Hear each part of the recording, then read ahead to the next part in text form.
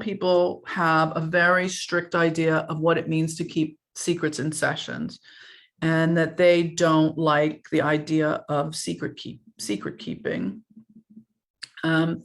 I have a different notion of it. I believe that individual sessions are sacred, and I don't really change the rules for whether I'm seeing that person as a couple or an individual outside of a couple. Like, whatever you say in the session stays in the session.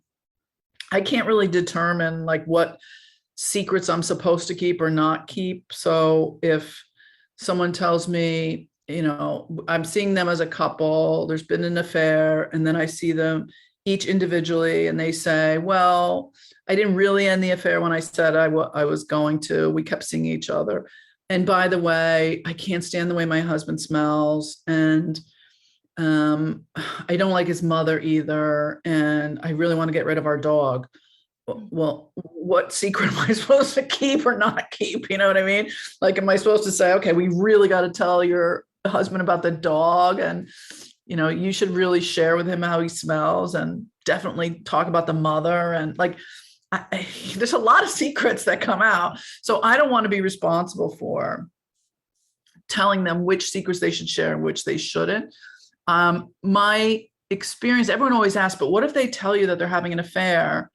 My experience has been that's very rarely happened. And when it has, I think they're doing it to practice telling their partner. So they're doing it to practice talking about it. And it's only happened a couple times. And I've asked them, is that something you want to share? And are you wanting to share it to make yourself feel better, or to really work on the honesty in the relationship? Because it's not always the best idea to share it. If you've had a one-night stand 17 years ago and it's making you insane, and is that the best thing to talk to your partner about? I had a couple who his wife was on dialysis, and she had kidney disease and cancer treatment. And he was like, now's the time I should tell her about my affair. And I was like, is it though? Really? Like, is it going to make you feel better or her? Like, to really help people determine what honesty means.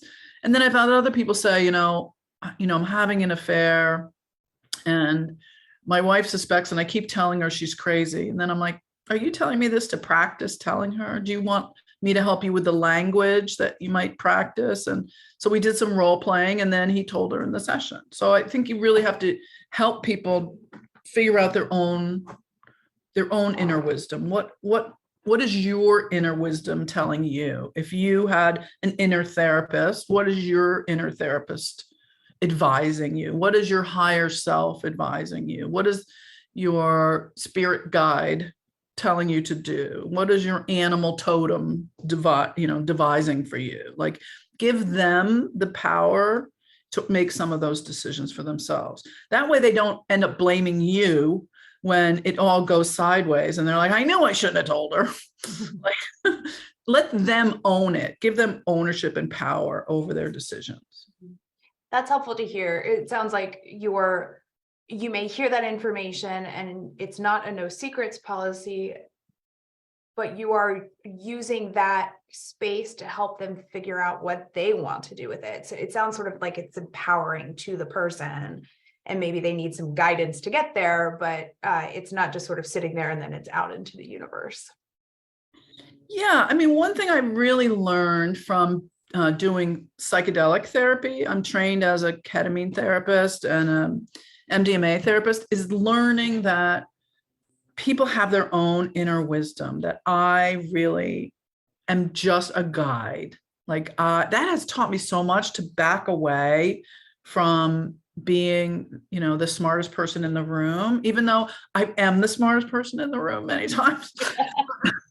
But my smartness, my wisdom is in being that guide. Like, I can really guide people. I can check my ego and I can guide people to where their smartest part needs them to go. That is such a relief for me, and such an empowering way to be a therapist, and so much more beneficial for them. Mm-hmm. Yeah, and such a humble place to come from as a therapist as well. I'm not assuming that we know it all because we certainly can't. You want me to keep going? You want to switch? Give me one more, and then maybe we'll take a quick break. Perfect. Okay, could you talk to us a little bit about countertransference, sitting with your own emotional experience, whether it is that you have this information that someone had an affair, but the partner doesn't know yet, or just that it's bringing something up from your own experience, you're irritated with someone in the room. How do you manage what's going on with yourself in these spaces? I'm just laughing because I taught a class last night. I teach in this PhD program, and one of the students said, I was in this session and I just wanted to smack the guy on the back of his head. And I was like, that is so human. It really is. And if anybody here thinks that they've never felt that way, well, just wait, because it will happen. And it's so human, because as humans, we feel that way. Just because we're therapists doesn't mean that we don't have a reactive feeling. And that feeling perhaps is not unusual, that perhaps that feeling has been brought up in other parts of that client's life. And what is triggering that feeling in other parts of that client's life is maybe the clue of where we need to go. Like, sometimes the greatest work we can do is to help someone be likable.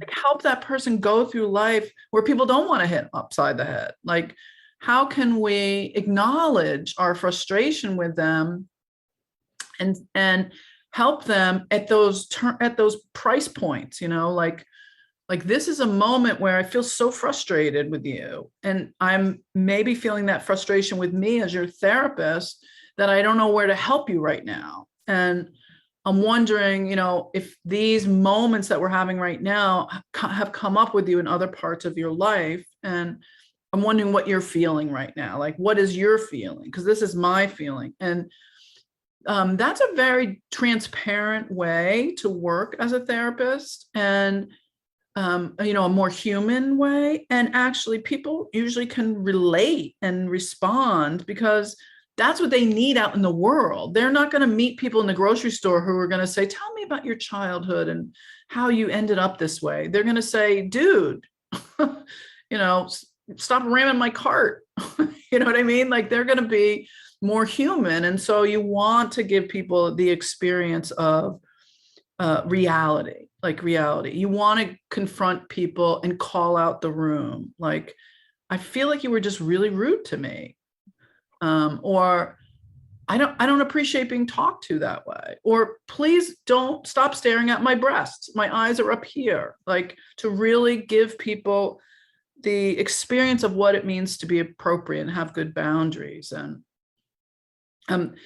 my most difficult and reactive moments are when I feel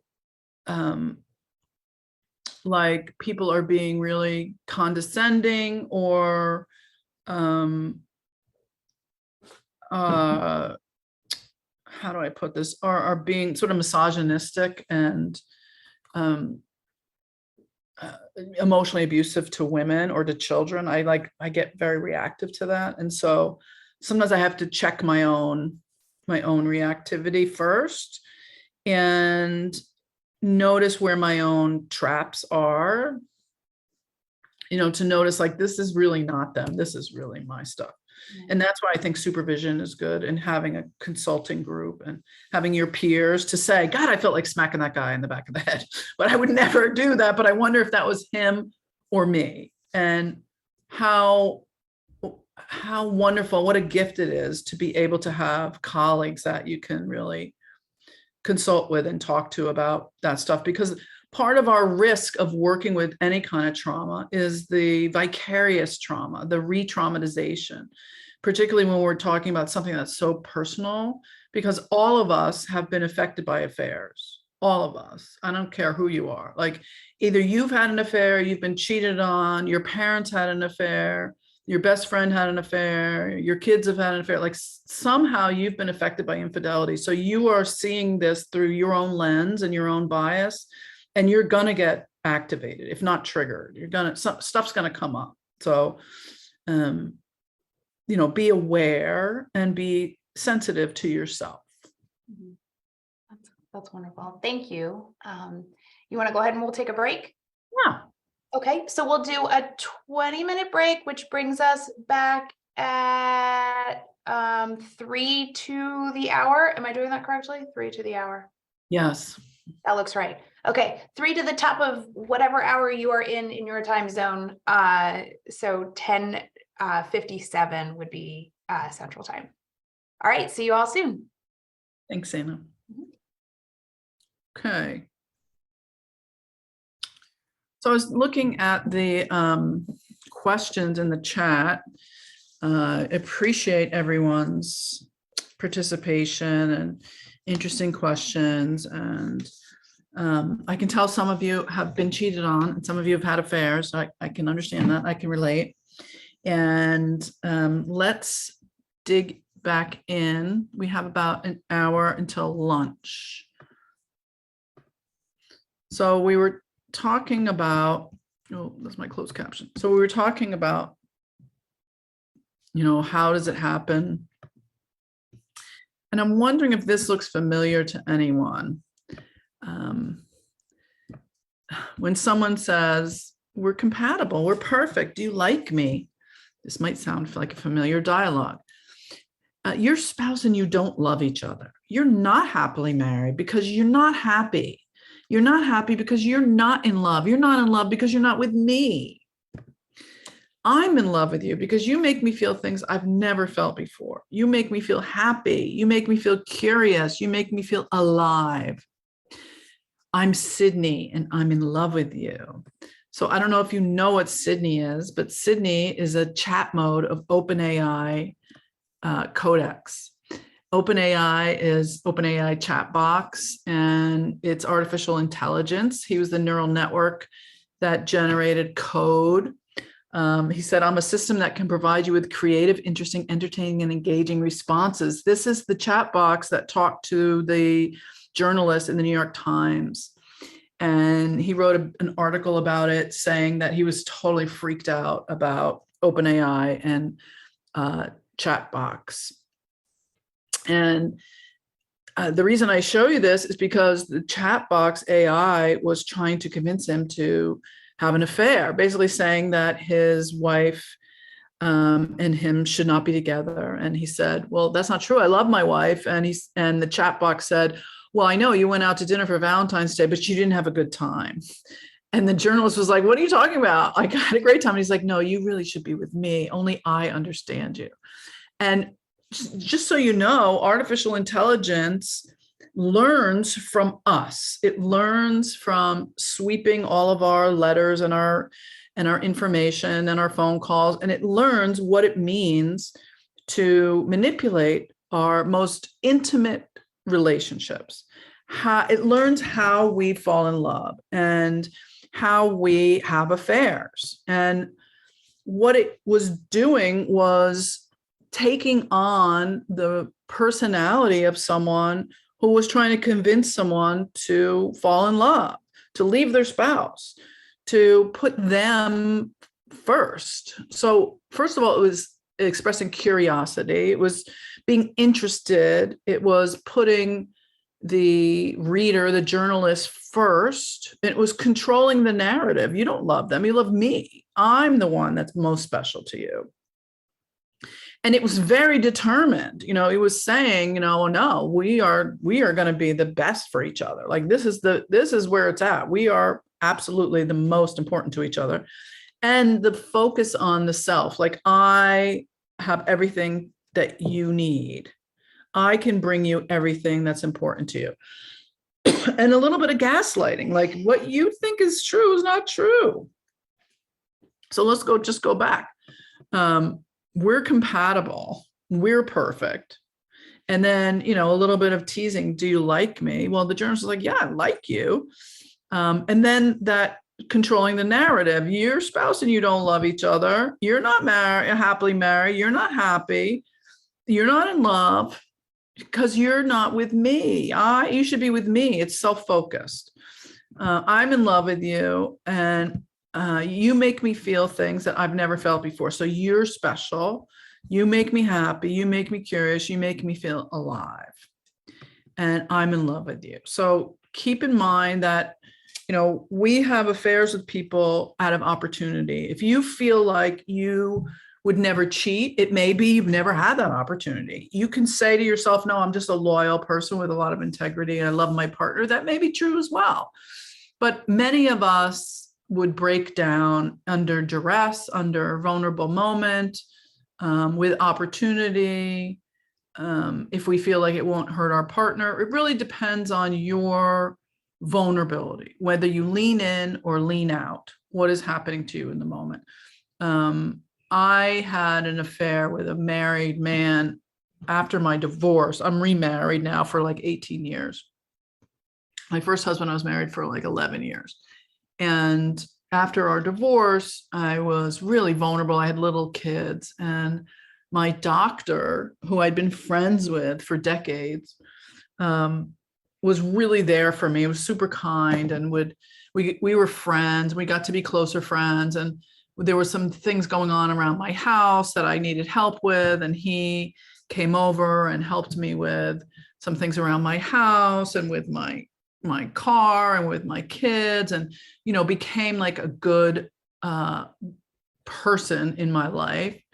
And eventually it turned into sort of an emotional affair, and then eventually became sexual. And for me, the affair stopped when I met his wife, and I realized that I couldn't continue the relationship because it sort of became real to me. And I'm not justifying it or explaining or apologizing for it. I'm just telling you that my experience of leaning into that came at a time when I was particularly vulnerable. And I also justified it that it wasn't my affair, it was his affair. I'm going to tell you more about when I was cheated on as we talk a little bit later. But think about the times that you might be vulnerable to and susceptible to time and attention or affection, or even to sex. During COVID, we had an uptick in different types of infidelity because of, first of all, the domestication. So the increase in loss of jobs, or people coming home, particularly women and mothers coming home to take care of their kids because kids were not in school. They had to be homeschooled. The inability to have extended family take care of kids because you didn't want to get your family sick, or your preschools were closed, daycares were closed, after school babysitters weren't available. That isolation and over responsibility, anxiety, fear about getting sick, the need to forage for toilet paper and supplies, the uncertainty of where the world was going. Some people were very good at staying home, maintaining the home, caring for the family, baking sourdough bread, like really batten down the hatches kind of people.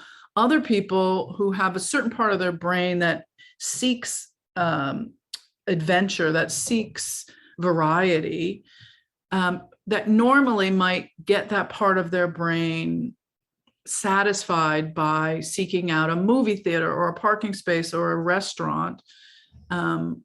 Those expanders were really frustrated during the pandemic when they were shut in, and found themselves seeking out online affairs. So that's why places like Ashley Madison and other online dating sites went way up. People didn't necessarily meet, but they tested those waters.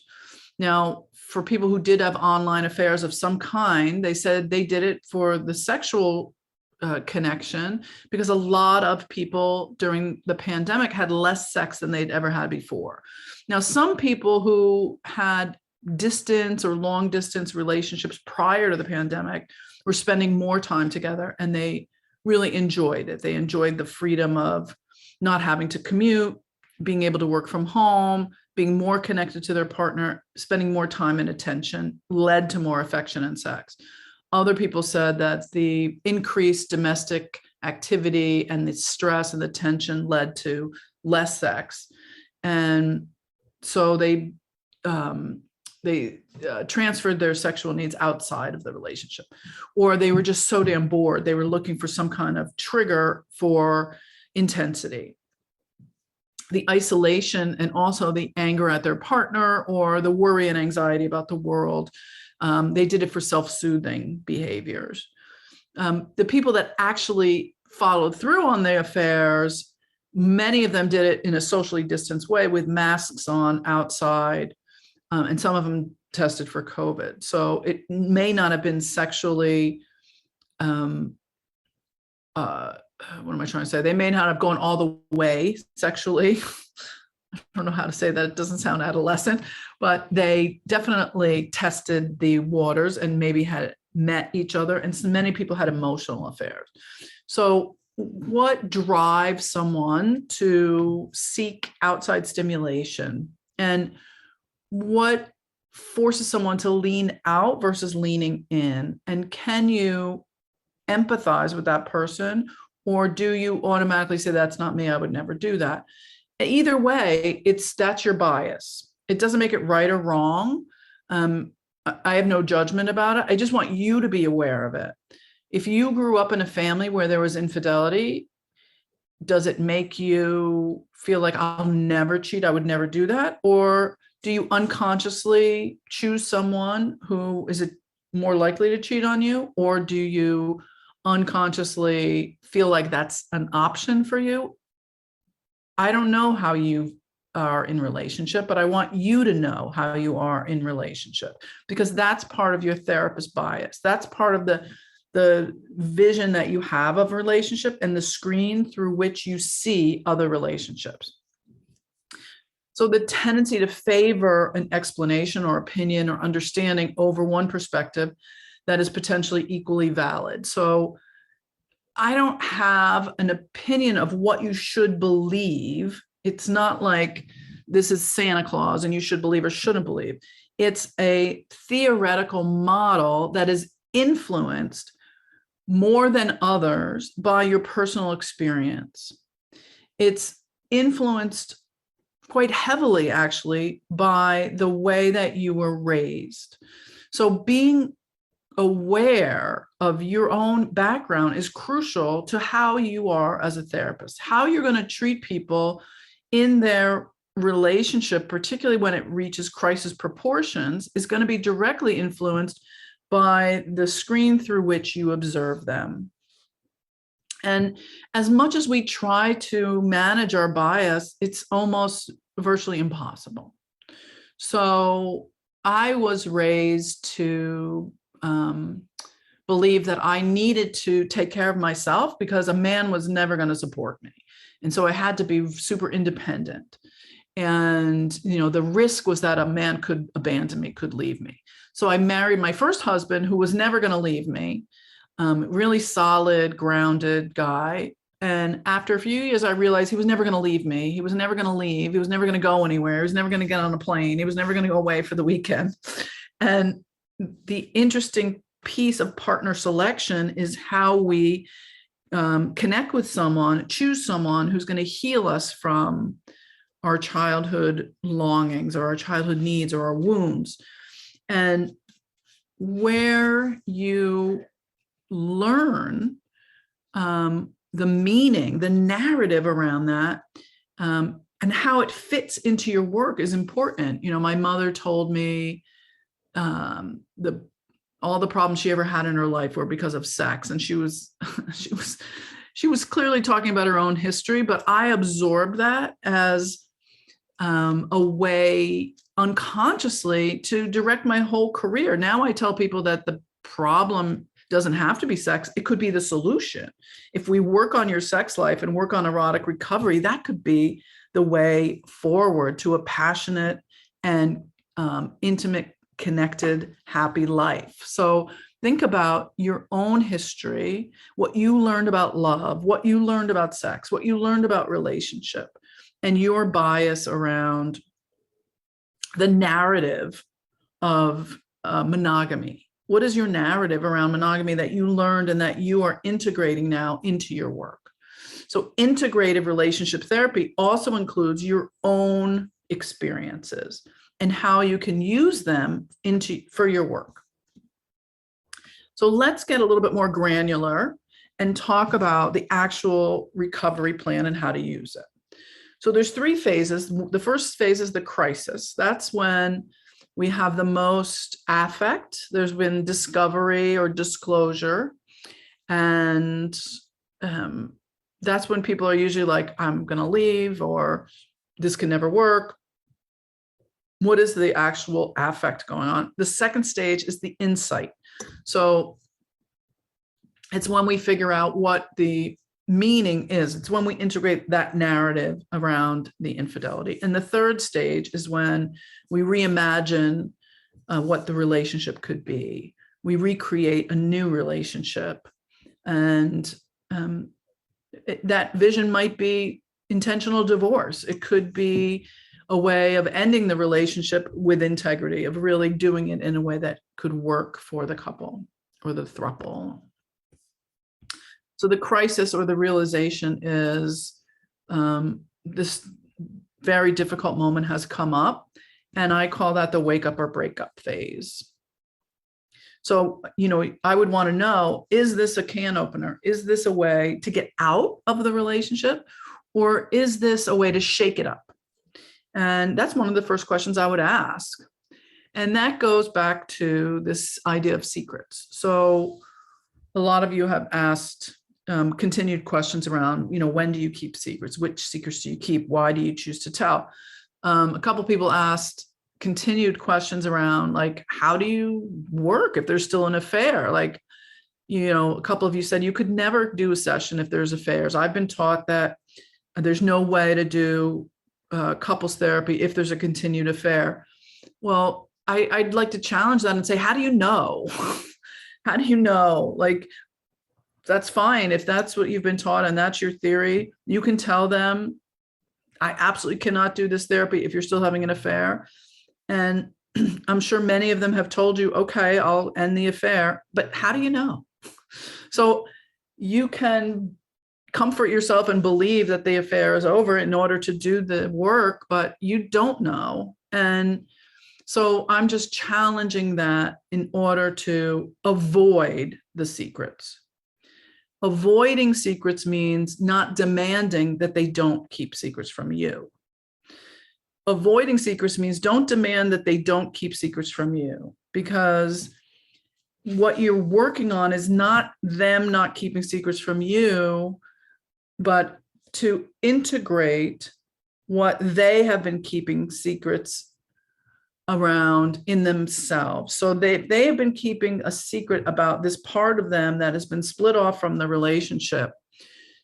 What is the difficult part of integrating that into this work? So asking them, which secrets do you keep? What is the difference between privacy and secrecy?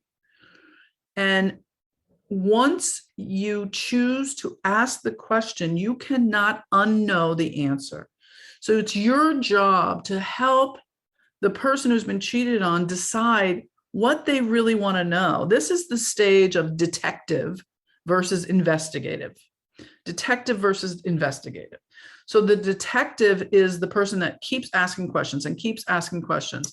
It used to be that, people would be left in a room for hours while the therapist walked away, and the person who was cheated on got to ask as many questions as they wanted, and the person that cheated had to answer them until they got to the bottom. Well, as you can imagine, the therapist would come back hours later and the person would still be asking questions, and the person who cheated would be like, I don't know, I can't remember. And it would just never be satisfying, because those kinds of questions are not ever going to get to the primary question, which is why. Why did you do this? Why did this happen? Why could you do this if you say you loved me? So you can ask a lot of detective questions, like, how many times did you have an orgasm with this person? How big were their how big was their penis? How big was their breast? What positions were you in? Which room did you do it in? All of those things are going to be things that you're curious about and you want to know. And some people think, I cannot rest until I know all the details. That may or may not be true.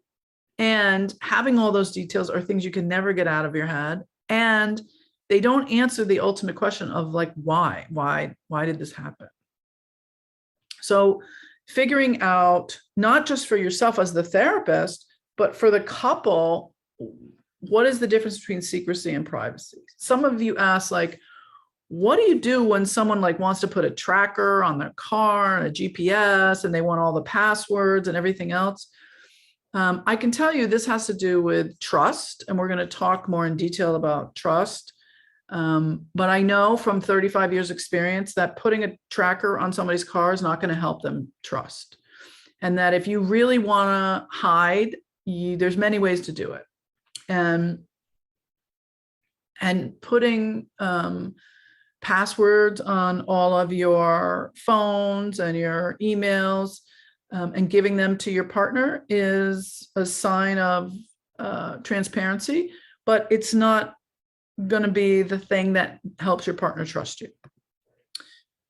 The reason that an affair ends is not because the therapist says it should, but it's either some kind of pivotal event, not because the partner tracks you on their phone, but many times it is because you get caught. And how many times have you heard, I got caught because I left my phone open? I got caught because it used to be the lipstick on the collar, right? Or the receipt in the pocket. Now it's, I left a letter on the counter, or I left my laptop open. I can tell you, if you don't want to get caught, you don't get caught. I had a client whose husband was an IT guy, and he put a tracer on her phone that recorded our sessions when she was in individual therapy with me, so that she would come to individual therapy and talk about her affair, and then her husband would download the conversation. I have never felt so betrayed. I felt like I was being cheated on. I was so upset. But that's how she got caught. I know, I love all these little horrified faces that are popping up on the screen. So a pivotal event is that you get caught, or it's a can opener and the marriage ends, or, it scratches the itch and it's done. It's a one-time thing. I wanted to do it. It's over. Or it just reaches its natural conclusions, like that alternate part of the self is discovered and it's integrated. In other words, it stops serving its purpose. I have a young mother who she has young children, and she's actually still breastfeeding. She's got like a 2-year-old and a 3-year-old, and she's just finishing up breastfeeding with the 2-year-old. And she met someone in a coffee shop. It's another woman who said, God, I can't believe you're mother, you're so young and beautiful. And she felt really sexy, really beautiful with this other woman. And so they started having an affair. And the idea of being seen as a sexual being and not just as a woman that like is providing food for her children was so powerful for her. And she did it for a little while, and then it was sort of ran its course and it was over. The other person wanted more from her. She just really wanted to feel sexual. She didn't want to be emotionally involved. And so, what is the purpose of the affair, and when does it stop serving its purpose? I can tell you that only 7% of people leave their spouse for their affair partner. And a very small percentage of those relationships actually last. As you can imagine, many people don't trust their partner who they've left their spouse for or their committed partner for, because they know that they're a cheater. And so they know that they can't be trusted, and they know that that's how their relationship began. And so the foundation is built on cheating, and there's a lot of difficulty in continuing that relationship. Now, that's not true for everyone. I'm sure many of you are remarried or married for the first time or in a committed partnership with someone that began with an affair. It's not impossible. But it's not statistically very positive. So somebody asked what the relevance is of the number or the year when people normally cheat. Actually, the highest rate of infidelity is when the kids are around 7. So it's after the ages when the kids are the most dependent. So now they're old enough to put themselves on the bus. They can tie their own shoes. They can make their own breakfast. You've kind of survived the puppy years when the kids are the most fragile. And you sort of stick your head up above water and you're like, oh my God, I can't believe we survived that. And it's very, very stressful on couples. Gay, straight, it desexualizes the relationship. There's a lot of resentment. And it's the most common time for divorce as well. If you make it through that and you can resexualize and reconnect, then you get another good couple of years, and then you go through a new developmental phase when the kids are a little bit older. So affairs end not because the therapist says it should. So as much as we want to think that they will end because we have that power, it's not true. So let's talk about an actual case. This is a woman who she was, it was during the pandemic. It's an online Zoom session. I did about 10 or 12 sessions with her. This is the 4th session. This is right after she left her journal out with some letters. She was cheating with 2 people she met on Ashley Madison. And this is divided up. There's some headlines that say which part of the session, this is about a 10-minute clip of the session, which part of the session is dealing with what issue. So unconscious disclosure means that, you know, we get somewhat tired of having to maintain these 2 parts of ourselves, and that many times when people are tired of compartmentalizing, or it's too difficult to compartmentalize, or we feel like it's time for our partner to discover this so that we can begin the work of the enactment, we'll leave something out. And that's what she did. She feels like her partner is very adolescent and that she has to parent him. And interestingly, the motivation for the affair is that she felt very alone and that her partner had abandoned her in his depression. I think he was depressed. And so, interestingly, she had the affair. She got caught. She got a lot of attention initially. In the first crisis phase of an affair, there's something called mate guarding, where the sexual connection actually increases very dramatically.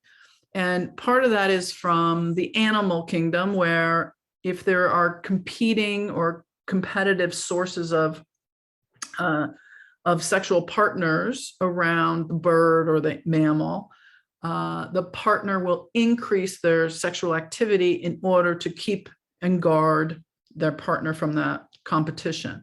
That happens after an affair quite often. It also happens because, you know, we're attracted to someone in the space in between us. We long for someone over there. So when it's, you know, when they're on the couch next to us every night, there's no space for that longing. So suddenly when our partner has an affair, we see them from a distance. We see them as a different person. There's differentiation. And we say, God, you know, what was that person attracted to in you that I haven't noticed? And so there's a little bit more of a sexual attraction, or a lot more in some cases. There's also a little bit of a comfort zone of, I'm hurt, I'm scared, let's comfort each other. Many times this phase of the sexuality goes away after the crisis phase, but sometimes couples and individuals are embarrassed to share it with you as the therapist. They're like, we're really mad at each other, but we're having great, great, great sex, better than we've ever had, and more of it. They also don't want their partners to think it's sex that represents forgiveness, that this doesn't mean that you're off the hook. And so there's a lot of mixed emotions. And eventually her partner re-abandons her. So she gets all this attention, which is what she wanted initially, but then her pastor finds out, they belong to like one of these big mega churches, and her pastor finds out, and everyone starts paying attention to him. And so now again, she's abandoned. So what she had wanted as unconsciously from the affair was the attention. She got it temporarily, and then she's re-abandoned. So I'm going to show you this clip.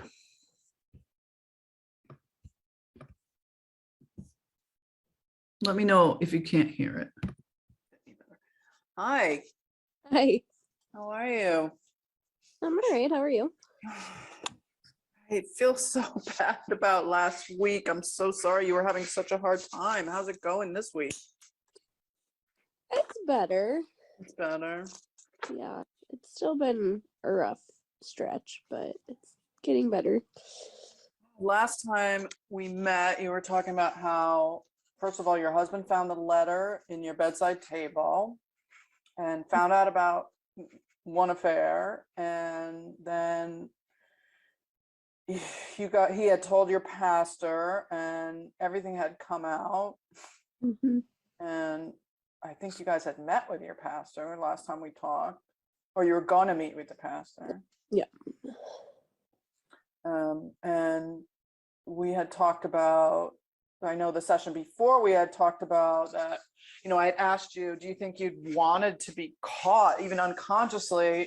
And you were like, I don't know. And then the following week you were like, I got caught and I left something in my drawer.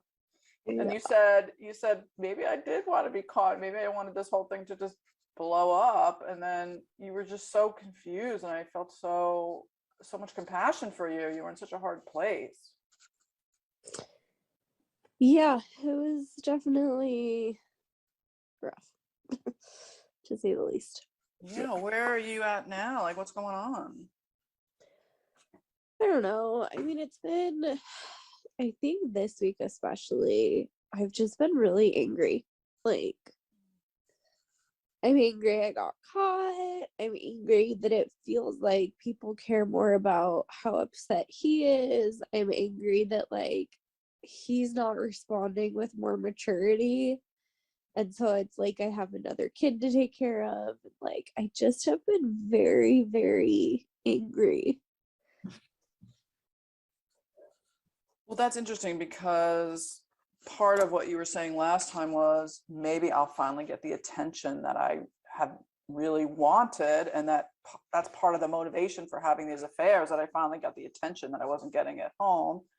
Yeah. And then there was a little bit of relief about getting caught, and like, okay, well, I'm finally getting some attention, and now I have to take care of my husband's feelings, and so I'm not getting what I really Right. wanted. Well, like last week, I think so many people around us were just like in shock, and I had all these people like, "Hey, are you doing okay? Like, we're here for you." And then this week, crickets. Oh. And so it's like, okay, so last week you were here, but then now you're not. Like, and I don't know. It's just been frustrating, because I did, like, in some ways it felt like, okay, people are finally hearing me. They're finally realizing that, like, I was in a bad place. I really needed people, and you weren't there. And now it's still like, you're still not here, not authentically. Like,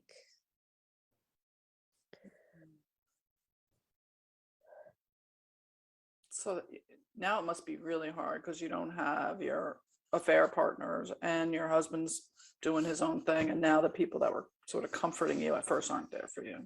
right. What happened when you met with the pastor?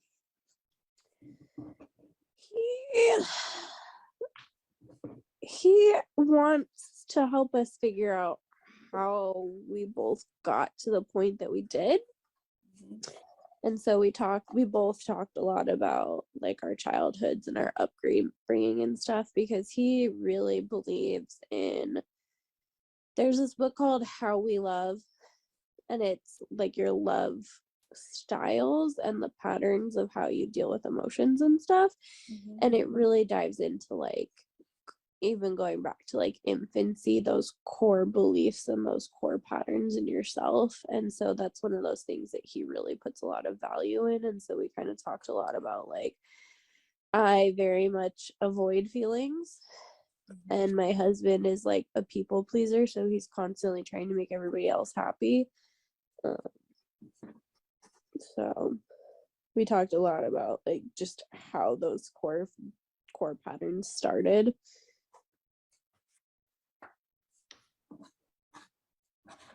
Is that one of the reasons you think you had an affair? Because I mean, we've talked about like who you became when you're in those outside relationships, and how I'm wondering now when you're sort of looking back, like, can you identify a little bit more those parts of you? Were they different than they were in the marriage? I mean, I think for once in my affairs, it just, things weren't controlled. Like I didn't have to stop and analyze, like, am I going to be judged for wanting to do this thing in bed? Am I going to be judged for like just not wanting to talk and have sex? Like, like I didn't have to stop and think about things. But then also I knew that like they were going to be going home shortly, so like I didn't have to deal with feelings. Like I could just be in the moment. So you didn't have to deal with your feelings, you could just be in the moment, but you also didn't have to fear being judged for Right. your sexuality or sexual desire. Yeah. Have you guys been talking about your sex life? I mean, a little bit. Like he definitely recognizes that it's something that needs to change, and I don't know, he's been like bizarrely horny, which is weird, but apparently really common. So I mean, we've been talking a little bit about it, but like, I mean, we haven't talked about like what we both need to have good sex. So Yeah, that is actually very common to have a lot of sex or really good sex after an affair. It makes sense because he's seeing like a different part of you. He's like, I don't even know you. Like, how could this? yeah. How could you have been having sex with those people? And you know, that there is something about that, because you know, we long for something, we're attracted to something over there, like in that space in between us, and suddenly there's a space in between you, and he can kind of be intrigued by that. Even if he's mad as hell at you, it's still kind of hot for him to think about it. Yeah. Have you felt the same way about him? No. I mean, I kind of feel bad. I mean, and part of me definitely has wanted to have sex, but like also it's on my period, so like not my thing. But I just like, nothing's changed. Like, yeah, he's a little bit horny, but like nothing's changed. He's still like very in himself, like, and especially just in his response, like I understand that like from a psychology perspective, he's basically going through trauma, and like I get it, but he's not sleeping, he's not eating, he's not exercising. So I'm constantly having to be like, did you bathe? Did you eat? Like, and to me, I'm like, that's not sexy in a partner. Like, I get that you're hurting, I get that it's my fault, but like, you're over here all horny and acting like a teenager. Like,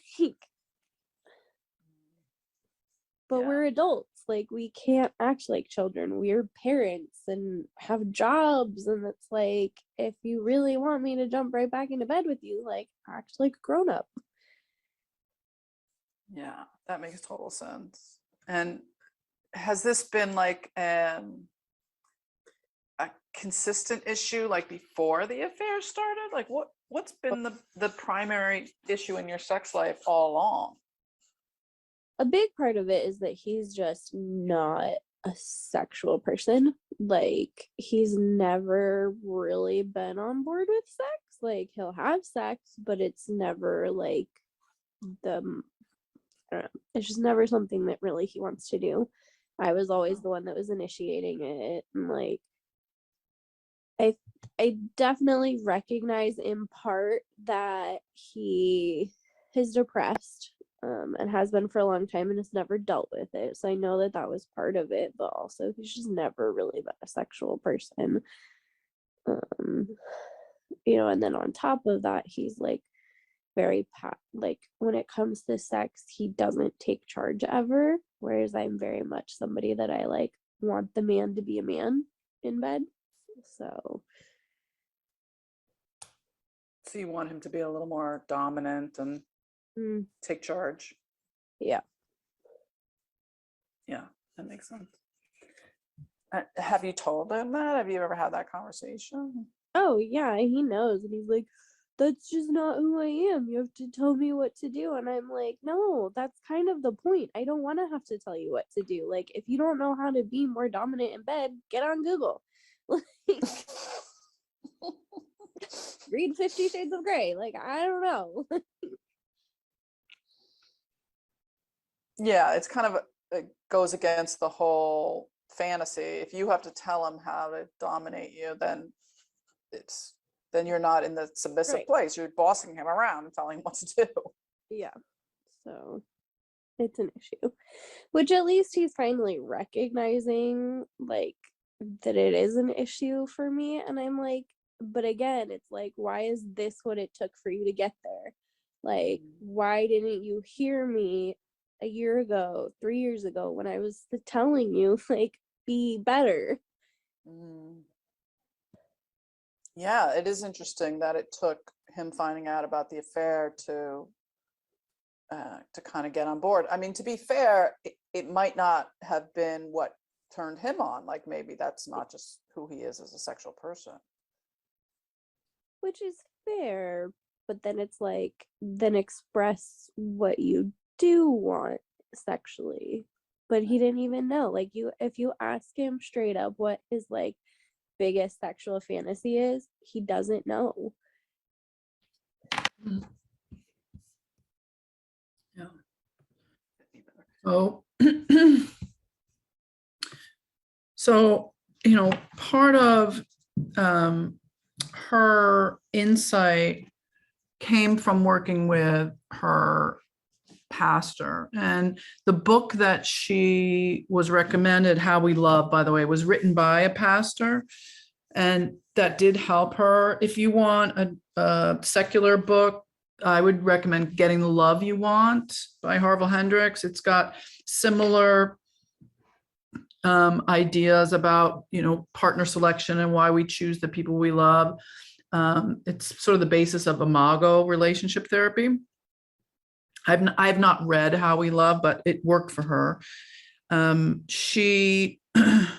You'll notice in this, I'm really just mirroring her and validating what she says and asking questions. So I'm just mirroring what she's saying. So it sounds like what you're saying is, and it makes sense that you feel, and tell me more about, because she's really in that place of feeling abandoned, in the next clip I show you, after lunch, you're going to hear more about her grief and the things that she's lost and given up, and more about judgment and shame. So her pastor is very supportive, but one of the things that he did that he thought would be beneficial is stand up in front of the whole church and tell everyone about her affair.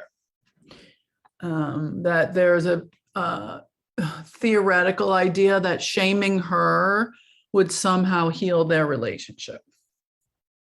And so perhaps because she's the woman, not sure, but we talk about that later on. So how do you integrate her experience around the desire for pleasure and the need for pleasure and the need to communicate in a judgment-free way, giving her insight and empowerment.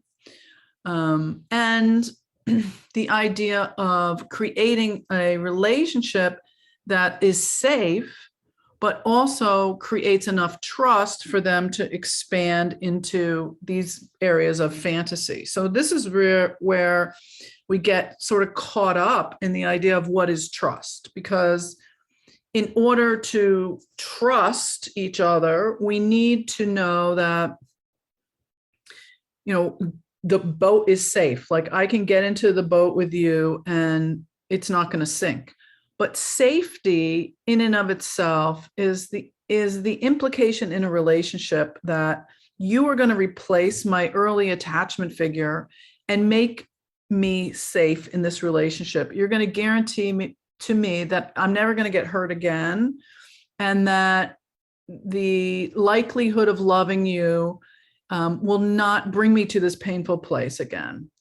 And frankly, that's not going to happen. You sort of miss the boat with that attachment figure, to stay on the boat metaphor. And now you have to integrate that attachment healing. I have to become my own best mother. I have to become my own best parent. I cannot put that on my partner to heal me because it's kind of too late. However, I can ask my partner to be in a trusting relationship with me so that I can have the environment to grow into my best self, to grow into who I need to be, given my limited resources from my childhood. I need to know that I'm in a relationship that I can trust the boundaries of, in order to push the boundaries into my own growth. So in other words, if you're in yoga, you stretch a little bit into discomfort in order to grow and expand your practice. You don't put your foot over your shoulder just because your neighbor's doing it, to rip your hamstring. And you also don't stay so safe that you never push and stretch your muscles. If you stayed so safe, you would never grow. So safety means, I'm going to keep you safe, get in the boat. It's never going to rock. It's never going to sink. I'm going to make sure that you're okay. I'm going to treat you like a child. Like, I'm going to just protect you always. I swear to God, I'll never cheat on you again. I'm never going to hurt you. You're always going to be exclusive and unique to me. And we're going to sail away happily forever. Trust means, look, if you choose to love me, I can't guarantee you it's not going to hurt. This is existential crisis time. Mature love means, yes, we're going to hurt each other. It's going to suck at times. And we're going to choose to love each other anyway, because we're adults and love can be painful. But I can guarantee you that if you choose to come on this boat with me, there could be storms. It could sink. But I know we both have our own life jacket, and we will sail together. We will be on this journey together. I am committing to sailing away with you for as long as we both stay alive on this ship, or until one of us says, I'm getting off. And that is the difference, that I can trust that you will help me to expand into the areas where I need to grow. Those might be painful. But I don't believe that you're always going to keep me safe, because that is a sort of a misunderstanding of what relationship means. And yet that's an existential crisis. That's incredibly painful. I want my partner to be my parent and tell me everything's always going to be okay. And maybe they can do that at moments, but they can't bring me back to that pre-attachment place to replace my attachment figure. Now, the other piece is, how do I trust you after you've cheated on me? How is this person's husband going to now trust her that she's never going to go back to those other relationships, particularly now that she feels disappointed or reabandoned? What's going to keep her from going back to those places? The reality is, he can put a tracker on her car. He can get all her passwords, but it's really not about her, because once she's broken his trust, he can never really go back to that place of innocence where he felt safe, where he felt like no matter what, she was always going to be honest with him. That fairy tale has sort of ended. So in other words, now he has to confront the fact that he doesn't trust himself. He should have known. He did know. He could have known. He should have listened to his intuition. His intuition told him something. He didn't listen. Maybe he did listen, but he ignored it. Maybe he knew, but he didn't want to know. How come he didn't know? How come no one told him? How come he didn't listen to his own inner voice that told him something was wrong? Why didn't he confront her? All of those things that happen when your intuition tells you something or doesn't tell you something is a betrayal of your own self. So he's really more angry with himself than he is with her. I'm so mad at myself that I chose to stay with you. I'm so mad at myself that I picked someone who would cheat on me. I'm so mad at myself that I didn't know. I'm so mad at myself that I did know and I let it happen. I'm so mad at myself that I didn't listen to my inner gut.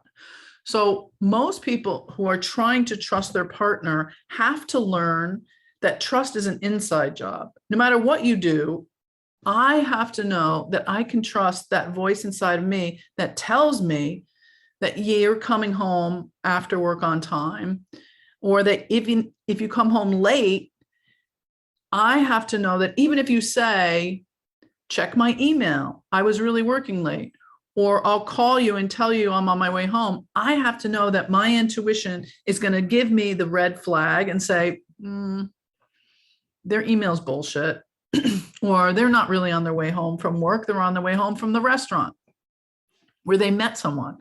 I have to trust that my intuition is going to tell me the truth, that it's going to say, well, they're just nervous and they're telling me they're going to be late, but they sound funny because they know I'm going to be upset.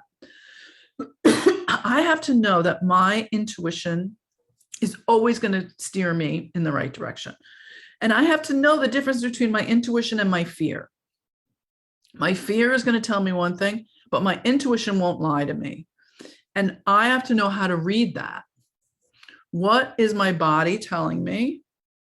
What is my own inner voice telling me? What is my inner truth?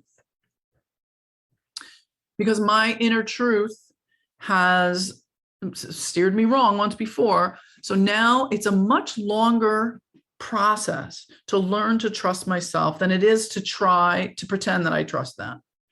Because no matter how many hoops she jumps through, I still have to learn to trust myself. So trust is not about the other person. Trust is an inside job. Now, something that I found through a friend of mine when they were interviewing me around this nomenclature, right? Like safety. A lot of people say, well, you have to make me feel safe.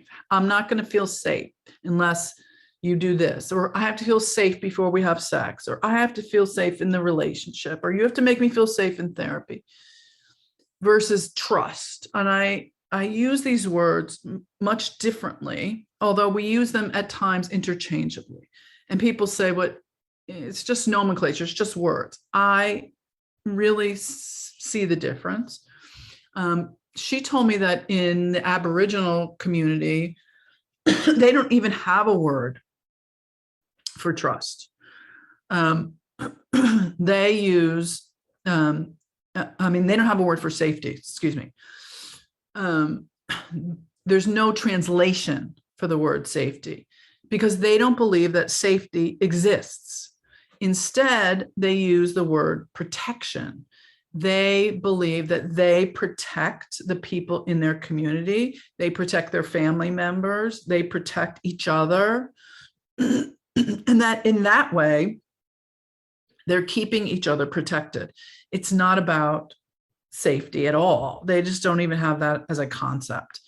And I think that's important to think about, like, because they protect each other, they trust the community, they trust their family members, they trust their friends, they trust their colleagues to keep them protected. But it's not that the world is safe or that their environment is safe. It's that they close ranks and that they have connection, and that's in the connection that keeps them protected. it's just really interesting how our concepts of safety are very regressed. They're very regressed to early childhood, and that our demands on our partner and on our relationship are really, inappropriate in a way and unrealistic. So, what is the couple's narrative around their relationship? What is their expectation? What is the story that they make up about the affair, about the relationship, about what they need? Sorry, what is the couple's story? In your handout, I gave you some options for dialogues and for ways to talk to one another. And the dialogue, I would recommend any dialogue that I give you, I do in an imago style. An imago style means that you mirror everything people say. So just like you saw me mirror this client, it simply means saying back what you heard that person say. So I know you're all brilliant therapists and you're all really sensitive listeners, and you do active nonviolent communication. It's all the same thing. But the idea is to say back what you heard the person say. So one of the dialogues is the story that I make up about us, and the story I make up about your affair, the story I make up about what this means about me, what this means about you, what this means about us, to understand that each of us has a narrative. You have a narrative as a therapist, and each of the clients has a narrative around how they define monogamy, how comfortable they are with ambiguity, how comfortable they are with the whole institution of marriage, in service of longevity versus happiness. What is the mate retention strategy after the affair? What is the story that they make up about what the affair meant? So in other words, I'll give you an example. I'm just looking for my dialogue. So the example of one client that I had just this week, it's a gay male couple, and they had always had a relatively fluid relationship around opening it, but the relationship had been closed over the past couple of years. They're getting a little bit older, sort of more tired. They decided the open relationship wasn't really working. And then one of them contacted an old lover, and they were considering going on a date, but they hadn't told their partner. So Fred and Jules, Fred was like, I found this text that you sent, and I thought we weren't going to do that anymore, and I feel really hurt. And so I had them talk about the narrative. And so Fred said, well, the story I make up about us is that we're getting old and you are getting bored, and that our relationship is boring, and that you're going to kick up this old flame again because it's either that or you're looking for another partner to leave me. You need something else. You need someone else. And the Jules just mirrored that. So the story you make up is that, we're bored and I'm going to leave you and I need someone else or something else. And all they do is validate that. Like, makes sense that you might feel that way. Knowing you the way I know you, I get that you have that concern. And then empathy sounds like, and I imagine that you feel really concerned about that. And that you might have been really freaked out when you found that. Like, I know that must have scared you. And then you check it out. Is that what you were feeling? And Fred said, yeah, I was really freaked out, especially because this person that you contacted, I know makes more money than me, has more resources than me. And because they're more resourced, I can imagine that, you thought about that. So because they make more money than you and they're more resourced, you can imagine that I thought about that. And you just let them share their narrative. And then Jules's narrative was, well, the story I make up about us is that, Fred, you're so self-absorbed in your work that I really thought that this would be a way to take care of my needs. Like, the reality of a monogamy agreement is that there's an assumption that we're going to have sex. And this is what I tell them, is that if you're not having sex and you have a sexless relationship for a long period of time, but your partner says, I don't want to have sex with you, but I don't want you to have sex with anyone else either, that's like holding each other hostage to a monogamy agreement. And that's a betrayal, just like infidelity. And they hadn't had sex for a very long time, years. And so Jules was like, I felt like, because you don't want to have sex, it would be a relief for me to have sex with someone else. And Fred said, so you thought it would be a relief to have sex with someone else because I haven't wanted to have sex for so many years. And then they could talk about the narratives. Then they could empathize and validate. And Jules started crying and said, what I make up is that you don't want me anymore. And Fred said, it makes sense that you feel that way. I don't want sex anymore, but it's not that I don't want you anymore. And now we have a narrative. Now we have a discussion that's not just, you're cheating on me, everyone clutching their pearls and freaking out about the betrayal. But the betrayal is not just about the cheating. The betrayal is about something much deeper that happened much sooner, and feeling of not wanted, not desired, and not even not feeling wanted or desired sexually, but just not being wanted or desired in the actual relationship. I'm going to stop there because we're going to have a lunch break in a moment. And I'm going to take one question before we take a break. Is there something that stands out that seems like it's a question that's overarching? Yes, many. Let's see. Okay. How about this? A couple questions came up about second adolescence, and what that term really means, how it relates to the couple's work. Yeah, I'm going to talk more about that this afternoon. I know I sort of dropped that in there without an explanation. I love the idea of second adolescence because it's a developmental phase of our lives that we go through now because we live so long. And it happens usually after, if you have kids, it happens after the kids grow up and move out. And or it happens after we go through the nesting phase of a relationship, and developmentally, usually at middle age, when we have not a midlife crisis, because midlife crisis usually is a little younger, but a midlife or later life awakening, when you begin to explore your sexuality again, just like you did in adolescence. When you begin to explore your sexual identity, your orientation, and you want to separate and individuate again from your family, except that this time you're separating and individuating from the family that you are committed to or married to.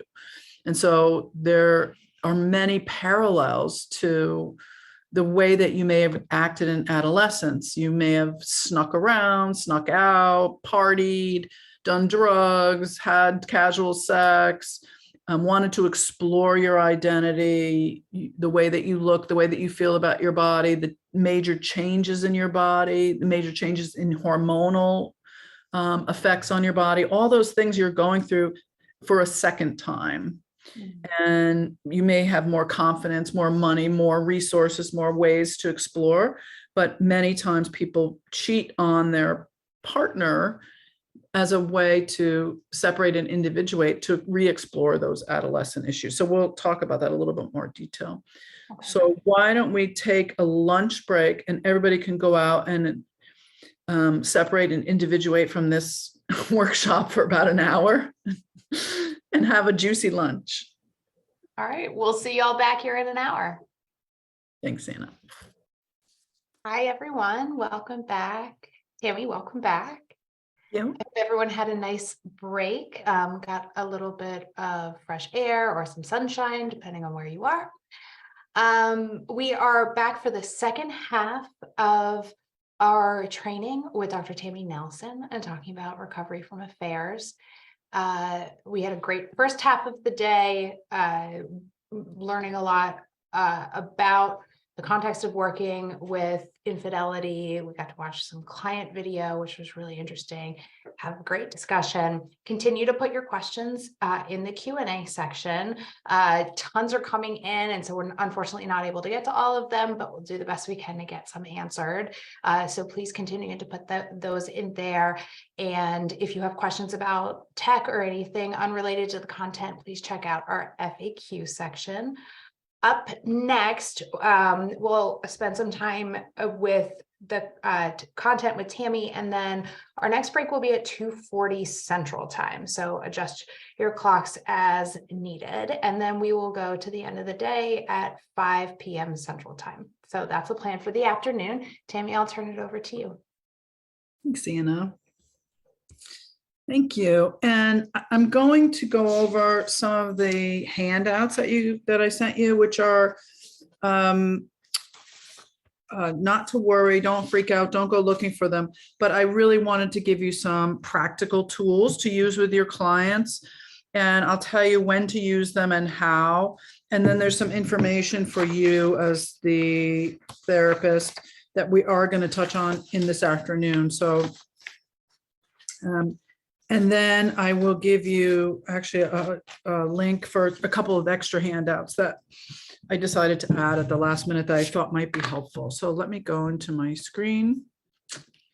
And I'm going to this afternoon be showing you 2 more little clips from that session. And hopefully that will give you some more clarity on where to go with these phases, the realization cycle. We're establishing safety, we're assessing for comorbidity. So, is there addiction, physical abuse, mental illness? You're stabilizing the family and addressing any painful affect. It's usually the most difficult time, but it's what drives people into therapy. So that's usually when you see people, and you're going to normalize that this is really traumatic and really ask them, don't decide anything yet. Don't make any decisions about leaving. This is the closing the exit time and committing to therapy, and predict that this is going to be emotionally volatile. One of the reasons that couples don't last in therapy after an affair is because, and there's been research from Peggy Vaughn and John Gottman found that the reason that people fire their therapists is because they feel that they don't feel confident that their therapist is taking them through an identifiable structure, that their therapist is just as lost as they are. And that's totally understandable, given our own experiences, our own triggers, our own biases, our sort of lack of support in this world. And I think the outdated direction around how to treat affairs. But you can now be one of the therapists that says, look, there's really 3 phases of this. This is the crisis phase. And we're now going into the second phase, which is more the insight, the realignment of the relationship and what this means. And then we're going to talk about the meaning of the affair. And this might trigger you or activate some intense emotions, and you might get thrown back into the crisis phase. But that doesn't mean that we're not on our way through the recovery process. So just to know that there's 3 phases, and the third one is when you will be able to create a vision of your new relationship going forward if you choose to stay together, or if you choose to have a new relationship apart. Maybe you're going to co-parent or be friends or go your separate ways. You'll know by then, and we'll help you through that. I'm not going to abandon you as a therapist just because your relationship doesn't stay together. I will help you until it gets to that finite conclusion, whatever that's going to look like for you. So knowing that the couple knows, or the individual knows, that you have a plan, even if it, doesn't work out perfectly, how man plans and God laughs, but the idea that you know where the river flows, and you're not going to keep them in the river forever. You're going to bring them from one side of the river to the other. The idea is not to just keep them in the canoe and paddle blindly. And so we're in the second phase where we get some insight into the vulnerabilities around the affair. So to let them know that affairs are not always the result of unhappiness, that 56% of men and 34% of women in affairs describe themselves as being perfectly happy. That's Ben Zayev's research. They say they love their partner and they have good sex. So the idea of saying to someone, well, there must be something wrong with the foundation of your relationship that this happened, is misleading and can also be shaming. So it doesn't mean that there's anything wrong with the person who was cheated on. It doesn't mean that they should have been sexier. They should have had more sex. They should have been more attentive. They should have been a better partner. I think we have to be careful around languaging here, because that puts us back into that victim perpetrator model. You can still love someone and have sex with someone else. Helen Fisher talks about, she's the anthropologist, and she put people in an MRI machine and found that we really have three parts of our brain. We have the part of our brain that attaches, the part of our brain that can be friendly and secure, and also the part of our brain that can be sexual. So, you know, you can love someone as a friend, you can love someone as a lover, you can have sex with someone. You might have all three of those with someone, or you can divide those up into three different people or multiple people. So let's be careful to not assign our projections onto the couple. And it is true that you can have sex with someone for just sex. It's also true that if you have repetitive sexual experiences with someone, you're likely to have feelings for them eventually.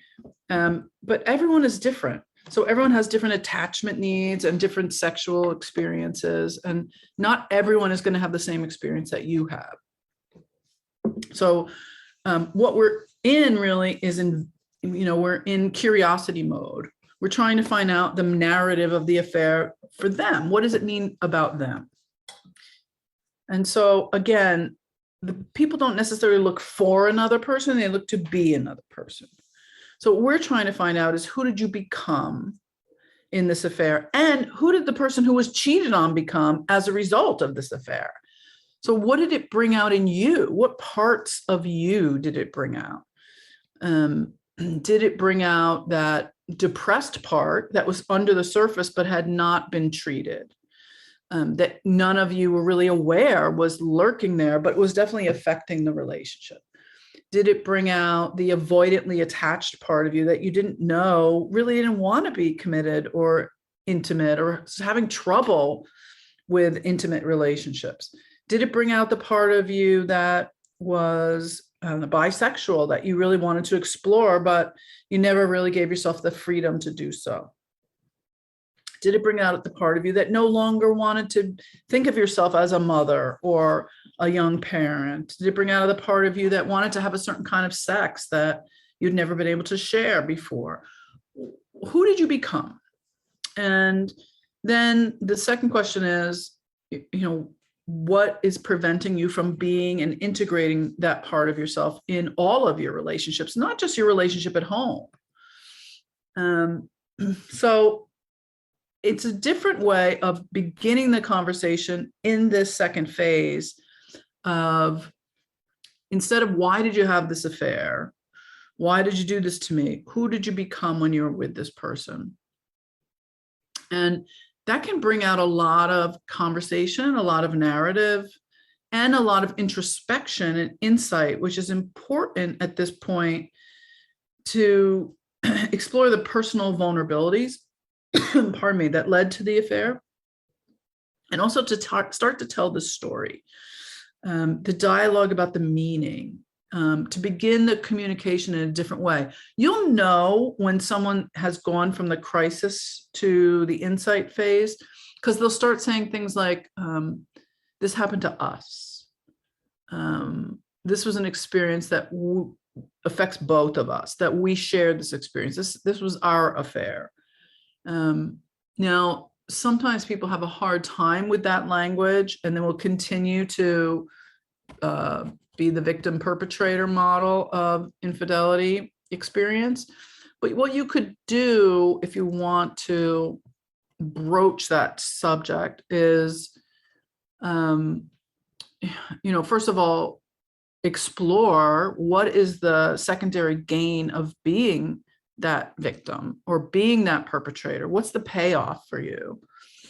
And also understanding that you were both in the car and the car has crashed. Now, one of you very intentionally was driving that car, because people don't accidentally have affairs unless they were roofied or really drunk, in which case they should either go to the police or go to rehab. Most of the time, large percentage of the time, affairs are preconceived, right? So you've been thinking about it, you know about it, you planned it, and there was anticipation. And so that person got in the car, started the car, turned the wheel, and parked the car somewhere in order to perpetuate the infidelity. Now, the person who was cheated on is still in the passenger seat of the car. So they both experienced the car wreck. And that way you can reframe it so that, let's talk about the car accident. Let's talk about how this happened. While still giving the person who cheated the ultimate responsibility and the autonomy for making that decision. They may still feel like they were manipulated or maneuvered into an affair, and that's a different conversation. What is preventing you from taking responsibility for that infidelity? How do you help people step into their responsibilities? And this is a complicated space. Like, I did an intensive with a lovely couple, where she was really upset with him for having an affair. He cheated on her at a party that they had, and it was a very public experience, a one-time thing. And he kind of did it in front of her. So after many, many hours of therapy, many days of sitting in my office and her crying and being hurt and expressing her feelings, it came out that actually she had had several affairs in the past. They had been over 10 years ago, but they had been 2 or 3 affairs with men and with women. And he had been resentful of her over the past 10 or 12 years and had been angry with her for many, many, many years, even before that, and had been blaming her for a lot of their problems in the marriage and a lot of their problems in the relationship. And he came to this conclusion that he was tired of being angry at her. He was tired of holding it over her head that he was the righteous one in the relationship.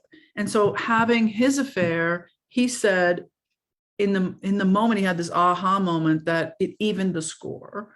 And it wasn't necessarily a revenge affair. It was a way for him to let go of who he was as a result of her affairs, that he had gotten sick of his identity as the righteous do-gooder who had to continue to punish her and remind her of what a bad girl she was. And so he was trying to let go of his role in the relationship. And being able to do that work took them to a different phase, a different insight level of their relationship. So telling the story of the affair, figuring out, what did it mean about me? What did it mean about you? And what did it mean about us? So figuring out what it meant about me, what it meant about you, and what it meant about us. So a dialogue would sound like, what I feel like the affair meant about me is that I finally was on the other side of the line. I was not just, the goody two shoes all the time. And what I feel like it meant about you is that I could finally understand where you were coming from, but also I could let go of you being the bad one. And I felt like maybe we could reconnect after all these years, and I could let go of my anger towards you. And what it meant about us was that maybe we could start from a clean slate, and I could stop berating you all the time. And I had her mirror each of those steps so that she said, so what I hear you saying is that what you make up about what the affair meant about you, and what you make up what the affair meant about me, and what you make up what the affair meant about us, so that really they're just holding the space for each other. Now, sometimes people get very activated and they start to say, yeah, but that's not what happened, and that's not what I feel. And you just ask them to quietly, like, can you just hold your stuff when we're going to get back to you in a minute, and just let them be in their feelings now. And you're just holding the space. You're not agreeing or disagreeing or explaining or apologizing. You're just holding the space for them so that they know that you're hearing them. And maybe when they hear back what they said, they might change their mind and say, well, that's not really what I meant. What I meant is, what it meant about me is that I'm really letting go of that role of the victim. So what it meant about you is that you're really letting go of that role of you being the victim. And then when they switch, she said, what the affair meant about me is that you think I'm too old. I'm too old for you. She's much younger. And what I feel like it meant about you is that you were saying you were tired of me and tired of our relationship. And I feel like what I make up about what the affair meant about us is that you've been so done with me for so long that we're going to get divorced. You're going to leave me. And when he heard all that, he actually started crying and said, I have no intention of leaving you. Like, this is not anything of what I wanted to do. This unconsciously perhaps was a way to break out of that horrible cycle that we've been in for so long that's kept us so distant. And he said, I actually really, really miss you. And then they both could empathize with each other and realize what the narrative has been about this. Now, I have my own narrative, right? I have my own narrative and meaning about what it meant. What I think it meant about him is that he was letting go of the story that he made up about her. And it was a little bit of a revenge, like, because he did it right in front of her face. And I also think that it meant that he was trying to let go of that role that he's held on as being the righteous one. It's hard to be righteous for that long because it doesn't allow you to be connected. And that the righteous one is also about his childhood and being seen. See me, I'm a good kid. I'm a good kid. I'm doing a good job. I'm the grown up in this relationship. And he had to be the grown up in his relationships growing up and with his parents.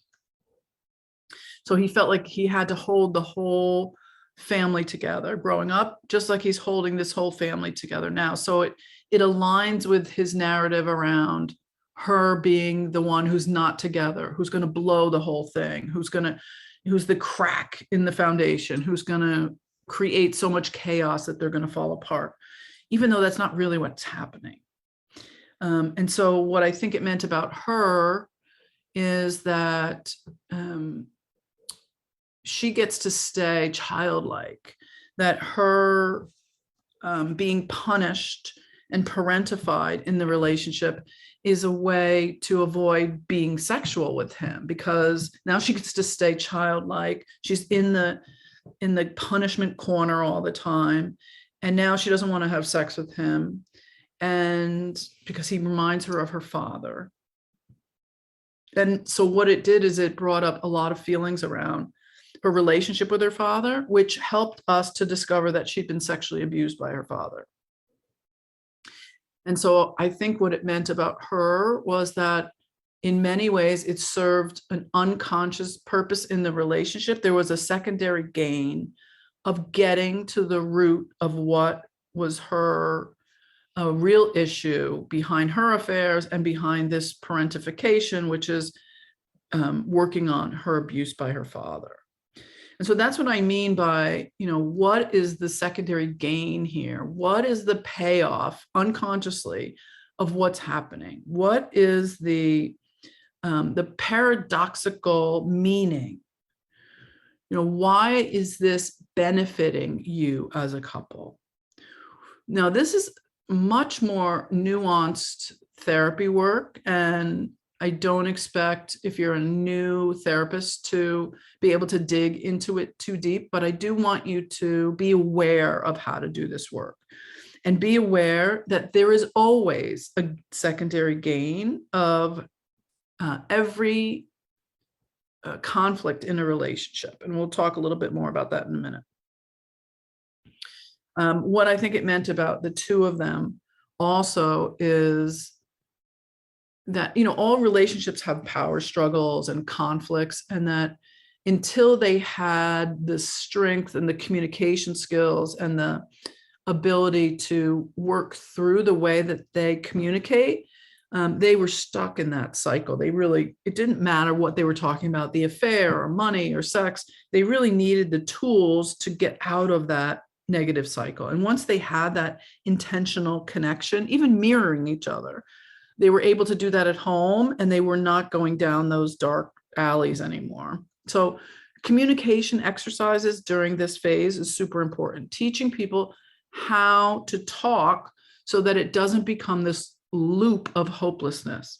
Here we are again. I don't feel heard. I don't feel validated. I don't feel empathized with. I'm always the bad guy. You're always the good guy. I never get to talk. You talk all the time. You interrupt me. You talk over me. All of those negative loops become very toxic, and all you have to do is get them out of that loop. And the way to get them out of that loop is to give each other the space to be heard and mirrored and validated. It's quite simple. You don't have to fix it. You don't have to tell them to fix it. You don't have to change them. They don't have to change. They just need a space to be heard.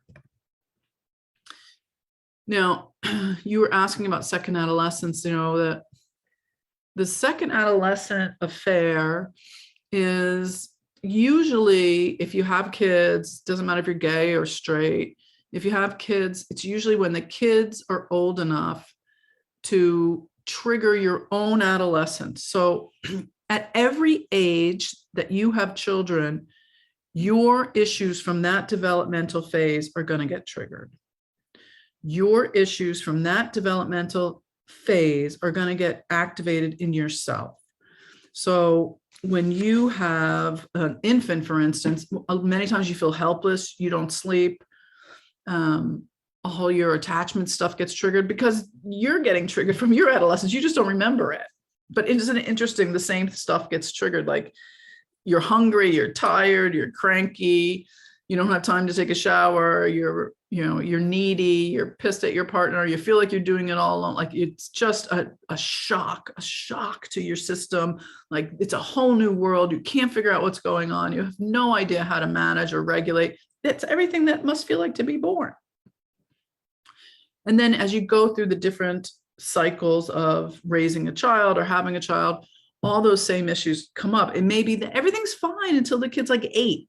And then bam, you cannot figure out why you're freaking out, or you're depressed, or you can't stop yelling, or you want to move to the woods of Alaska and live in a cabin away from everyone. Think about what was happening to you at that age. Sometimes people are fine until their kids are adolescents. And then their adolescent is making them crazy. They can't do anything right. They feel like they're losing their minds. What was happening in your adolescence? Adolescence is the time of separation and individuating from your family, but a time of sexual development, when you are not just developing in your body, you're not just figuring out your orientation and your identity as a sexual person, but you are figuring out your partnering. And many of us don't get it right the first time around. It takes many years to figure out what you might want to choose if you could choose anything you wanted. It's why people have several marriages in their lifetime. It's why people have many coming out experiences. It's why people change from straight to bi to gay to pan, back to bi. Like, people have many identity shifts throughout their life. Or they finally find that one identity or orientation that really is who they are, and they're able to validate that for themselves. But in second adolescent affairs, finding that self and wanting to celebrate their sexuality, their their interactive sexual space sometimes happens when they're old enough to appreciate their sexuality, to not have to worry about getting pregnant, to have the freedom financially or just in a spacious way to take some risks. Midlife crisis was actually a term that was coined back when people were working in corporations for a lifetime. You know, it was normal to be hired by a corporation, to work there for 30 years, to retire, to have benefits, to give your life to something. And it was a business term that was coined when people reached their 40s and felt like they hadn't explored the things they really wanted to do. And that their creative vision wasn't explored enough and defined enough. Second adolescence is a little bit older. It's usually in your 50s or even in your 60s, when your sexual identity, your sexual self hasn't been explored enough. Many times it is also aligned with your creative vision, your another career that's really based more on generative or creative expression, the thing you wanted to do when you had more time. But we see a lot of people opening their relationships later on in life, becoming polyamorous, doing consensual non-monogamy or open monogamy. Open monogamy is when you have one primary central partner, but you have a flexible or fluid relationship agreement. Sex parties, sex clubs. We're having a bit of a resurgence of the 60s, where the 60s we had a sexual revolution. I think we're having a monogamy revolution now. Part of that is because women are much more in touch with who they are sexually and what they want sexually. And so women tend to be the gatekeepers of monogamy. They make the final decision of when they're going to open the relationship and, frankly, when they close it. So although gay men have been emotionally monogamous and sexually open for generations, straight couples and lesbian couples are exploring open monogamy in a new way. And the idea of monogamy has shifted dramatically because we live longer, because the rules around culture are less involvement generally in church and in our community, has led to more independence around how we define marriage and sex. So the second adolescent affair can happen when a couple is not on the same page around their monogamy. There's what I call a monogamy gap, and it creates a dilemma around the desired discrepancy. But also it can lead to the secretive affair, where one partner is separating and individuating from the spouse. And so you see, one partner texting underneath the dining room table, and the other partner saying, "Who are you talking to?" And the other partner saying, "I don't have to tell you. I'm not going to show you. And I'm going to have a hidden life. And I'm going to go out Friday night and not tell you when I'm coming home. And I'm going to have sex with someone in the back seat. And I'm going to go to the Grateful Dead concert. And I'm going to, go buy medical marijuana and some psychedelics. And I'm going to buy all new clothes. And I'm going to go to the gym. And my hormones are shifting and I don't want to get old. And I want to make sure I explore this last phase of my life in a really expressive sexual way." But the partner at home feels like they're the parent saying, when are you coming home? And why do I have to wait up for you? And why didn't you call me? Why didn't you text me? Why didn't you just ask me? I would have opened the relationship. Why do you have to sneak around? That's the second adolescent affair. So who did you become in this relationship might be answered by, I became my freer self, my younger self. I became my explorer self. I became my adventurer self. If that's the case, I would ask, what is the unfinished business that you have left over from adolescence?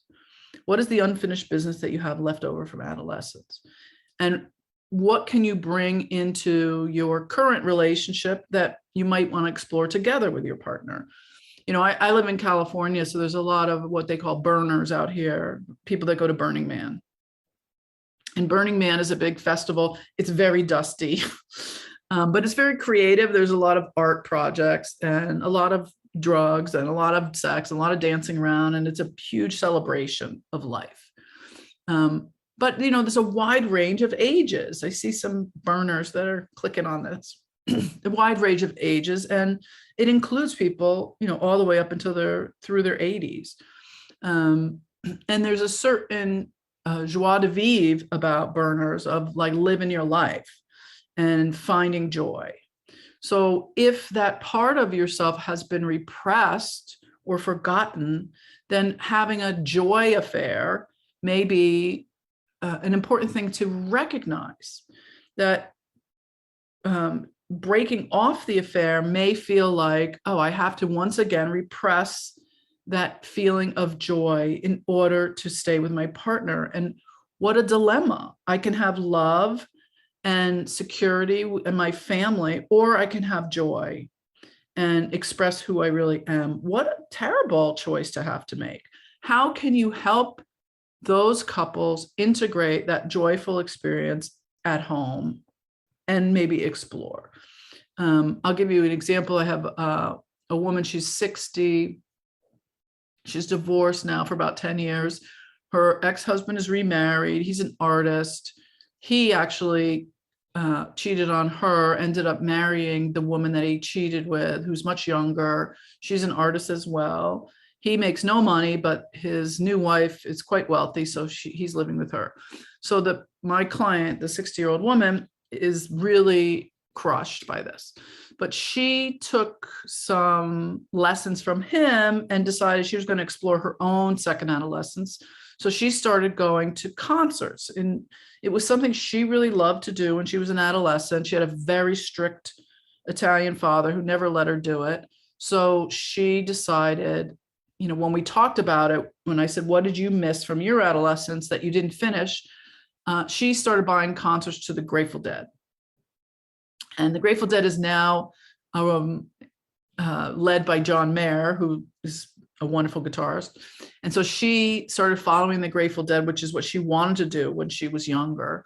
And now she goes around the country wearing tie-dye shirts and smoking weed and following the band and following that part of herself that was full of joy and discovery, except now she's an adult and she does it on the weekends. She has a job during the week. She explores her party self in a very responsible way. You know, she doesn't let anybody in her van. You know, she's an adult about it. And so she's really exploring the music side that she didn't know was part of what she really loved. And the second part is the community. She loved the community. They're all very close. And a lot of deadheads now are in their 60s. So she kind of found her people. So how can your adolescent affair person find their people? Remember, in adolescence, that's what you're doing. You're looking for your community. So this is the dialogue, and you can copy it or take a picture of it. And practice it in the session. The important part of this is that it's a narrative and it's something that you make up. What I make up about what this meant about me is what I make up about what this meant about you, what I make up about what this meant about us. You could do this every session. They can do it as a journaling exercise. You can do it with individuals or polyamorous pods, because it's about projection. So what I think is happening or has happened is a projection of my own anxiety, fears, bias, experience. If I had a father that left when I was young and left for another woman, I might think that what this means is you're going to leave me for this other person. If I grew up in a culture where men have multiple wives, I might think, okay, well, this is going to be the second wife in our relationship. What does it mean based on your own bias and your own experience? And help the client and the couple or the individual really understand their own narrative and have them challenge their narrative. Do like some cognitive behavioral therapy with like, what is true about that? And if it was true, what would that mean? What is not true about that? And if it wasn't true, what would that mean? So what is true about that narrative that you, and the meaning that you have? And if it's true, what does that mean? If it's not true, what does that mean? So you could go all in these narratives and really spend a lot of time on them. Someone was asking like, how many sessions do you need? The insight phase is a much meatier phase. So this is the longest phase of therapy. The crisis is the shortest. And well, maybe the vision is the shortest, but the crisis is sometimes all people need. Once they stabilize, they might leave. Sometimes they can't handle the insight and they can't go this deep, or they'll leave and come back. Let me just go back to this. I had a client who he lied on the couch, legs spread out, arms spread out, kind of like covering his face, wore a hat, wouldn't take it off. She sat straight up as a heterosexual couple. She sat straight up and told me about all the affairs she had caught him in. And he lied on the couch and said, it's bullshit, it's bullshit, it's bullshit, it's not true, it's not true, it's not true. And I just shook my head and I was like, I clearly feel like it was true. I don't believe you. And I have to call out what I feel in the room. I feel like you're dismissive and you're not taking her feelings into account. So even if you don't agree with her, could you validate what she's feeling? No, I refuse. I'm not being accused. I'm not doing it. He was like a petulant child in the room. And I said, when they left, I said, I'm sorry, but I don't believe you. I think you're lying to her. And I think we could work together if there's a part of you that's willing to validate her experience. And then we can work on how honest you want to be or what honesty means to you in the relationship. And he quit. He never wanted to come back. 6 years later, I got a call from him. He wanted to come in. He came in for therapy. They were divorced, but he said, you're the only therapist who ever called me on my stuff. You're the only therapist who ever admitted that they knew I was lying. And so now I want to do the work because I don't ever want to go through that again. And so I worked with him for about 4 or 5 years, and now he's with someone else and still struggles with his ability to be honest because of what he went through with his child in his childhood. His narrative was his father was super abusive. So he had to keep whatever he had inside of him very protected, because anything he let out that was personal to him, he would be punished for.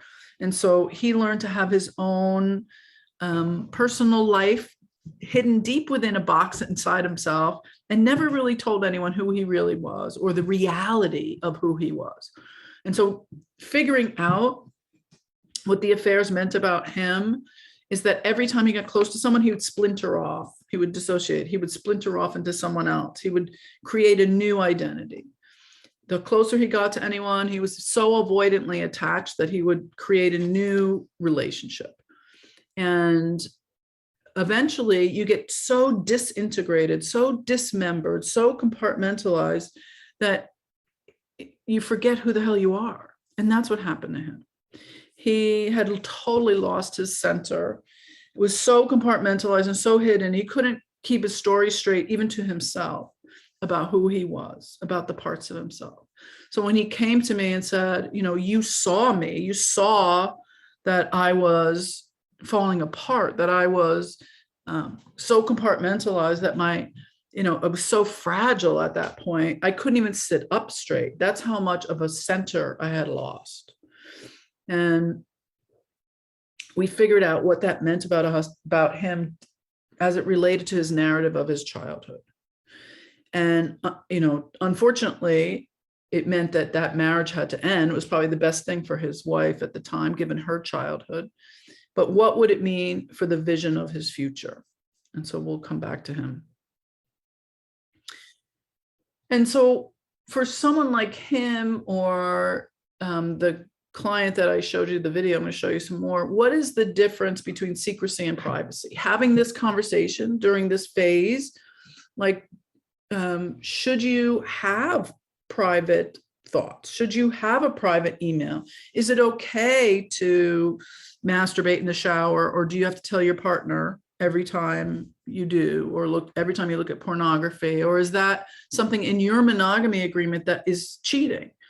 You know, you have to agree on that. I can't tell you what should be private and what should be secret, but I can help you have that conversation.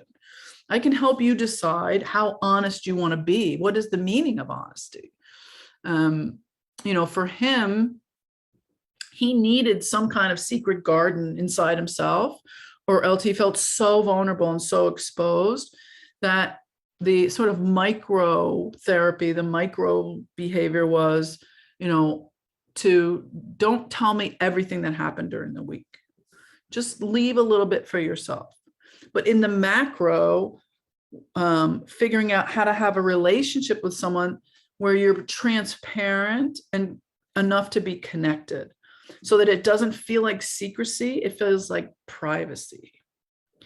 And to begin to practice that in the session, and then have it be an influence in your outside relationship. So what should be private in your outside relationship? Can you practice that in the session? What should be private in our session? Because I'm asking you to talk about really, really tough private stuff, like your sex life, all your secrets. Like, come in, nice to meet you, sit down, tell me all your darkest fantasies and everything you've ever done that you're ashamed of. And then give me a check, or else Venmo me or whatever. Let me know. And I don't have to tell you anything about me. But you should just trust that I'm not going to share anything with anybody else, and I'm not going to make fun of you, and I'm not going to judge you. And yeah, it's all cool, dude. Like, just tell me everything. Wow, like that's a lot. So can we, as a therapeutic relationship, talk about what should be kept private? What does honesty mean in a therapeutic relationship? And do I have to know that you just masturbated thinking of me? No, I don't want to know that. Ew, no. How much do I want to know that you just masturbated thinking of your affair partner? Maybe that's a slippery slope. So maybe that's something that we need to talk about. Do you need to tell your partner that you just masturbated thinking of them?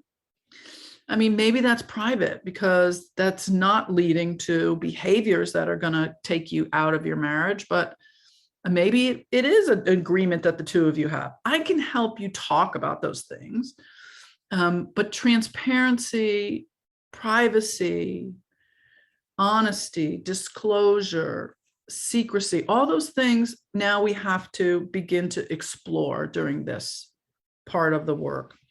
And being really clear with each other and very explicit is the precursor to working on your monogamy agreement in the later phases of the recovery. So it's beginning to understand one another. I talked about trust. In your handout, you have a trust meditation, and you can lead people through that meditation. It's a meditation to discern between fear and intuition. So it's about learning to find your inner truth. And sometimes that can help with this, because it's helping people to understand what honesty even means. And sometimes being honest with yourself has to come first. So that means being confident with your own choices, listening to your own inner voice, understanding and being honest about how you really feel, and not just placating me or your partner. My my ex-husband used to call himself the plate man, because I used to say so often, "You're just placating me." The idea that you just say what you think your partner wants to know, but it's not coming from that true place of who you really are and what you really need.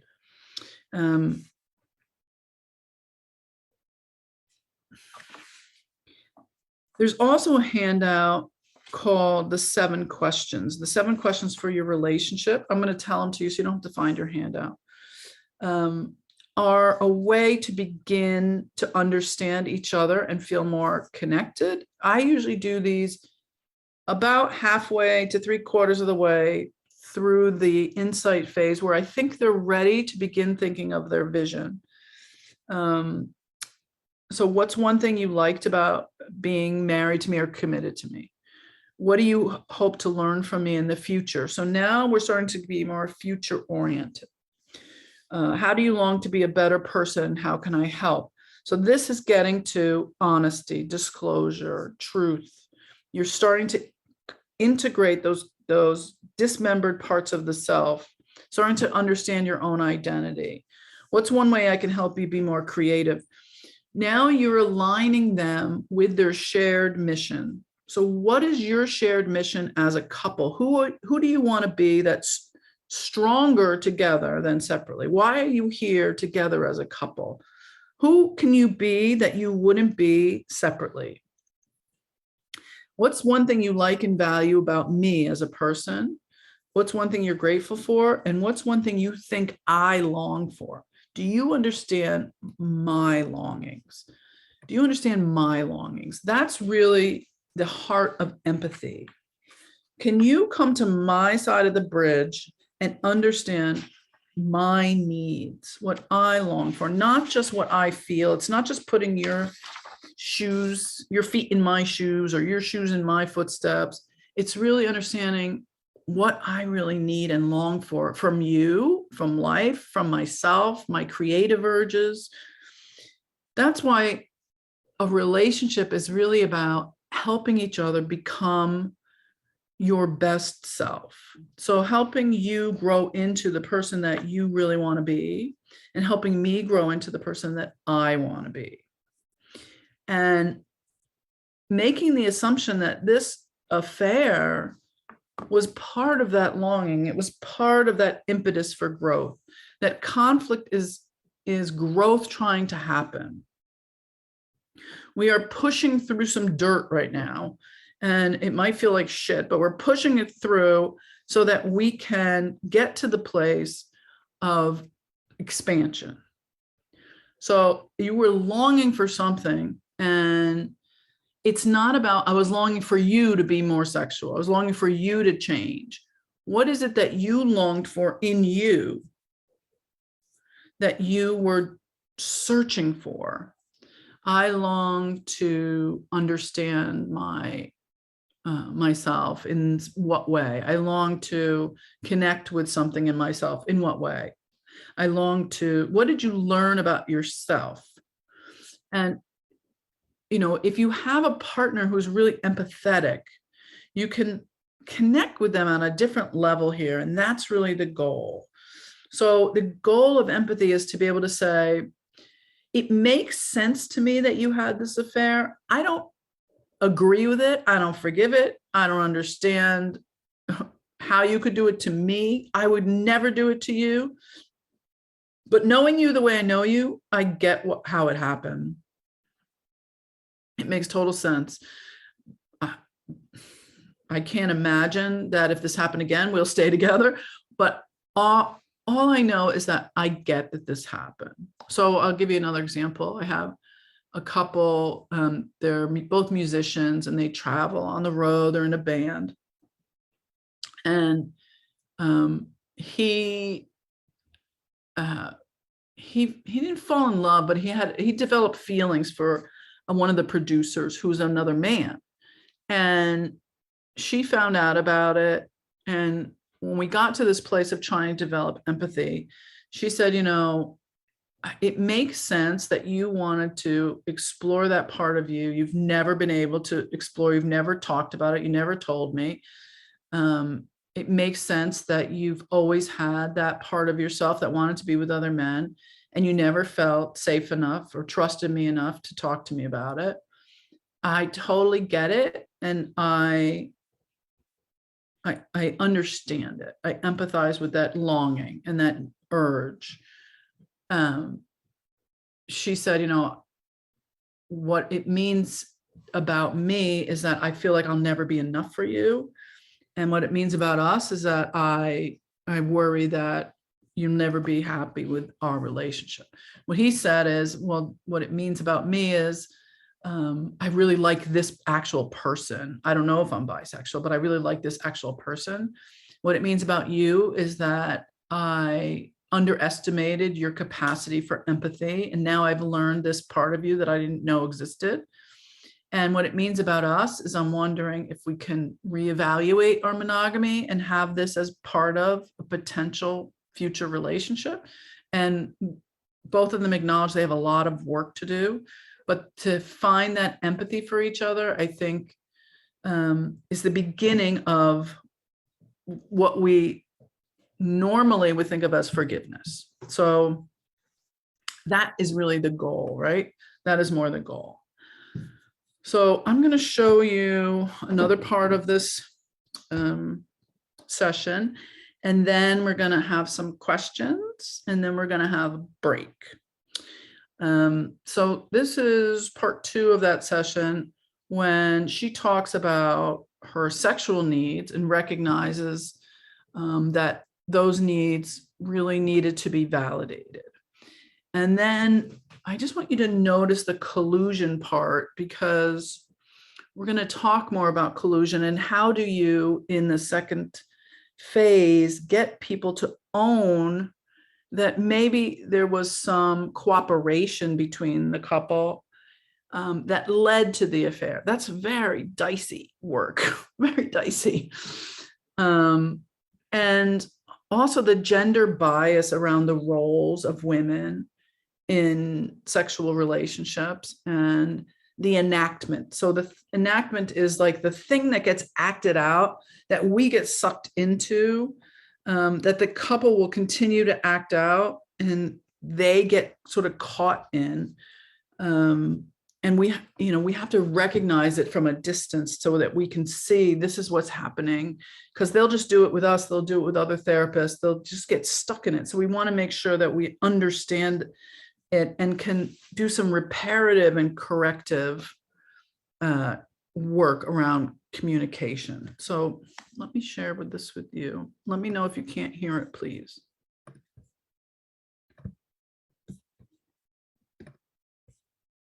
So he's never been able to like explore that in himself or talk about it with you. No.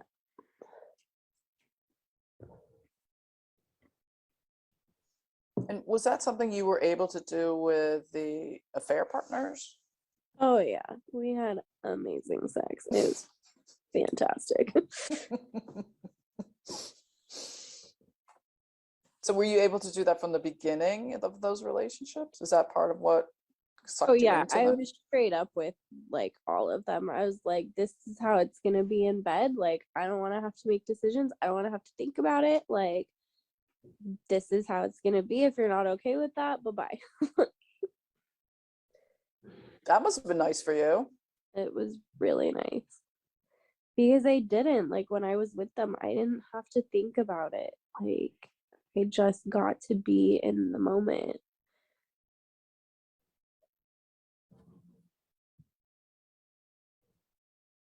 So you got to just be in the moment and not think about whether or not the sex was working or not working.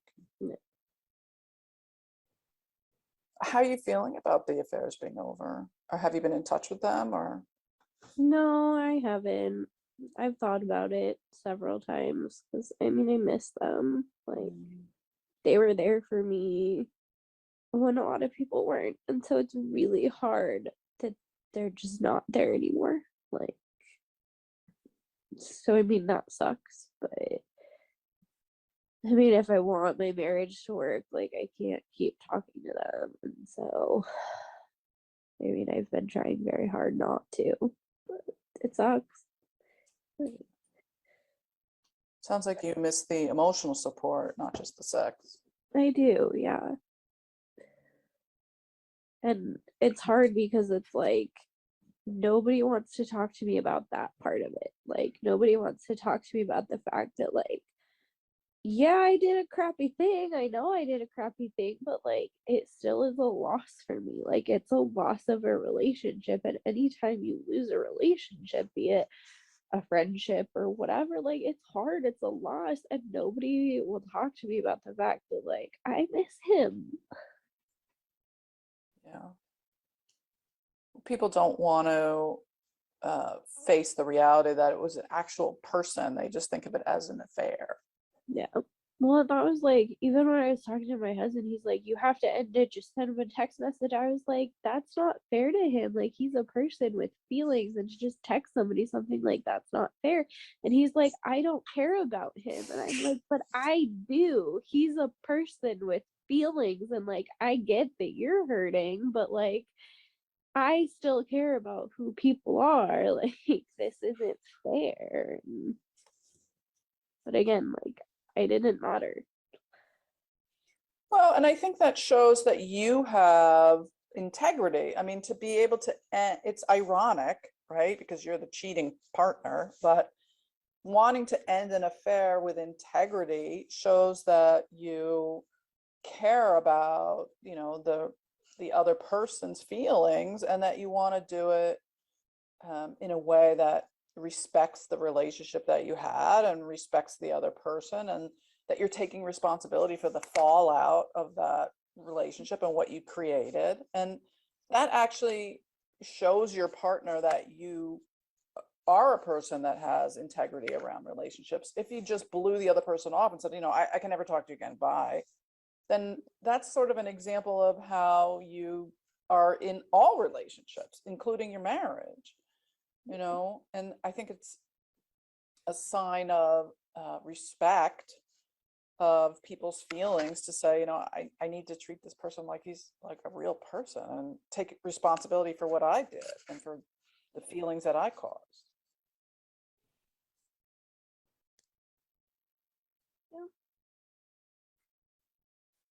Yeah, that makes sense.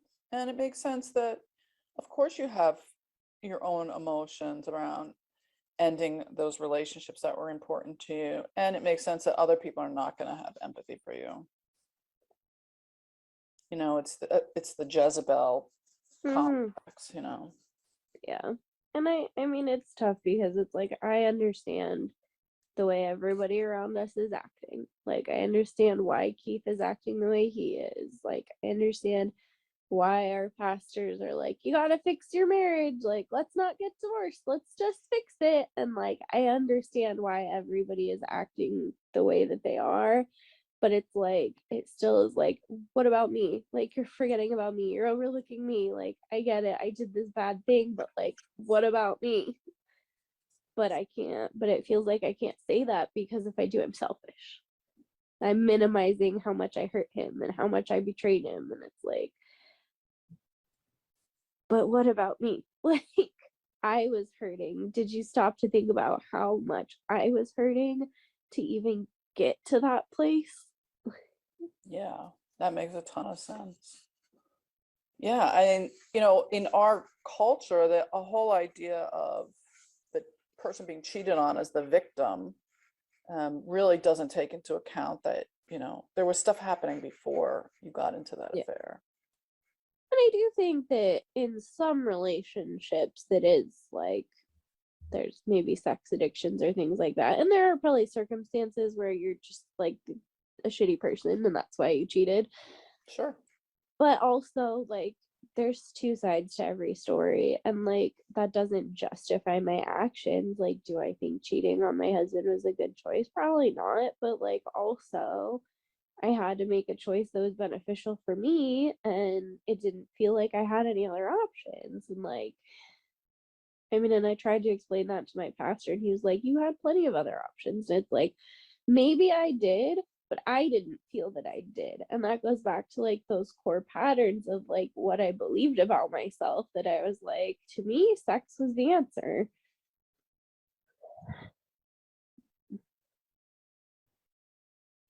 And to you, having an outside relationship kept you in your marriage. Mm-hmm. You didn't break up and leave because you were unhappy. You chose to sort of outsource your needs because you weren't getting them at home. Now, aside from the, the moral question of whether that was okay, clearly divorce wasn't an option for you. Yeah. And what's interesting is that, your pastor and the people in your church, there's something about this idea of somehow shaming you is going to heal the relationship. If you just Yeah. have enough shame and take responsibility, then somehow it'll cure you, it'll heal you, it'll heal the relationship. Like, Mm-hmm. you'll make up for it. Like, there's something about this shaming thing that Yeah. I think it has to do with religion too. It's interesting with my pastor because he's counseled a lot of couples through cheating, but it's always been the man that cheated. And so he's like very unsure what to do with the fact that I'm the one Interesting. that cheated. Like, and I think that's interesting too, that it's like, especially, and I think a big part of that is that it is Christian culture. Like, we are very much in the middle of church culture, and women aren't supposed to be sexual and have sexual interests and needs. They're supposed to submit to their husbands. And it's like, okay, what am I supposed to do now? And he was even talking to my husband about that. He's like, usually when I have couples that are cheating, I sit the man down and I like, man to man, I'm like, you're never gonna do this again. You are done. No more like firm talking. He's like, I can't do that to her. Like, that's not right. And so he's like, he doesn't know how to react to the fact that a woman was the one that stepped out. And like, my pastors, we love him, and he's very progressive, and he really does try to create inclusivity for women. But like, I think this is one of those things where he's just like, what do I do with this? Well, I mean, it just goes to this split in our sort of Christian culture around this, Madonna whore thing. There's a reason that it's, the Virgin Mary and Mary Magdalene in the Bible. There's a reason that they're both called Mary, because they are really the same archetype, but split into two. It's really hard for people to integrate those two parts of a woman in their own idea of themselves, but also in the idea of being a woman. Like, what does it mean to be able to be a mother and a wife and a good family person, but also to have that other part of you that's a sexual, erotic being that has needs? It's really difficult to not have shame around that, and to not somehow split that part of you off. That shouldn't, if you're going to be a good wife and mother, you shouldn't be that other part. That part should be compartmentalized, or split off outside the marriage. There's not a lot of room for that in family life.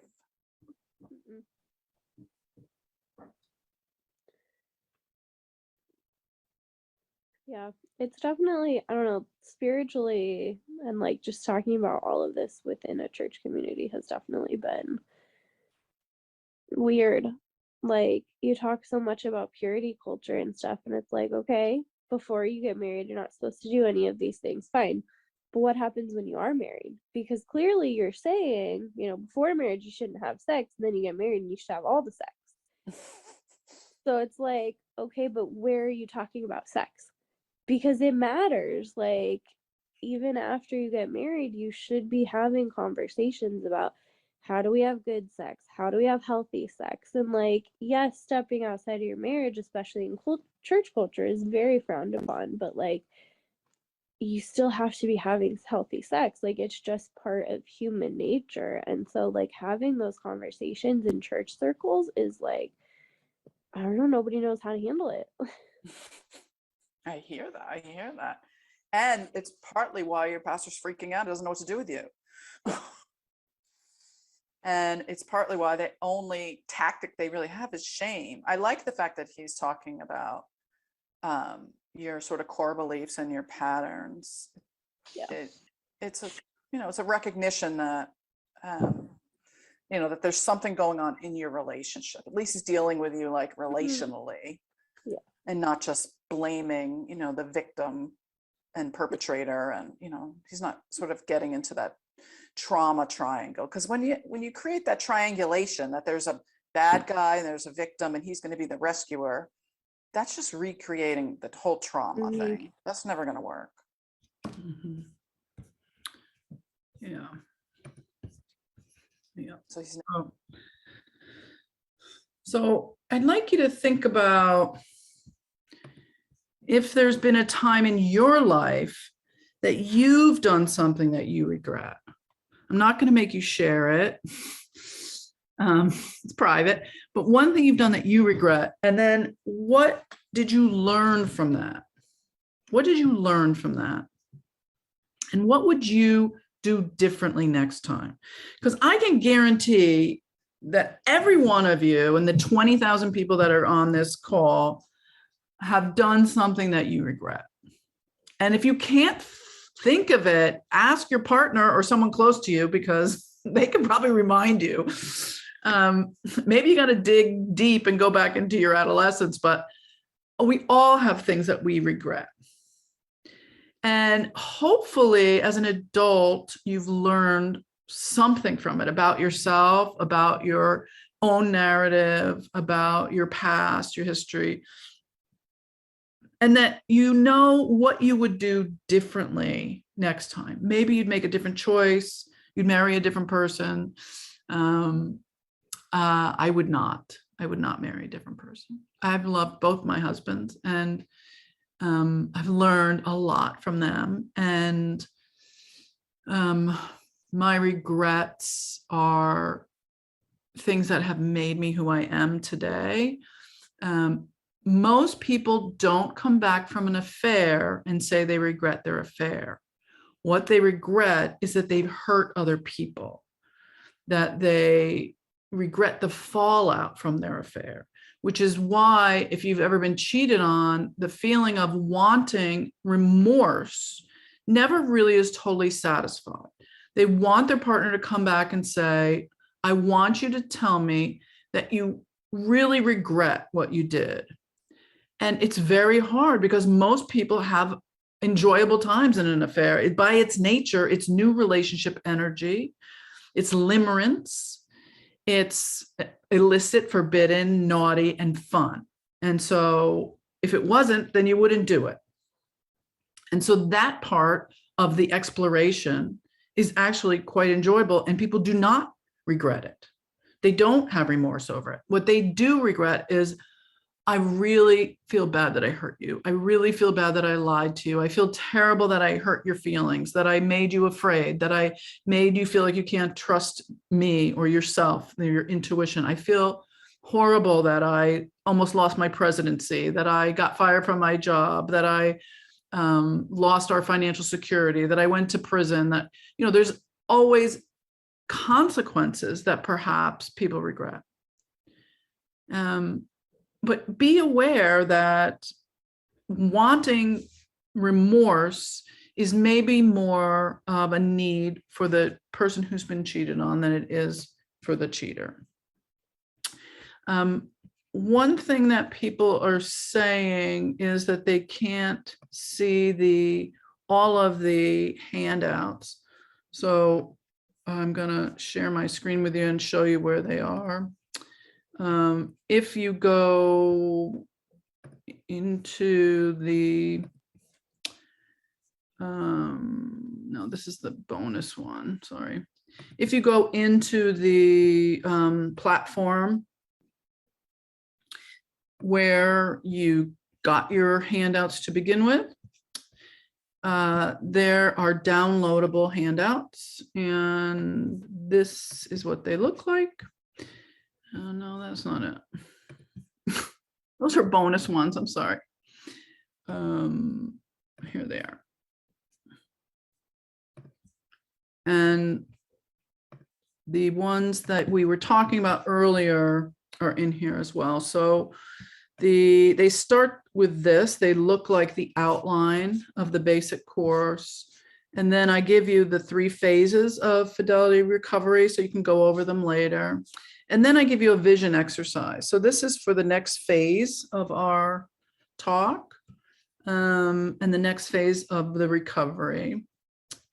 And we'll go over that. One thing I desire in our relationship, one thing I believe you desire of me, one way I might prevent myself from getting what I desire, one small thing I can commit to stretching into today, and one thing I appreciate about you right now. That's a dialogue where you can mirror, validate, and empathize. That's creating a future. And then there's a page about collusion and erotic needs, which we're going to go over, the cycle of intimate relationships, a quiz about emotional affairs by Shirley Glass, the 7 questions for your relationship, which is what I read to you before. What's one thing you like about being married to me? And then I told you that there's a trust meditation. So this is a meditation that you can read or you can record if you want, and help people to guide them through. And then there's a reference list of books. If you can't find your handouts, you can go into the Q&A for technical support.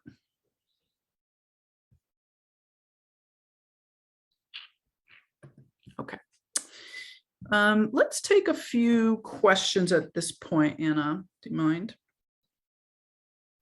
Sure. And I'm just looking at the Q&A, Tammy, and it looks like that what you just showed us might not be in the attached to the portal. I just downloaded it from the portal. You did? Okay.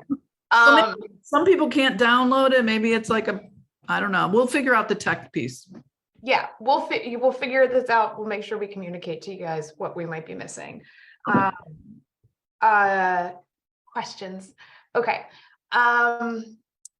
Let's see. There again are so many good questions coming in. We'll pick as many as we can. There was a question about the phases, and while it's certainly different for everyone, do you have a general sense of how long each phase tends to go for folks? Yeah, I mean, I know that people really want to know, like, how many sessions should we have with each person? And I'm very hesitant to tell people this is how many sessions you're going to need. I know that some therapists say you need to sign up for 12 sessions, or this is going to take 6 months, or this is 4 sessions in each phase. I'm hesitant to do that because everyone is so unique, and every affair is so unique, and every issue is so unique. That's more of a coaching model. So, life coaches or affair coaches will give you a certain model of this is the exact number of sessions, and this is what we do in each session, and you should pay up front for that package, and this is what the package includes. This is more a therapy model, a psychotherapy model. And so what I tell people is these are the phases of recovery, depending on how we work in this work together will determine how long it's going to take. I'm not interested in keeping you here forever. However, depending on basically how compliant they are and how much they're willing to do on their own. Like, I have some couples that will take these dialogues and do them on their own at home. They'll read my books. They'll take The New Monogamy, which is the one that is redefining your relationship after infidelity. And they'll take it home and they'll do all the exercises in it. Or they'll ask for extra exercises, tell us what to do. And they really want to like fast track their recovery. And then what I'll tell them is, you can come less often, but for a longer session. Some couples, I'm like, you are in such a crisis. You need to come in for a whole day.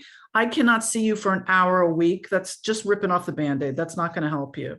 So I would really encourage you to do a really good assessment and determine, does this couple have more needs in the crisis area? Like, they're going to break up, they have kids, there's legal implications, there's a ton of painful affect. Get them in for an intensive, like do a whole day, or refer them to someone for an intensive, like send them to me or some other expert, and then I'll or someone else will send them back to you, and then you can do the next phase, the insight phase. And the insight phase will feel like regular couples therapy, but around this particular conflict. And then the vision phase will feel like, it will almost feel like wrap up. It'll feel like we've done so much work.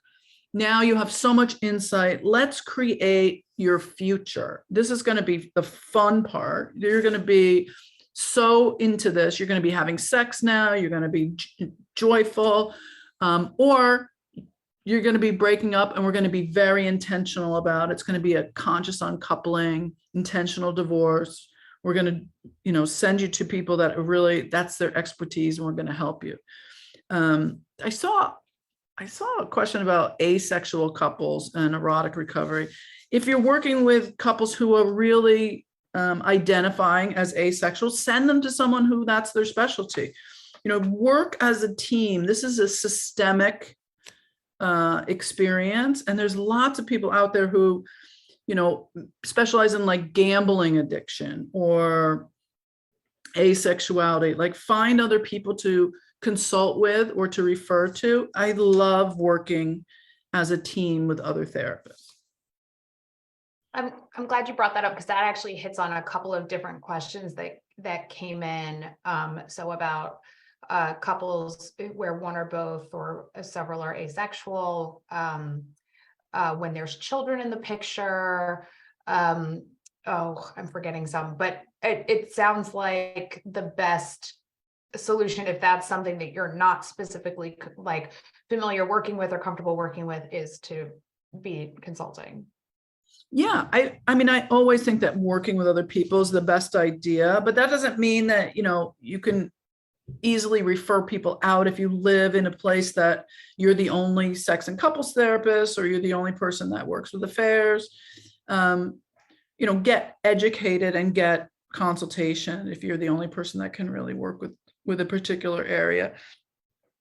The question about kids, if people have kids, to try to keep consistency for the kids. What the kids want to know is, if they sense emotional problems between the two of you, they want to know, how is this going to affect me?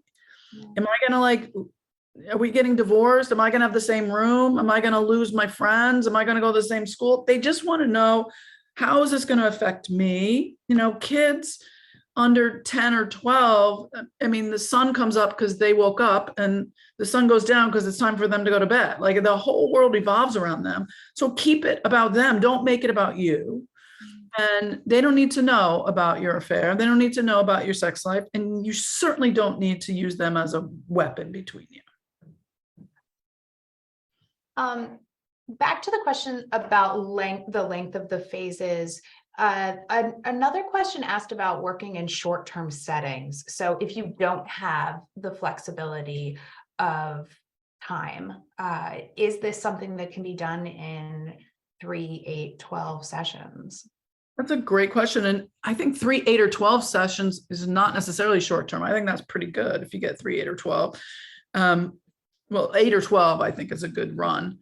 3 sessions, sometimes people only need 3 sessions, like they're just coming in for an intervention, basically. Like, we found out we're freaking out, and they come in to learn how to talk to each other, not kill each other, and then they can go home and manage the rest on their own. So really, it's really to do a good assessment and figure out what are the danger spots there, and how can you very quickly teach them to communicate. So the first part is to teach them the mirroring dialogue. one thing I appreciate about you is every session, and have the other person mirror, even if they're like, I don't appreciate anything about them, they suck. Well, can you appreciate that they showed up today? Okay, so one thing I appreciate about you is you showed up today. Great. Can you mirror that? So one thing you appreciate about me is I showed up today. Good. One issue I'm having today is, or one conflict or one problem or one thing I need to talk about. So one thing I need to talk about is that, you know, you left your outside partner's phone in your car and I found it.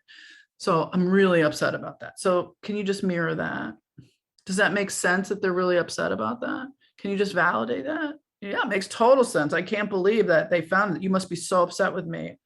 I feel so bad that that happened. And, you know, to just validate and empathize, teach them to mirror, teach them to buy themselves some time, you know, so that you hearing something, don't get reactive, because this is activating your central nervous system to such a point that you are going to be living in your fight or flight zone.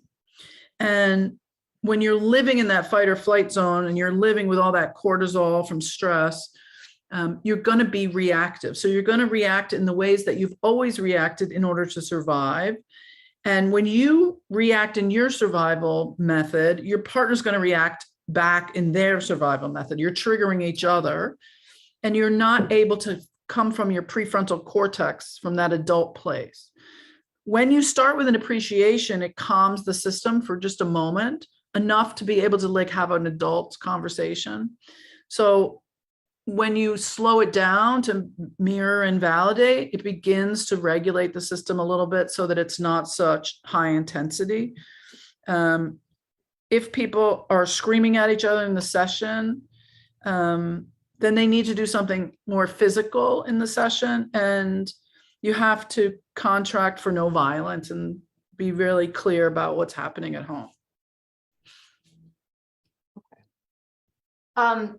To that end, there was also a question about working with folks with comorbidities that might make it difficult to engage in therapy. So if there is some domestic violence, if there's personality disorder, those kinds of things, how do you work within the couple setting when those things are at play?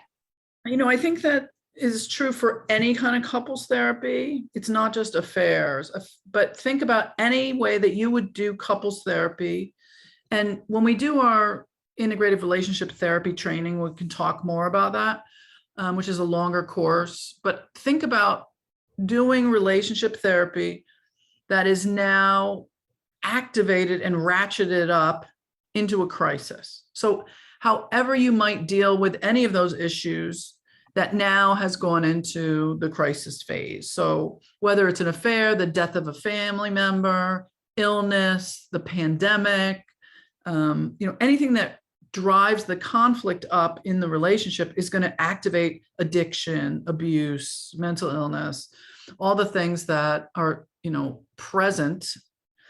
Most of us have some kind of comorbidity. Like none of us have just like a single problem. Like everything's wonderful and groovy, and then this one thing happened and we just have to focus on that. Everyone has a bunch of stuff that they're dealing with.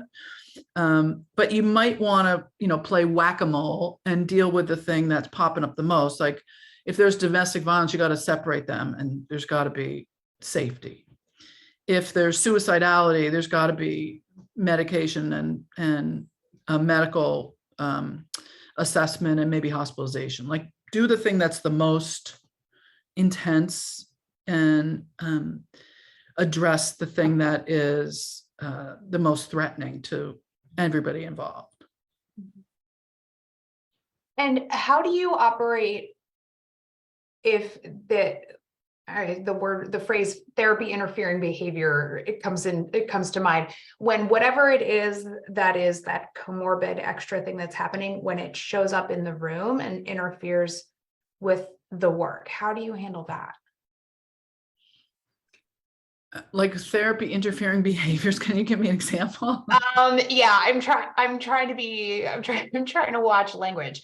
So if if someone has a personality disorder and is in the session with you, trying to work through this affairs thing, and the way that they show up in the session makes it challenging to engage in the work, how do you see working through affairs in situations like that? Well, I think it's just doing therapy at that point. Like, how would you do therapy with that person? You know, if you have a difficult client, like, how do you do therapy? I have a couple that I'm working with where he's the most shut down emotionally I've ever worked in the 30 plus years that I've been doing this. Wow. I ask him how he feels. Fine, good, okay. Well, if you're not fine, good, or okay, because those aren't feelings, what are you? Pretty good. Like, there's like no emotional awareness at all. And at one point, his partner said, you know, well, the other day you were really yelling at me. And I said, oh, was that anger you were feeling? Were you in touch with that at all?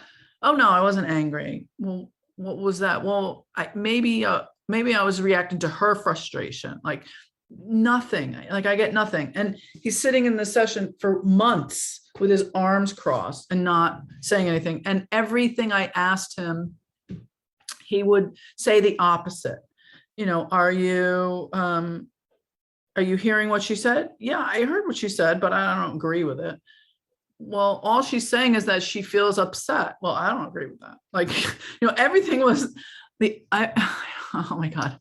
And that bothers me more than someone who is highly irrational, incredibly angry, acting out, dissociating. Like, I can take a lot of affect. What I personally have a hard time with is when I have to like pull teeth to get someone to talk about what's going on with them.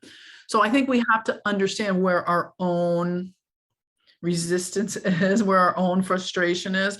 That feeling that my supervisee said, where you get to the point where you want to hit someone in the back of the head. Don't do that, by the way.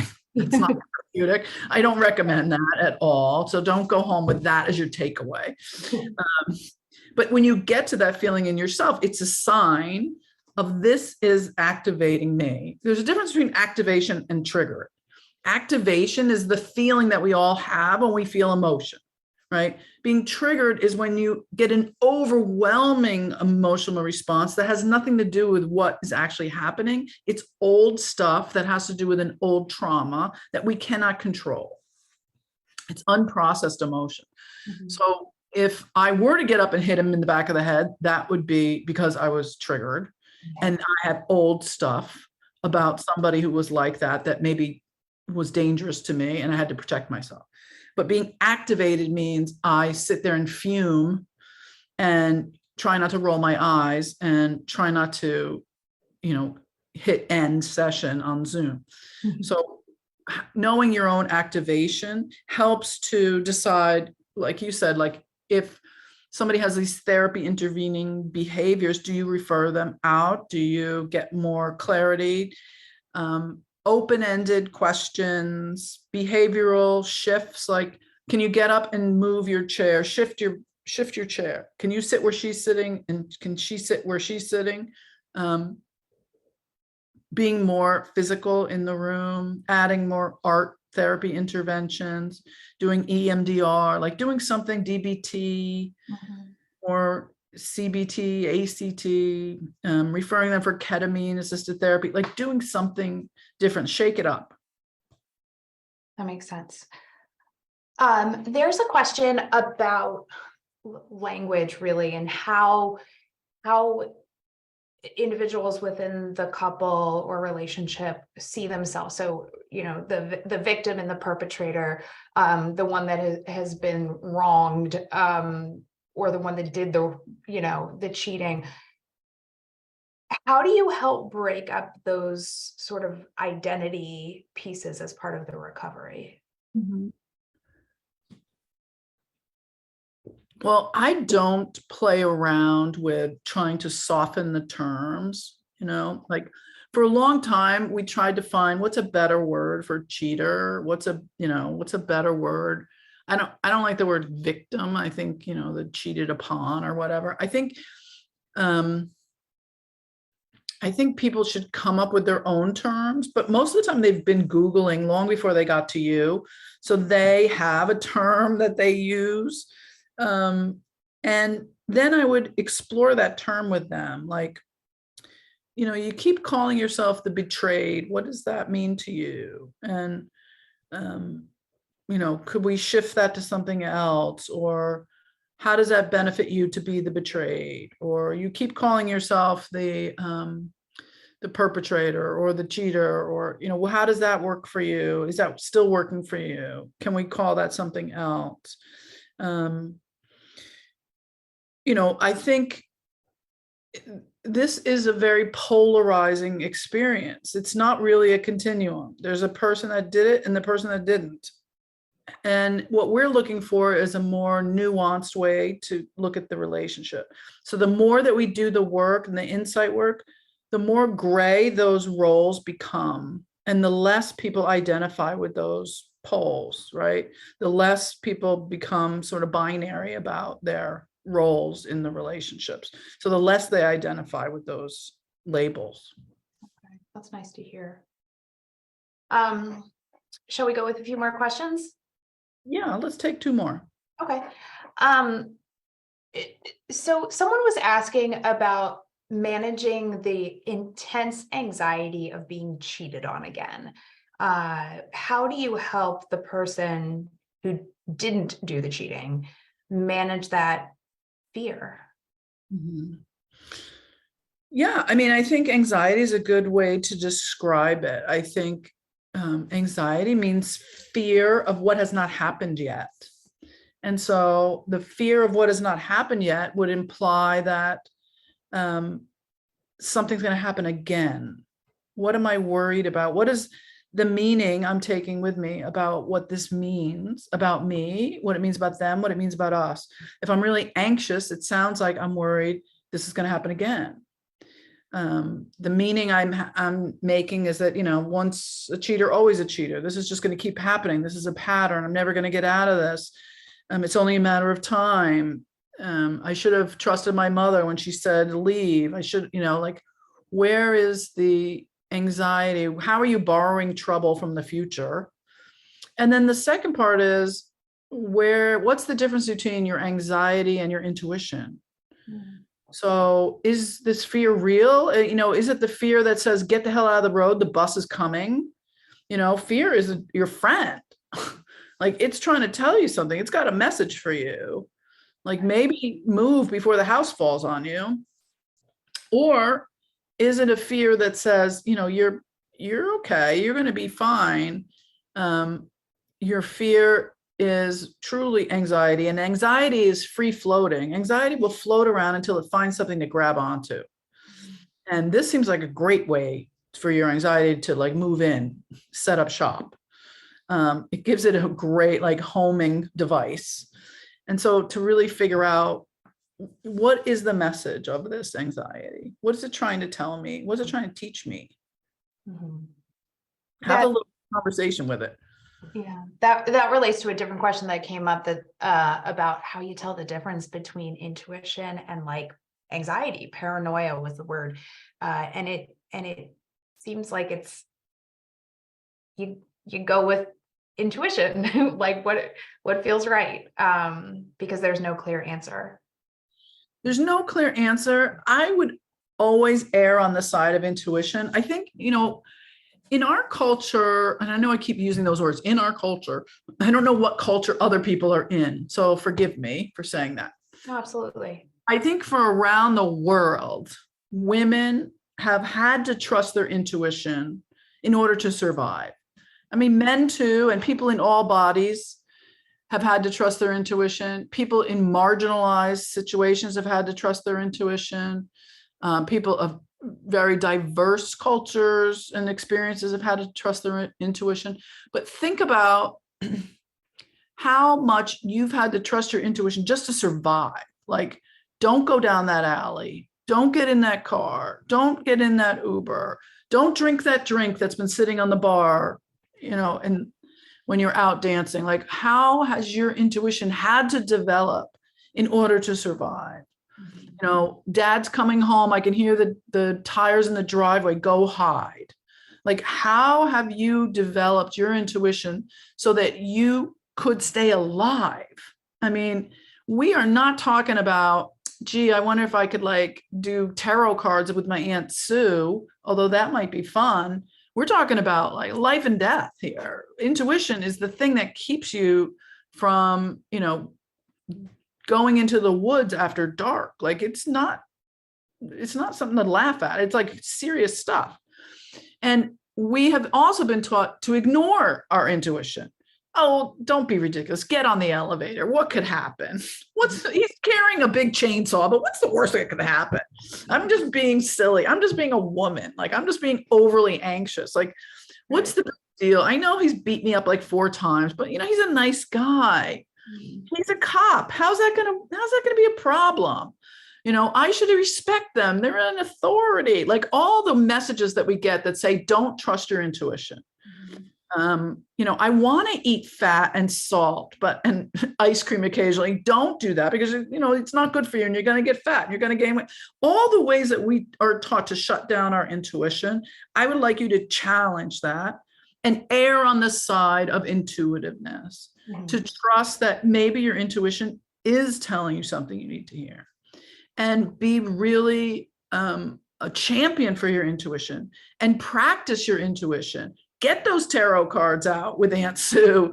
Like practice what your intuition is telling you. Where should you park your car? Like when you're going into a parking lot, close your eyes. Which lane should you drive down? When you go to the grocery store, which lane should you pick that's going to be the fastest? What should you wear today? How many times have you said, you know, I should probably grab that before I run out the door because, you know, maybe it'll rain today. Maybe I should take my umbrella, and you don't. And you're like, I knew I should have done that. That's your intuition that you're ignoring. Pay attention to those, right, and build that muscle, build that trust in your own intuition so that when it comes to these really important things like relationships and risks that you take, you'll know, oh, you know, I should have taken that umbrella. I should have broken up with that guy. I should have listened when he said he was coming home late from work. And, you know, it was just coming home late for work. I should have listened to that and not freaked out so much. But if you have to freak out, because sometimes it's in the expression of your emotions that you learn to differentiate between a regressive panic and a mature, solid, quiet, intuitive hit. So when you know something, you know it's in your gut and it's quiet and it's solid and you just know. When it's fear, it's up in your head and it's confusing and it's usually very emotional. It's kind of like a toddler. Yeah, that resonates. That makes a lot of sense. It's the beginning of my intuition lecture. I like it. I like it. One more? Yeah, one more. Okay. If you are working with a couple where there is repeated infidelity, perhaps in that relationship or also in past relationships, do you ever work with couples preemptively? Preemptively. Like if the person has a history of cheating in previous marriages, do you ever work with the current relationship where even maybe cheating hasn't happened yet, but there's like that expectation? I see. So sort of working with risk. Yes. I would definitely, if I was working with a relationship where they were concerned about the past history, I would have them work really hard on a monogamy agreement and what it means to be honest, what secrecy versus privacy, what are the risk points in a relationship that they're each concerned about. And also, why did this person pick someone who's cheated in multiple ways in the past? Like, what's the attraction there? What's the partner selection about? And also, what's their intuition telling them about it? So now that's different than if you're in a relationship where the partner has been in multiple affairs. The only time I ever tell people to get out of a relationship is if there's domestic violence of any kind, or if someone is a perpetual cheater and it's clear that they have no remorse, then I think it's hopeless. But if there is perpetual cheating and they have insight and they really don't want to hurt their partner, I think even then a relationship has hope if they really want to work on it. Thank you for answering those questions. We will take a 20-minute break and we will be back at the top of the hour. Thanks. So let me go to the last part of our presentation today. We're sliding into the last couple hours, and I am hoping to explain to you a little bit about collusion, which I think is the most complex of all the concepts that we talk about. Be aware that disclosure, any kind of disclosure of deed, like something that happens, or of affect, which is emotion, creates vulnerability. And so anytime someone leans in and really shares something of meaning, something that's vulnerable, there's going to be an equal and opposite leaning out. So why do they cancel after you've had a brilliant session? Why do they seem like they regressed after they've done so well? Well, because they're keeping that frame that has worked for them, even though it appears on the surface to be incredibly painful. So depending on their attachment, their trauma, there's a vulnerability cycle here. And it might show up at just really micro behaviors or very macro. So, you know, you finally figured out that what the issue is around cheating, and then they cheat again. Or there's very micro behaviors where you feel like, you know, you finally developed a relationship where they trust you, and then they, you know, all their checks bounce. Or I don't know if anyone uses checks anymore.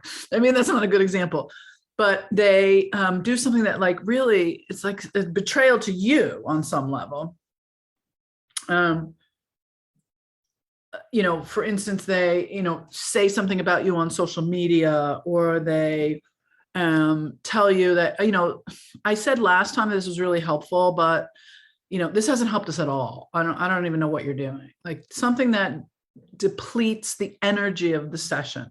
And that's important to notice and not over personalize, because it means that you're probably doing a good job in that you have created some vulnerability around disclosure, and they've taken some risks with you. And you might point that out and say, you know, if there's something that I'm not doing well for you, please let's talk about it, because I want this to be a positive experience for you. But I understand that it's not positive in general to go to these very difficult places, and it could be really hard. And I know that I'm pushing you to explore some of these areas. And if we're going too fast and we need to titrate it a little bit, let me know, because I'm happy to do that for you.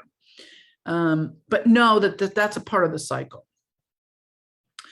And that there is a collusion here in the triangulation. Collusion means, you know, cooperation, and it may be unconscious cooperation.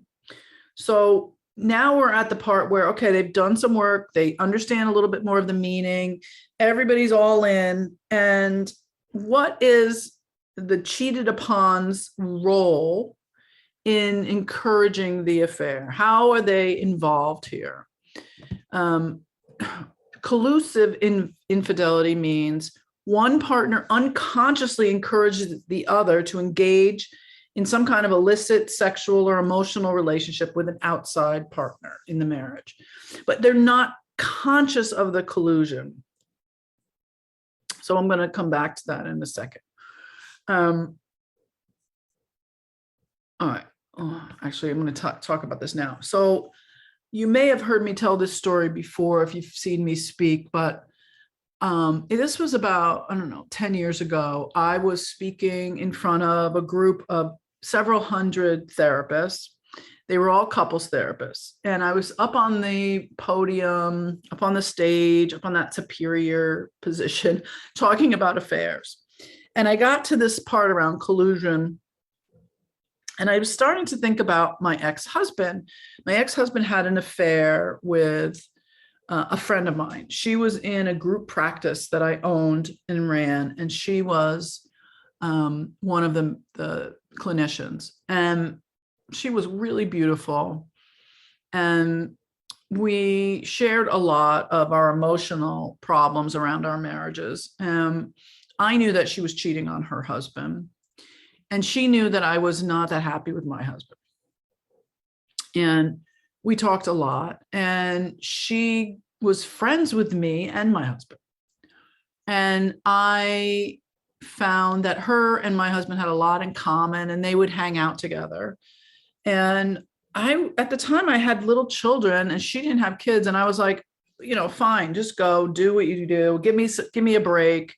It kind of helped me in some ways to have some space. And he sort of fell in love with her. And I know that she sort of manipulated that and encouraged that affair. And they actually came to me at one point and said, is it okay if we sleep together? And I was like, what? What's happening? And I also knew, knowing her, that the affair would probably end, and she would definitely break his heart. But I also knew that he was super flattered that here there's this beautiful woman falling in love with him, supposedly. And we broke up not that long after that, not because of the affair, because meanwhile she had ended that affair before we broke up. It was very complex. But here I am 10 years later, standing up on this podium, and I'm realizing, oh my God, I think I set them up. Like, as I'm saying it to you, it seems obvious, but back then I had no idea. Like, I think that I knew on some level, unconsciously, mind you, that I was going to end my marriage. I needed him to know that someone worthy, beautiful, intelligent was going to be attracted to him, so that he wouldn't be crushed when I ended the relationship, that he would know that there was a future for him after our divorce, that I could build his ego a little bit to soothe the way after I was going to crush him. And I had no idea until I looked back 10 years later. I'm a therapist. I have a million letters after my name. I've done so much training in this area. It's compulsive. And I mean, I'm driven to prove to my mother that I'm smart, even though she's dead. I can tell you how many letters after my name is longer than the alphabet. But I had no idea. I think about it now and it's almost embarrassing, like how much I almost needed that to happen at the time. That's what unconscious collusion looks like. You're not conscious of it. You don't realize it. It serves a purpose. There is a reason for it. I'll give you another example of, I have this gay male couple where they came in because the younger guy said that he has low desire. And the older guy said, yeah, he has no desire for sex. And when I got to the narrative around it, the older guy said, yeah, I try to have sex with him every night. I come to bed, it's like 1 o'clock in the morning. After I watch TV, I try to have sex with him. And I'm like, wait, 1 o'clock in the morning? Isn't he asleep? And he said, yeah, he goes to bed early, like 9:30, 10 o'clock. And I'm like, well, how do you feel about that? Like, is that the best time to initiate sex? And the younger guy was like, no, I'm asleep. I don't really want sex then. And I'm like, well, do you have low desire, or is this just an interesting dynamic where you get to be the one with low desire? And how is this serving you? What role is this playing for both of you? What is the secondary gain? How is this colluding in order to have a purpose in your relationship? And it turns out that the older guy actually has erectile dysfunction and never wanted to tell his younger partner. So unconsciously, he was setting up the younger partner so that he didn't really have to have sex, but he could blame it on the younger guy. And then he wouldn't have to explore his fear and his concern about the fact that he couldn't get an erection. And he was actually saying, I'll just go out and have sex with someone else since you don't want to have sex with me. And ostensibly, his experience in the past had been with a sex worker who he was able to get an erection with and had never had a problem with sex workers. And that's not uncommon for people who have erectile dysfunction because there's less stress, there's less pressure, there's no emotional baggage, and they can get in, get off, and get out. But really, this whole dynamic was set up to ignore the underlying symptoms, the underlying issues. That's what I mean by secondary gain. How is this system set up to protect something in the relationship?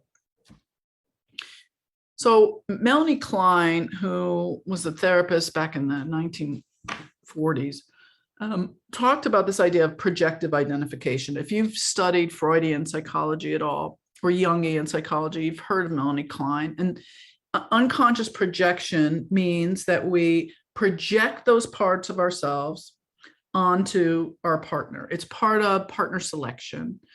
It's part of how we see those parts of ourselves that are unloved in us, in our partner, and we fall in love with them.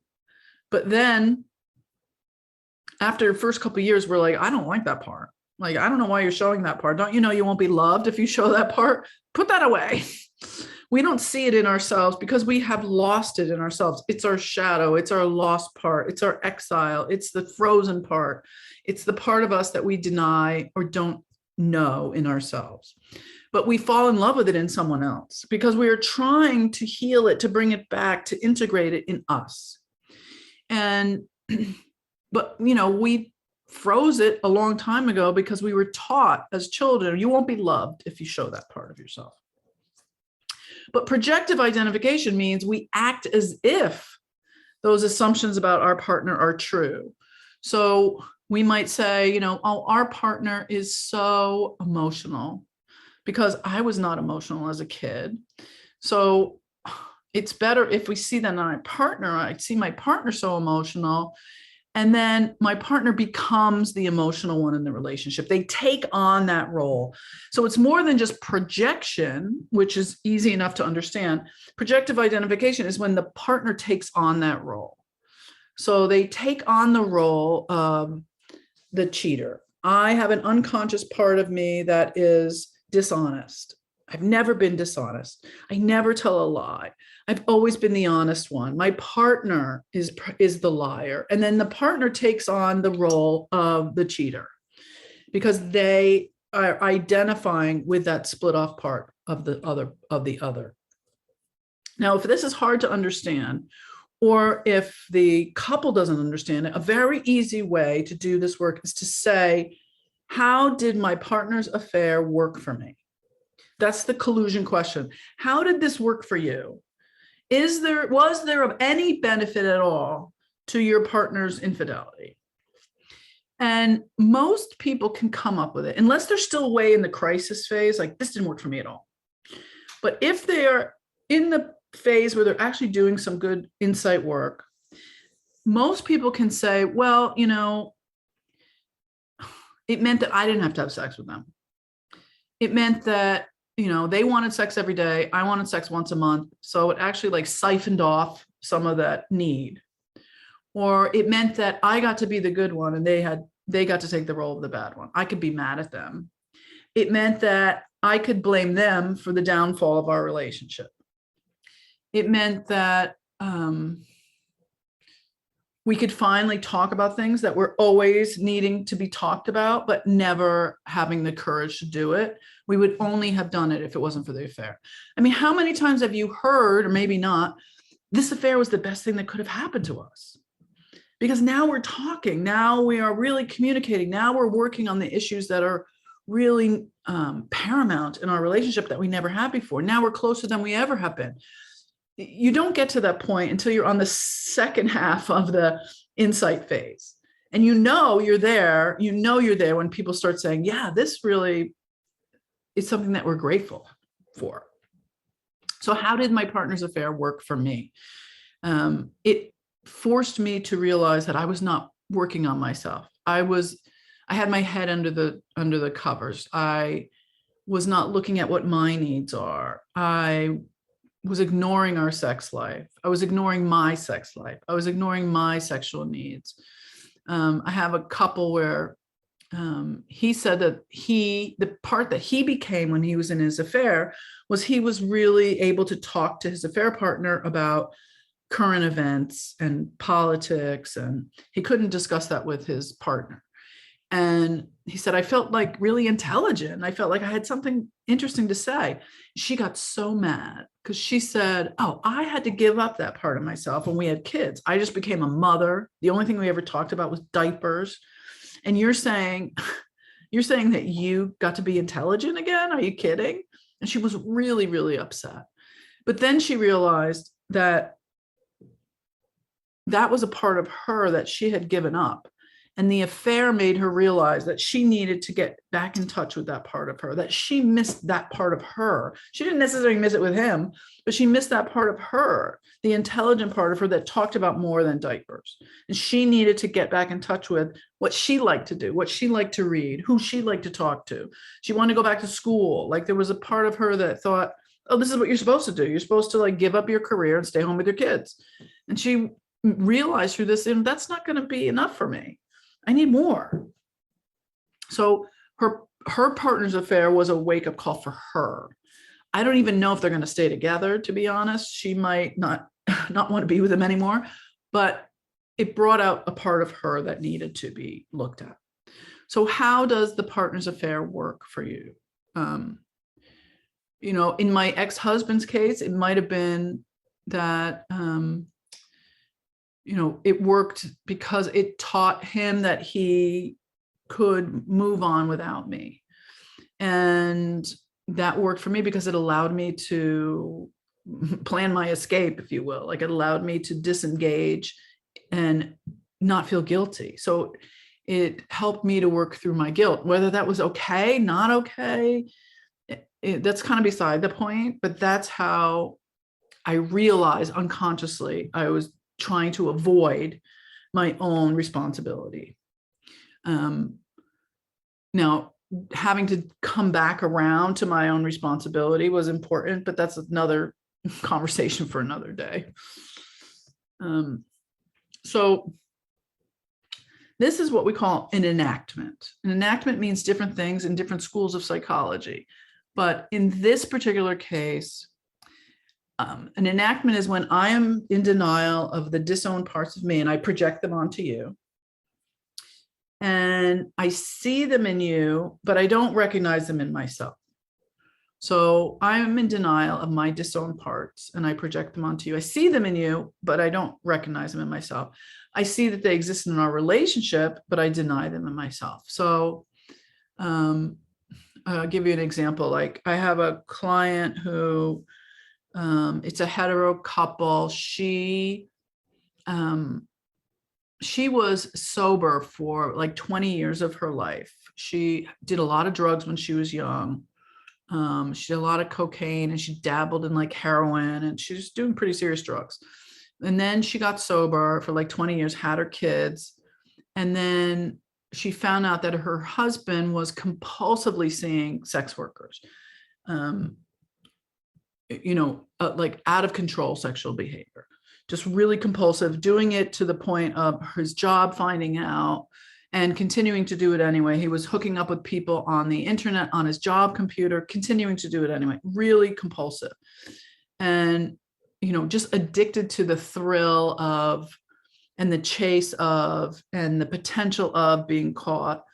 And she saw him as an addict, but did not recognize her own addictive behaviors. So she saw it in him, was very shaming about how compulsive he was, couldn't see them in herself, although she was no longer sober and she was drinking a ton of wine. And so she was talking about how the compulsivity existed in their relationship around his affair, but when he began to confront her about her drinking wine, she couldn't see it, and it was easier for her to focus on his compulsivity. So their enactment was you're the bad guy, I'm the victim. If we have to look at my side, then I have to crack open my whole history around addiction, and I have to look at what my compulsive behavior means. And so your compulsive behavior is much safer for me.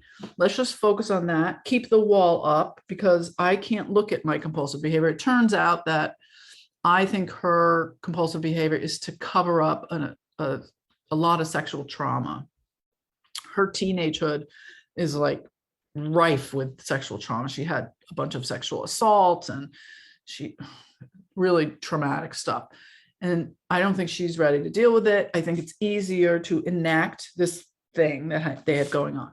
So every time I try to talk about collusion or projection or anything around her involvement in just in the structure of it, every time I try to get her out of the victim place, she comes right back in it and it reenacts and reenacts and reenacts, and she finds something else that she's mad at, and she keeps coming back to that. She's very, very invested in the victim role. So if you see someone who, look, for good reason, they've been cheated on, there's no bad reason that they should feel that way.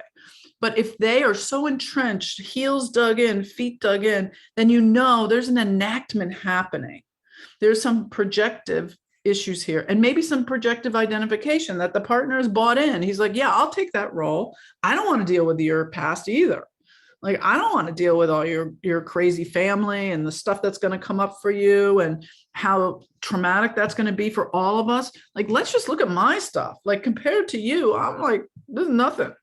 But he keeps escalating his behavior, and it's almost as if he's escalating his behavior so that it's almost like he's saying, look over here, look over here, look over here. Don't look over there.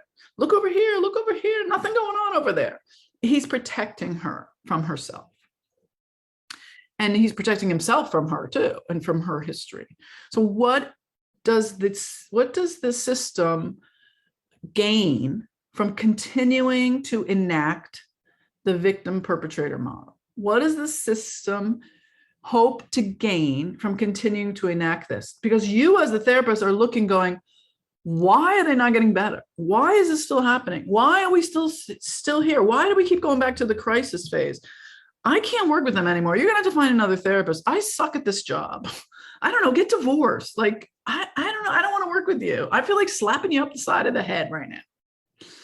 Right? Like, this is one of those moments. If that is happening, it's because you're stuck in the enactment.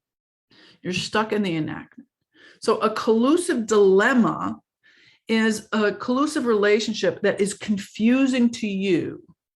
It's confusing to the therapist because you don't understand why the couple is not improving or moving on. You have gotten stuck in the enactment. Now you are like part of that collusion where you're like, wait, what the hell is going on? Like, how is this happening? And maybe you have become part of that triangulation, right? You have become part of that rescuer victim triangle thing. They are invested in keeping their relationship the same as it's been. They're not really invested in changing it, because changing it would be too much of a confrontation of something that's really happening. So it's like a magic trick. It's like, look over here, let's talk about the affair and not about what's really underneath. And it's very frustrating and confusing and interesting in many ways. It's interesting. I keep going back to the couple who, after 10 years, the guy said, I'm just going to screw this woman. That's how he described it, not me. And I'm going to make sure everybody sees so that I can finally move on. I can finally move on from this role, this enactment that we've been in for all these years. I can't do it anymore. And after he figured that out, he stopped coming. They stopped coming. Now, I don't know if maybe they're seeing somebody else, they've moved on, they've stopped therapy. I'd like to think that they're better, at least for now. I mean, that's the story I make up. Maybe they've fallen apart and they're doing horribly, but maybe they're taking a break. Because when you get out of that collusion, it's exhausting all of a sudden. It's like you find everything you've been holding up you kind of collapse and you're like, oh my God, what was that? What were we doing? All those roles, it's like being in a movie for years and years. So, if they can't answer the question, how does the affair work for you? How does being married to a cheater work for you? How does being married to someone who cheats work for you? This is a little bit more intense. Like, I had another couple who she's with someone who's they're in an open relationship, but he lies to her about his outside partners. She's like, why are you lying? Like, we're in an open relationship. It's totally fine. Whatever you want to do, just tell me about your outside partners. Tell me where you're going, so I know you're safe. Tell me how long you're going to be gone. He'll leave for days at a time and won't come back, and won't tell her who he's with, where he's going, when he's coming back. And she's like, it's like an adolescent, being married to an adolescent. And so I did a dialogue for them, and I asked her, what does lying mean to you? What's the narrative? What's the meaning of lying for you? And I asked her, what does it remind you of from your childhood? So now we're going into deeper meaning, pulling in the childhood enactment, the childhood narrative. I said, what does it remind you of from your childhood? She said, nothing. It doesn't remind me of anything. I said, does any part of what we're talking about, being married to someone who lies, being gaslit, waiting home for him to come home, never knowing if he's telling you the truth, who he's with, being worried, does any of this remind you of your childhood? She's like, no, I can't think of anything. My parents were fine. She said, well, I mean, everybody lied to everybody. They were all liars. Okay. So none of this reminded you of anything except the fact that everybody lied to each other. She was like, yeah, my parents lied to each other. They all lied to me. I had to pretend that no one was lying to each other. I had to get up in the morning and smile and say, I like had to collude with their lying. And I was like, okay, so that doesn't remind you of being married to a liar. There's no connection there. And I said it in a much more gentle way than I'm saying it to you. But she had this like moment, looks like somebody slapped her in the face. She was like, oh, like she really didn't see the connection to being married to someone who lies is a reenactment of growing up in a family of liars. We are attracted to someone who's going to reenact the wounding and the longing that we had as children, so that we can finally get this person to love us in the way that we weren't loved as children. So if we can get this guy to be honest with us, if we can get this guy to be truthful, then that's going to fill that longing that we had as a kid, wishing the people that we loved would be honest with us. What did you long for as a kid? Did you long for the truth? She said, I long for them to respect me enough to tell me the truth. And I said, well, what do you long for from him? And she said, the same thing. I just long for him to tell me the truth. If he keeps it a secret, it feels like he's cheating. If he tells me it's private and he doesn't want to share it, that's different. So how does being married to someone who lies to you in the same way that you were lied to as a kid, how does that work for you? Is there a way that there's a secondary gain for this? And she said, well, I feel like I'm reliving my childhood. And I made her go a little bit deeper. And she said, well, I feel like if he doesn't tell me, then I don't have to know.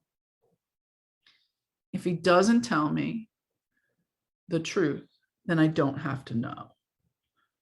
So part of what was painful in her childhood is that she did know, even though they lied to her, she did know the truth.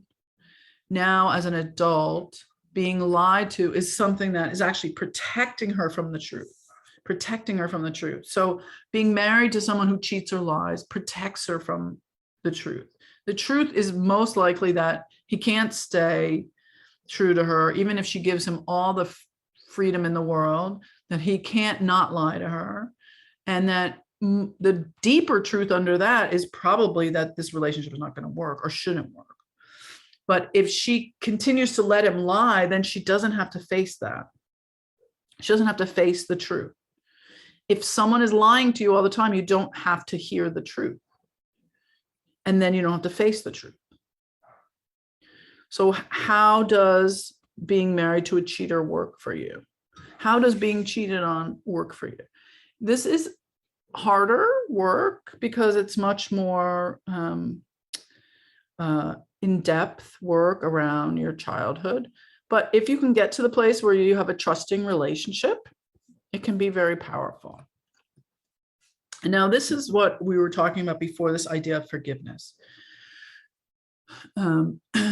If forgiveness is not a goal, right? You want to not get stuck there and get hooked into that. Like, I've said I'm sorry a million times and they won't forgive me. Why are we still talking about this? I said I'm sorry.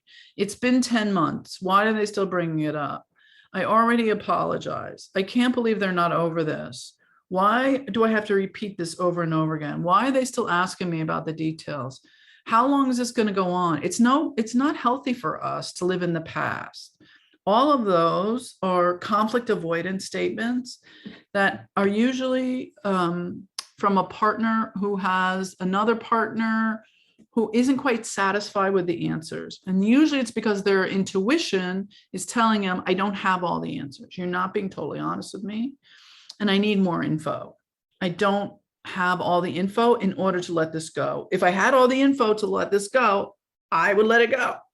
But I don't have all the info. And so I need more information.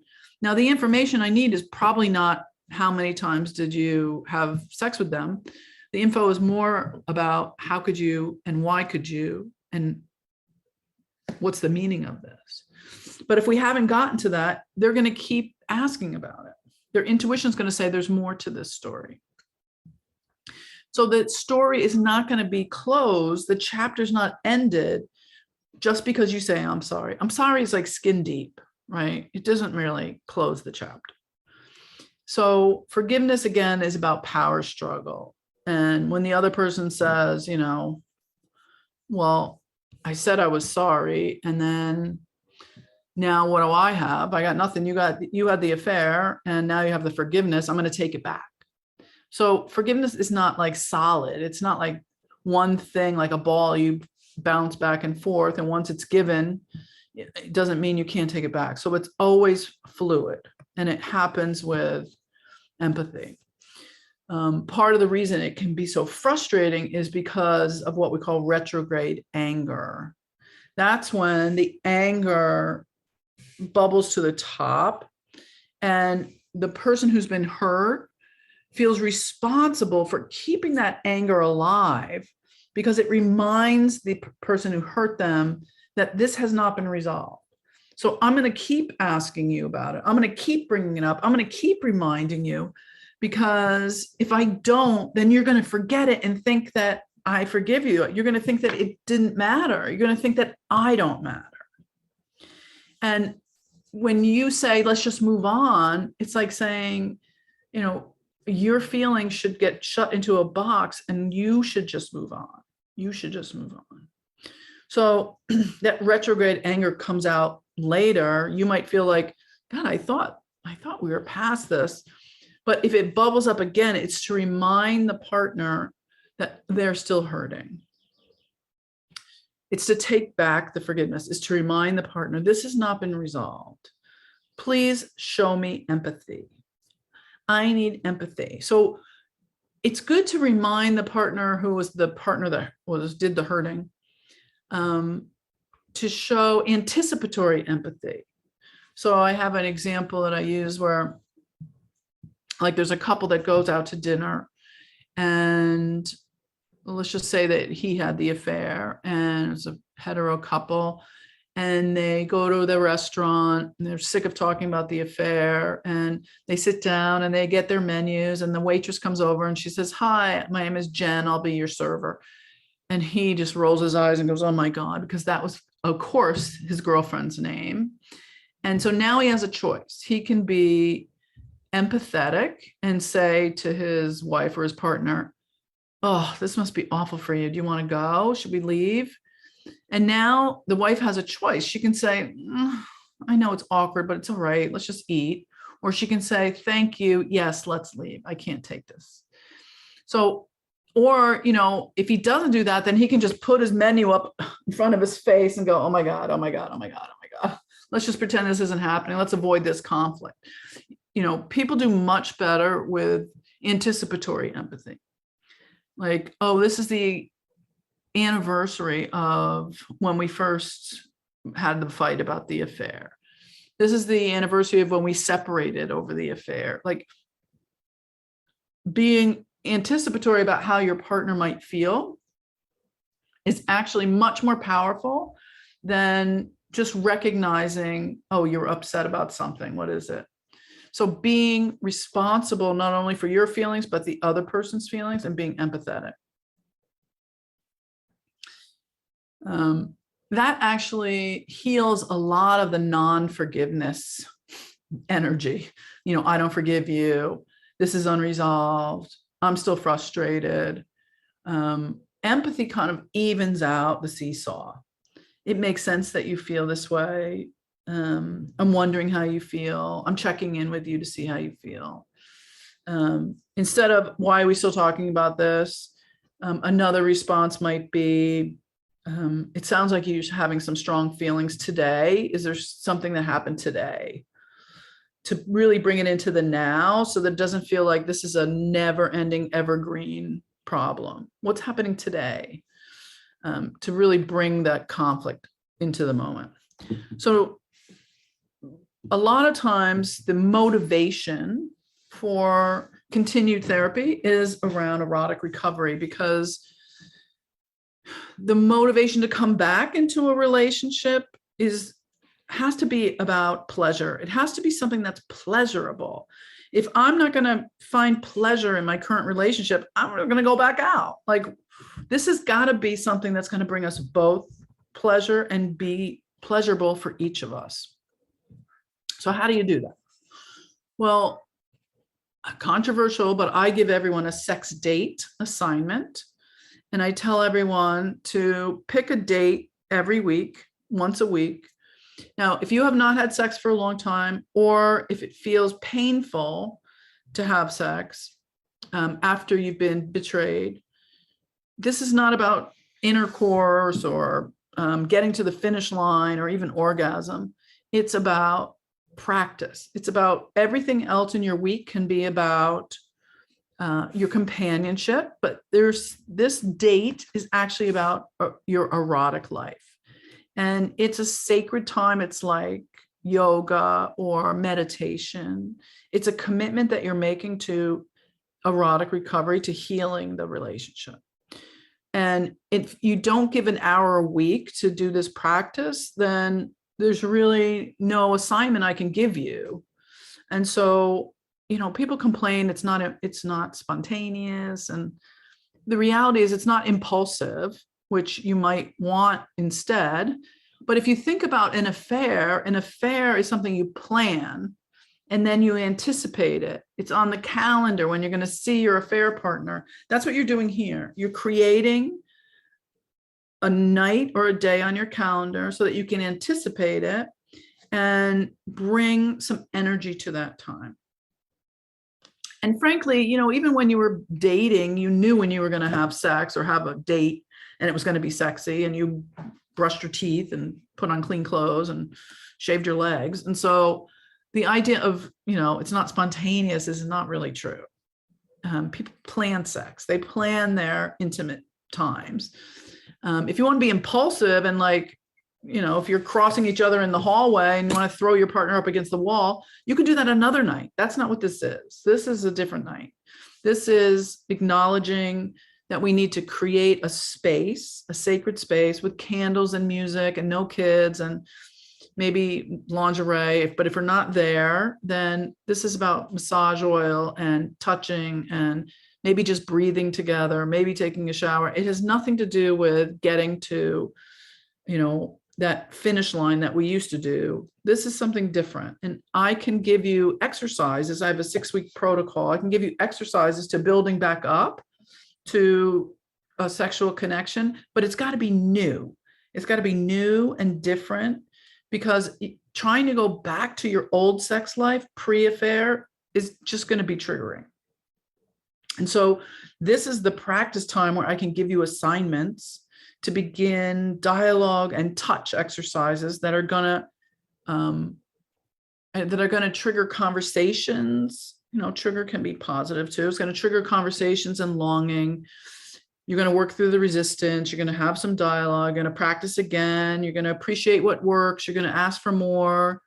You're going to learn a new language around what intimacy really is. And that's part of the assignment for erotic recovery.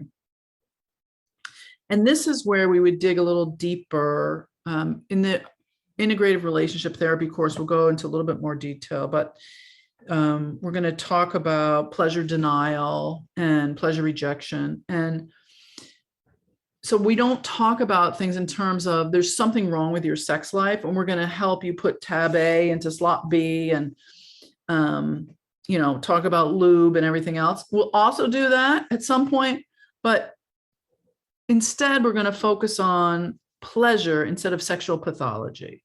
So why have we been avoiding pleasure? Why have we been denying pleasure? If sex is not pleasurable, it's not pathological to not want to do it. There's nothing wrong with you if you don't want to have sex with someone and it's not good. Like, maybe the problem isn't about you or even your partner. Maybe the sex is no good. Like, I want to say the sex sucks, but that sounds like an oxymoron. Maybe we need to work on your erotic life. Like, maybe we need to change things up, and maybe that's the work. So, you know, for those of you who want to be sex therapists or sex and couples therapists, you may need a little training in this area, but you can still ask, when was the last time you had sex and how was it? And find out, what are the barriers to pleasure? What are the barriers to pleasure? And how can we make every encounter more pleasurable? How can we make that sex date something that feels pleasurable to each of you? Pleasure denial is when you say, it would be pleasurable, but I'm going to have more control over myself if I deny pleasure. Like, I want that cookie, but if I don't eat it, then I'm going to have control over my urges. And then I'll feel strong. I'll be a good Christian woman and I won't have sex. That's just an example I'm using from that patient. Or am I being pleasure avoidant, which is more of a transactional experience in a relationship? It would be pleasurable, but I'm so mad at you. Until we feel emotionally connected, I can't have pleasure. For other people, having pleasure makes you feel emotionally connected. So sometimes those two things are at odds. Or it could be, if you don't have pleasure with me, I'm going to have an affair. Or if you would just come down and do the dishes, then I'd come upstairs and we could find pleasure together. Like, it tends to be relational. Pleasure avoidance is relational. Pleasure rejecting is when you want to have a pleasurable experience, a neurotically pleasurable or sensually pleasurable, but your body rejects it and says, oh, no. I'll decide the narrative of this pleasure. I'll decide how this is going to start, when this is going to end, who's going to do what to who. And I need to be in charge of this. So don't even try to have pleasure with me. And your body will just reject it. And that is usually a sign of trauma, maybe sexual trauma or trauma around pleasure.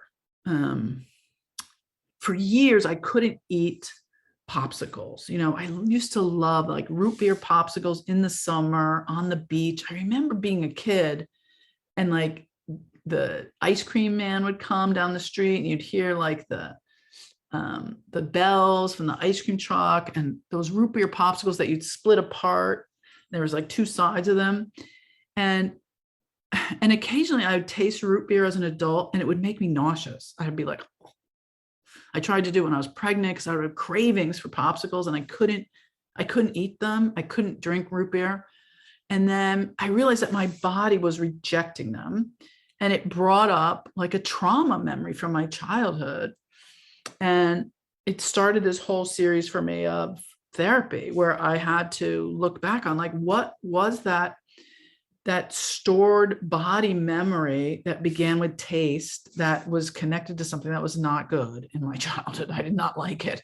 And it was through EMDR that I figured out that pleasure and senses contain so much of our response to pleasure, and how you can override trauma memories with pleasure. It doesn't mean that I'm now drinking root beer, by the way, but there are pleasure responders that are in our brain that have to do with intensity. And so using intentional intensity around pleasure when it's shared with a partner means you don't have to wait until the trauma of betrayal is healed. In fact, it's almost condescending to tell a person you should not be having sex because you are still in your trauma. Like, who are we to say that? Who are we to say that? Like, it's up to you. I'll tell you how to do it and how to start and how to begin to heal. And you can titrate what works for you. But let's focus on what's pleasurable for you. So the person that's pleasure denying, what's pleasurable on your skin? Can you put cream on your hands? Can you let someone touch your hair? What would be pleasurable for you?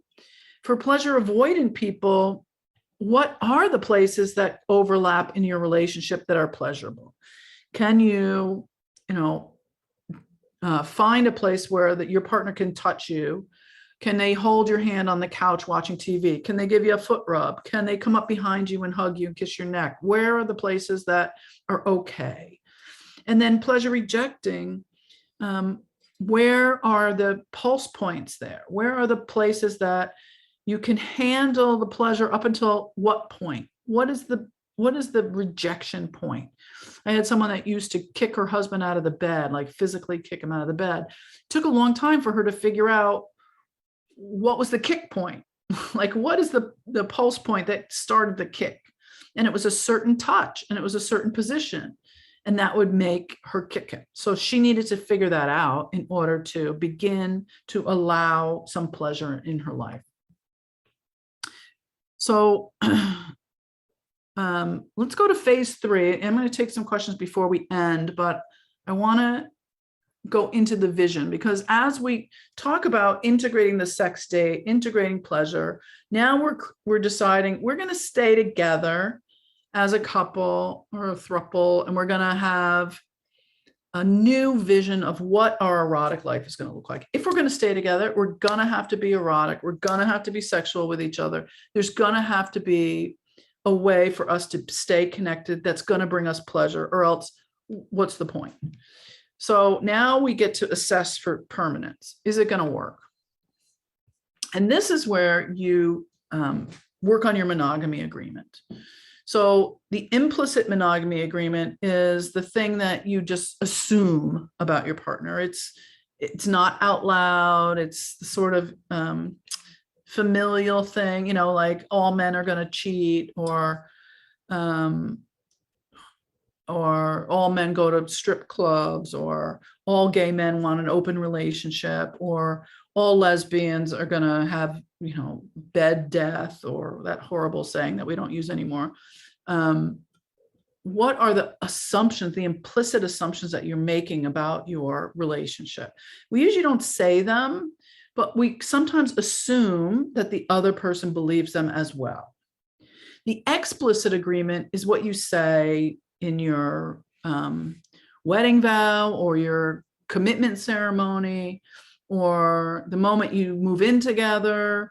They're usually spoken out loud. Sometimes they can be unspoken, but they sometimes involve legal documents. And they're usually, the thing that your parents did, or your grandparents, or the thing that everybody's expecting of you. It's under the huppah, or at the altar, or actually much less religious ceremony than we've ever had before. But there's usually some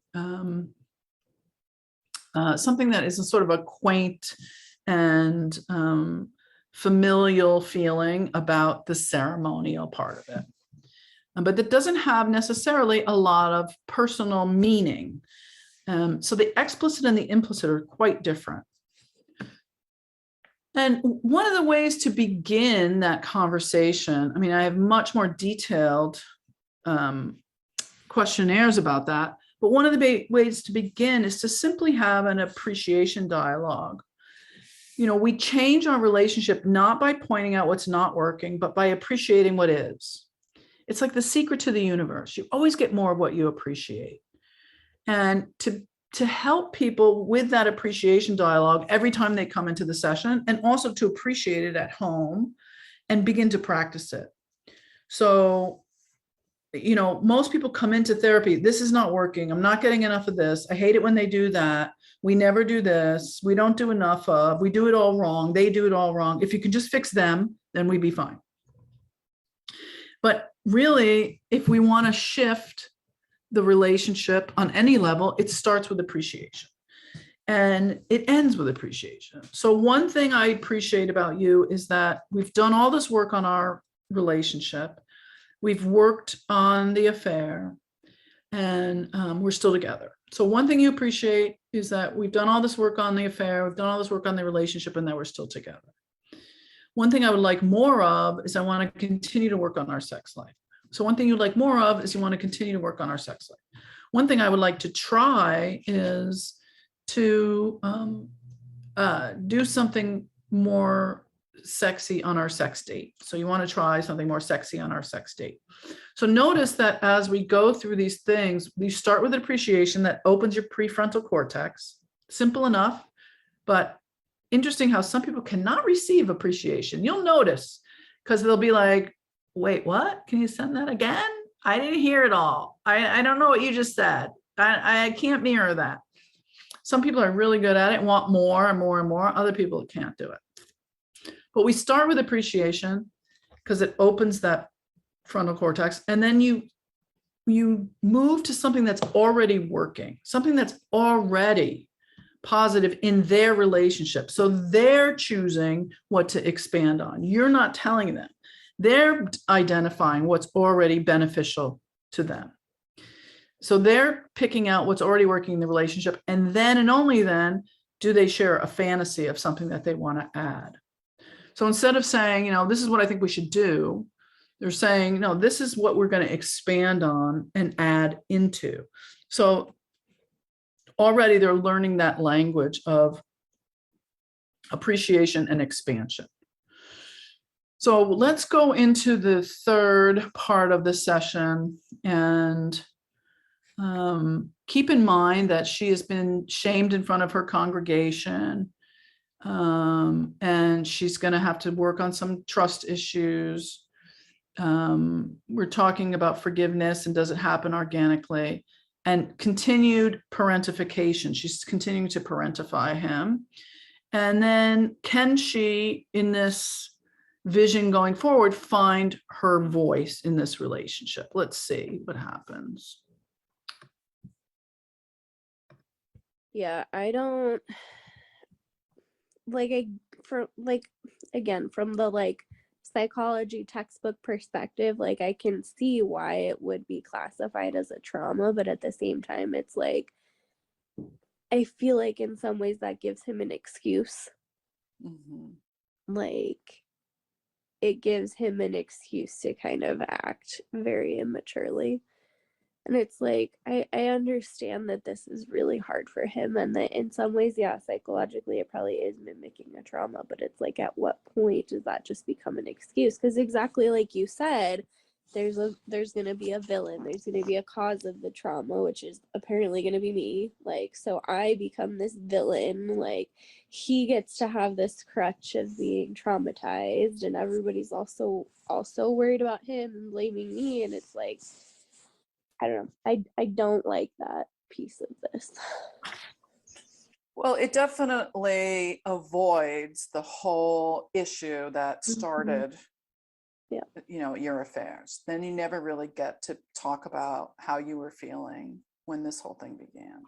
Yeah. Because, like I've said before, people don't usually look for another person. They look to be another person. Yeah. And if, you know, if you became another person in those outside relationships, just because you cut those relationships off, doesn't mean that you can force that part of you underground and hope that she goes away. She's going to either resurface with another affair, or you're going to integrate her into your marriage. And if you can't be your whole self, you're going to blame your husband, or you're going to be unhappy. Yeah. And you're just going to go back to the way you felt before the affairs. And that's not going to work for you. And knowing you the way I know you, you know, going back to an unhappy marriage is not going to work. You can't go back to that marriage. I mean, that marriage, with all due respect, is over. You're going to have to draw a line in the sand and say, okay, let's start a new marriage together. And what's this going to look like going forward? There's got to be some new vision that you're going to share together and create together. And what's that going to look like together? Not just his rules, like don't Right. cheat on me, but you know, you're going to have some say in this of what you need and what it's going to look like. Yeah. Well, and that was like one thing that we talked about a lot, is that he wants, like, understandably, he wants to be able to rebuild trust. And so he's like, I want to be able to look at your phone. I want to know where you are all the time. And I'm like, no, like, hard pass. Because while I understand that you want to rebuild trust, like, I need privacy. I need to have my own life. And at what point do I get to start saying no to you? Because if I say yes to every single thing, you know, you get to track my phone, you have an all access pass to read my text messages, like, at what point does that cross the line between rebuilding trust and becoming obsessive, like, and controlling and manipulative? And it's like, no, I have a voice here too. And if what you're saying you need is that you need all these things and I get no privacy, then I'm not okay with that, and I'm done. Like, Well, so maybe part of, you know, your negotiation about your new marriage can be, what's the difference between privacy and secrecy? Yeah. You know, what are the things that he's going to feel like, okay, you're keeping secrets, and what's the boundaries around what's private? You know, are you going to have some things that are just, you know, just yours, some space? And you know, it's really, trust is really not about you jumping through every hoop that he's demanding of you, because the trust is really about him trusting himself. Like, he's probably more mad at himself than he is at you. Like, he's got to learn to trust his own intuition again, to yeah. be able to say, you know what, I'm going to choose to believe her when she tells me things, or my intuition is telling me that something's not right. And so I'm going to confront her and figure out if this is my fear or my intuition. Like, he's got to learn for himself again if he can trust his own inner voice. And Yeah. it doesn't matter if he looks at your phone. It doesn't matter if he follows you around all day long. Right. Because you know, the reality is his innocence is lost now. Like, he may never believe you again, and that doesn't have anything to do with you. It has to do with him. Yeah. You know, he's got to make a choice. Like, am I going to continue to love you knowing that you could really hurt me? You know, that's different than the love he might have had a few weeks ago, which was a little more innocent. It's really an existential crisis for him, and I get it. Yeah. But, you know, he can't control your behavior hoping that it makes him feel more safe, because it's actually not connected. Right. And that's where, like, I struggle, is it's because, like, I understand that he's hurting. I understand this is hard for him to process. Like, I get all of those things, but like exactly like you said, like, he has to, at some point, he has to be able to trust his gut. He has to be able to trust me. Like, I can't jump through all these hoops. It's just not fair. So, You have to trust him that he could handle the truth, that you could go to him and say, look, I respect you enough that I'm going to tell you that I'm having a hard time. I've been thinking about calling this person, which might be an indication that we're not doing well. So I think we need to, you know, up our therapy or have a conversation or talk about why I'm not happy. you know, Yeah. that I tried to talk to you a couple of years ago and it didn't work, so we have to do something differently now. So, Yeah. you know, I want to be able to trust that I can talk to you before I go and act out on my feelings. And can you handle that? Yeah. That's, you know, that's going to be a big change. Yeah. Do you think you could ever trust him enough that you'd be able to do that? I mean, I'd like to hope that I can. And I think he's finally aware that he needs to work on that. Like, I mean, we had marriage counseling, and I even was like, in this situation right here, I feel like I'm not allowed to process my feelings, because if I say something he doesn't like, he's gonna completely shut down, and like I'm gonna have to be so worried taking care of him that I can't handle my own stuff. And so it's like, at what point is he gonna have some emotional maturity that he can handle it? And like I'd like to think that he can work on it and he can get there. So I mean, I'm hopeful, but Well, and at some point you're going to have to decide he's just going to have to go through it and you don't have to take care of him. yeah. You know, like it's not your responsibility to take care of him. He's going to have to maybe go through this alone. It's not a journey that you can take with him. Yeah. Well, and that's what like our pastor really tried to get through to him, is that like you have to take control of your life for yourself. Like you have to start going to the gym for yourself, like for your own sanity. You need to start taking care of yourself, and like nobody can make you do it. You have to choose it. And so like, I mean, at some point, like I'm not gonna be able to just keep taking care of him. Like, Right, right. And hopefully he'll pull himself out of it. yeah. You got to give him a little slack and let him have some shock. Yeah, and I'm trying. I mean, and that's why like this last couple weeks, like I've tried to give him some grace and not really harp on him for stuff. But then also like I'm getting to a point where it's like, okay, bro, like I don't need to be reminding you anymore that you need to eat. Like, Right. And take a shower. yeah. Clip your toenails. Like it shouldn't, it's like gross. I don't want to have to talk about your feet. Well, next time we meet, can we talk more about your grief and what it feels like to end these affairs and these relationships? Because I think that is a space that you need to talk about. It seems like that's hard to find the space and time for you to deal with those feelings, which are complicating this whole time for you. Yeah, you can do that. Okay. Is there anything else that you feel like you want to talk about next time that we didn't get a chance to, or that you want to talk more about when we meet? I think that would probably be a big thing, is like the grief over that. Okay.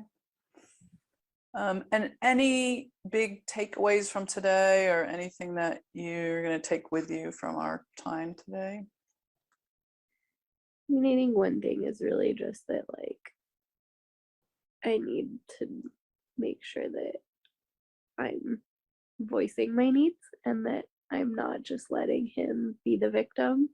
Like it's okay to try and kind of make him pull himself out of this and figure it out for himself, that like I don't have to parent him through this.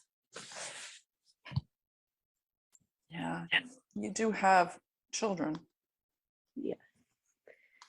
And she is a duck today, and she is adorable. Oh, I'm glad. So She's doing okay. yeah, she's doing good. I mean, we've been pretty careful about keeping all of this away from her. So Good. I think that needs to keep being a priority. Okay, good. I'm glad you could be there for her. Yeah. And kids have a way of pulling you out of your own stuff, that's for sure. Yes. All right, Erin. Yeah. Yeah, I don't. So can you do this work with an individual? That's a question that comes up all the time. And her grief around ending that outside relationship is really also grief around letting go of a coping skill that she thought she had, and the grief around the fact that she's going to have to voice her own needs. Like, she's never really had a voice. She came from a pretty traumatic childhood as well, and the reality that nobody else is going to have her needs in mind is a grieving process where she has to let go of the fact that her mother didn't have her needs in mind either, and no one else is going to be able to do that for her. She thought maybe these affairs were going to mean that somebody else put her needs first, but then realizing that's not going to really cut it either, and that her husband's not going to put her needs first, and the pastor didn't put her needs first. Like, there's a whole level of grief that has to happen where she's going to have to learn to put her needs first, and that means physically taking care of herself. She's gained a lot of weight. Like, she's got to learn to use her voice to put her needs first, and that does trigger grief. It triggers a lot of grief. It's letting go of the fantasy that you can go back to some well over and over expecting there to be water, and not only is it empty for her, but it's toxic. Like, you can't go back to that well. It's toxic well. There's nothing there, and anything that's left is bad for her. So she has to have a new vision of a new type of relationship. So when I said to her, not only is your marriage got to change, but it's got to end, I really mean that. And I say that to all people after an affair, that, the marriage that you've had up until now was not the marriage that you envisioned when you got married, or when you made a commitment to this person, or this is not how you envisioned your relationship was going to be. And so we have to end this relationship and grieve this relationship, grieve the vision that you had of rocking on the front porch, or of having kids together, or being the ideal gay couple that all your friends are going to look up to, or whatever the vision was that you had, and move on with a new relationship. Create a new relationship going forward. You can have many relationships within the relationship that you have. Margaret Mead said you can have 3 relationships, one for sex, one for children, and one for companionship. I think you can have many more within the lifetime of your marriage. I think we live a long time. We can have a lot of relationships together. You have the relationship when your kids are young, when they move out, when they move back, when you have freedom, when you get a dog, when you don't get a dog, like so many relationships. And I'm sure if you're in a relationship, or you have been in one, or you imagine yourself in one, you could understand what I'm talking about. And creating that vision includes the monogamy agreement. So it also includes an erotic focus and a new appreciation dialogue. So using the language of appreciation and creating a monogamy agreement. Now, focusing on the long-term conscious repair is also having a conscious conversation around what the resources are in the relationship: time, attention, affection, and sex. What was the problem in the affair that you felt drained the resources away from you, or that you feel were not fair in the way that they were distributed? This is important if you want to have a more flexible or open relationship, that it might not matter to you how much time your partner spends with other people, as long as when you're together, you get their full attention. So they're not on their phone, they're not texting other people, they're not watching TV all day. Like, what do you need as far as time? What do you need as far as attention? Do you need words of praise that they tell you you're beautiful, they see you, they notice you, you need to dialogue, you need to go outside, you need to play together? Like, what do you need? That may overlap with all these things, or it may be something totally separate.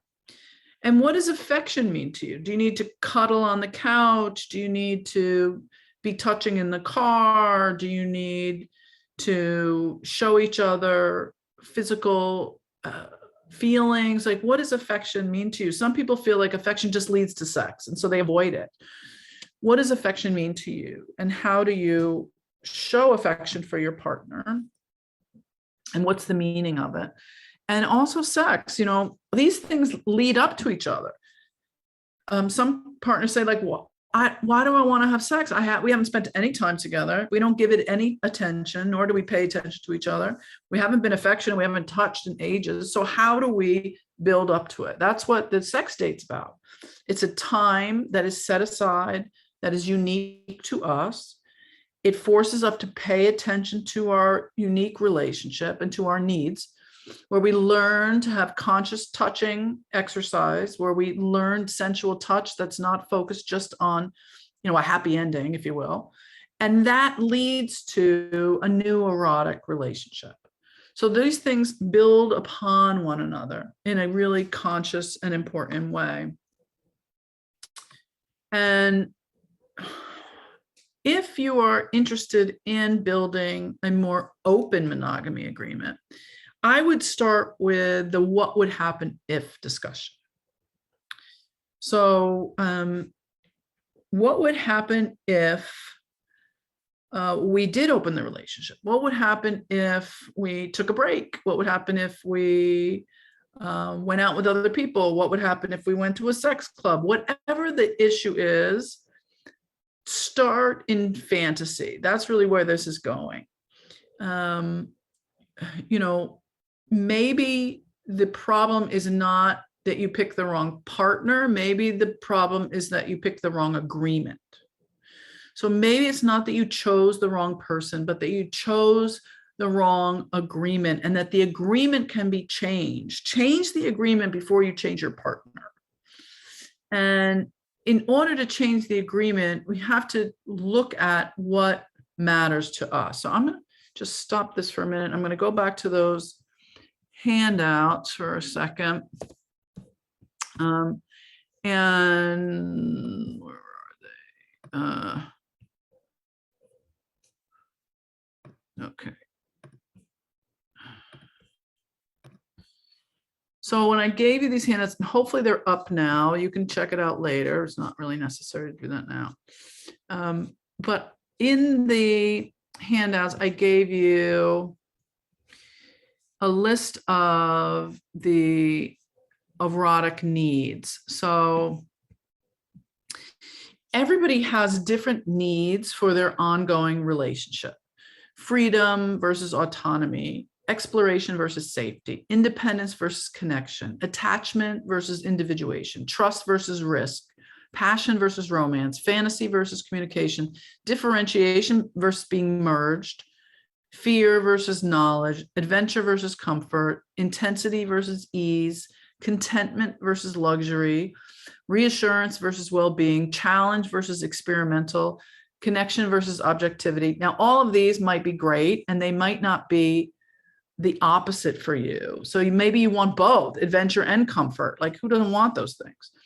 But you might want more adventure than you want comfort. You might want more of a comforting relationship than you want adventure. Be aware as you begin to explore for your own relationship or for your clients, like where the needs are in your new monogamy. Like, everybody is different, and many times they're at the opposite end of the spectrum. It doesn't mean that they can't be together. It doesn't mean they can't be healed. It doesn't mean they can't work. In fact, most of us are attracted to someone who's fundamentally incompatible with us. That's how we perpetuate the species. It's how we heal those projected parts of ourselves. That's part of attraction. It's part of partner selection. So don't freak out if your partner is like all into passion and BDSM, and you're into like romance and rose petals. That's all fine. There's also cycles of an intimate relationship. So know that wherever you are developmentally, there are new forms of relationship that are developing all the time. So, for instance, many times we start with not knowing someone, and we sort of long for someone that we haven't met yet. And then we long for sort of conquer them. Like, I long to know you. I'm curious about you. I want to get closer to you. And then we finally get them. And that's when the passion is, the heat, the aliveness. And then we fall in love with the romance part of it, sort of like the limerence, if you will. And then that's when we go into the attachment phase of like, oh, I can finally relax. Like, we are finally at the sweatpants phase. I can like stop wearing makeup. I can eat the third piece of pizza. We can finally like be ourselves. And that's like a release of some of the tension. And that's when you are ready to commit. So whatever commitment means to you, you say, oh my God, this is my person. I found my person. I'm going to stay with this person forever. And once you do that, you regress, right? That's what I said before. You regress to what you know of forever. And you begin to parentify the other person, because this feels like family. Once that happens, once that family parentification happens, you go into conflict. Like, don't tell me what to do. Don't boss me around. And then you have a choice. You can either fall asleep and say, oh, well, I guess this is my person. I guess this is what happens in marriage. I guess this is what people do. I don't want to break up. I don't want to be fighting all the time. So, your new phase, your erotic, passionate phase, lasts anywhere from 3 months to 27 months. And after that, you go into a new phase of development, just neurologically, that includes conflict and power struggle. And you stay there for the rest of your relationship or the rest of your marriage, the rest of your life. But that is not an indicator of whether or not your relationship is going to work. What indicates whether or not your relationship is going to work is the resolution of conflict. So we go into the next phase, which is a new curiosity. You either stay asleep forever or you start to get curious. Like, how can we wake this up? How can we wake up our relationship? You either split off into an outsourced relationship, like, I need to wake up. I need to wake myself up, or I need to wake us up by bringing in some eroticism. I'm either going to go to porn, or I'm going to go to an affair, something. I got to bring some erotic energy in here because we can't stay asleep. And then you begin to have some kind of sexual empathy. Maybe you went to therapy. Maybe you shared your porn with each other. Maybe you brought home that energy. Maybe you have a shared dialogue. If something brings you back together, you begin to communicate, and then you find a new passion for each other. And then you lose interest again. And then it starts the longing again. So that's the cycle of intimate relationships. Maybe you come in and out, maybe you go back and forth. But know that we cycle in and out. So as the conflict hits a peak, because maybe you've brought your erotic energy outside of the relationship, you're no longer in the falling asleep phase. You're wide awake now. You're communicating. There's more passion. And the other end of the monogamy spectrum is disinterest. So do you lose interest? How do you stay in this longing phase? In the heat, this is the limerence phase where people get into affairs. They start to feel longing for someone, and the heat and the romance is usually pretty hot until they get into the attachment and the commitment. And then they're like, whoa, I don't need another partner like that. This is the vision exercise, which is a good thing to do with the partners as they are in this last phase of healing.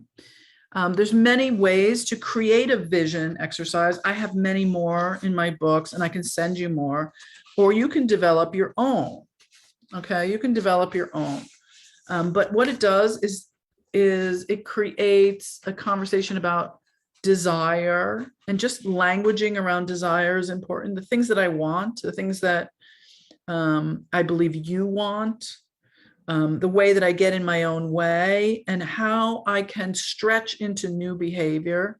And then, of course, appreciation. So visioning is futuring, they call it in business. Like futuring is throwing the stone forward on the path, and then the path will appear. It's not waiting for the path to walk on the path.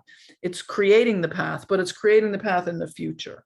So being able to say, yeah, I am here for this, but I'm not going to go back. We can't go back. If we try to go back, we're going to end up here again in the same place that we've been. So we can't be in the same space that we have been. We'll end up having an affair again. And renewing those contracts often. You know, we renew our license often. We need to renew and revisit these monogamy agreements. Oh, I gave you a collusion exercise. You know, how does being married to a cheater work for you? And I gave you some examples in case people can't come up with examples on their own. Like, it's better than being alone. It makes you feel superior. You can hang on to your anger. It helps you to express feelings that have been suppressed throughout childhood. It helps you avoid taking responsibility for your own part in the relationship. You can hold on to your victim martyr role, which is very powerful for you, maybe more powerful than the perpetrator. It keeps you from identifying as a perpetrator. The role of perpetrator is too dangerous to align with, perhaps because of your own history. It keeps them in denial of their own role. It avoids or focuses on the work needed to be done in the relationship. It keeps you in a dysfunctional relationship. It avoids the work of disengaging. It avoids being independent. It avoids taking on the role of a single parent. It pushes out off the uncomfortable thoughts. It creates blame. It lives vicariously through the partner's affairs. So you do it for me, and I'll just find out about what it's like. It unites against a common enemy, which could be the outside partner. So, you know, feeling like at least you and I have a common cause. We're uniting against the affair. At least we're together in the discussion. It creates a shared dynamic. It wakes up the passion. At least we're passionate about something, and we're not just avoiding each other. Redirects the conflict in the relationship. It takes ownership of ending the relationship. So there's many, many ways that you could help them express that. This is a quiz about emotional affair. You can do that on your own. This is the 7 questions that I brought up before. This is the trust meditation that I brought up. And that's the reference. I just wanted to go over that with you again, because I know that it wasn't up there initially. These are the stages that we've been talking about today. Wish we've hit all of this. Yes. Yes. Okay. And I am going to go back to just the last couple slides, and then I'm going to open it up for questions because we're pretty much done. So in individual therapy, 25% of people have gone to individual therapy and said they saw improvement in their marriage. Now, remember, from the very beginning of the presentation, 69% of couples have gone to couples therapy and it hasn't worked for them. A third of those people have gone to individual therapy and it actually helped their marriage. So there's many different ways to look at this. One is, now that you know a little bit more about doing affair therapy with couples, I think we can have a higher rate of positive treatment outcomes because we know a little bit more. Certainly one day is not going to make an expert of you, but more practice with couples will. And you can have more ongoing training and certified and be certified as an integrative relationship therapist. That will definitely help. More sex education and sex therapy training definitely helps. But also being aware that everyone is on their own path, and that the more insight people have into their own stuff, the better partners they become. So for follow-up for couples who get stuck in rumination, blame, projection, I do recommend ongoing couples work. and also a deeper level of like psychoanalysis, perhaps individual therapy to talk about their own history. For trauma treatment, I recommend EMDR, if you know what that is, eye movement therapy, or IFS, which is internal family systems, somatic therapy, anything that works with the body, because a lot of this work gets stuck in the body. Work on the family and trauma treatment. I also really do recommend psychedelic therapy, like ketamine therapy right now is perfectly legal. MDMA therapy is going to be legal by the end of the year. There are places where psilocybin therapy is legal, but I'm not trained in that, so I don't really know if I can recommend that. But for a lot of people, there are really high levels of recovery rates for trauma. And it's really the first time in history that we can look at the brain and really see the positive effects of some of these trauma treatments. Like we can see the neurological effects of treatment as we've never seen them before, it's quite astounding, actually. So ongoing treatment. And also I give people the option of like checkups to come back in, even if they feel like they're done and they feel complete, to come back in for sessions after 3 months and 6 months, or even a year, to just keep in touch and keep boosting their relationships and to keep focused on moving forward. Different relationship issues will come up. It's also sort of a check-in to see how the monogamy agreement is going. And just the last piece, and I'm going to give you a link to some more handouts. The last piece is just know that it's not about saving your marriage. It's about choosing your marriage. So it's not about saving your relationship. Monogamy is hard for everybody, and some days are harder than others. So choose the monogamy that works for you. Some days you're going to say, I wish I chosen a different partner. Choose the agreement that works for you and work it out with the partner or partners that you have before you do something that threatens that relationship. Because integrative therapy is really about living in integrity. So what does it mean to you to live in integrity? Maybe it means outsourcing your relationship and not telling your partner. Maybe it means opening your relationship. Maybe it means really living an honest life. I don't know, but I want to help you figure that out and live in the most integrity that you can as a person, the most whole and the most together that you can be as a person that's not looking for someone to complete them. So this is an additional handout, and I'm going to talk about them in a minute. You can take a picture of this. This is a QR code, or you can go to this link, which is Dr. Tammy Nelson, Pessy Affairs /Pessy Affairs. I'm going to give you this link in a minute and go to it so I can go over the handouts. I'll just give you one more second to take a picture of this if you have a minute, or you can write down the link. It's drtammynelson.com/Pessy-affairs. Let me see if I can go there. You have to put in your name and then it'll give you the link. So one more time, sorry.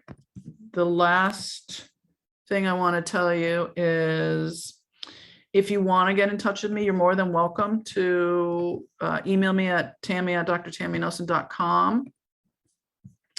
But if you're looking for more information on the ongoing course, Integrative Relationship Therapy, there will be a link in your platform. So I'm going to stop the share. I will thank you for all the hearts and the claps. Thank you so much. I really appreciate that. And I'm going to open it up for questions. I'm also going to go to the link to the additional handouts to talk about them before we end. You want to do that first, or you want to go with questions?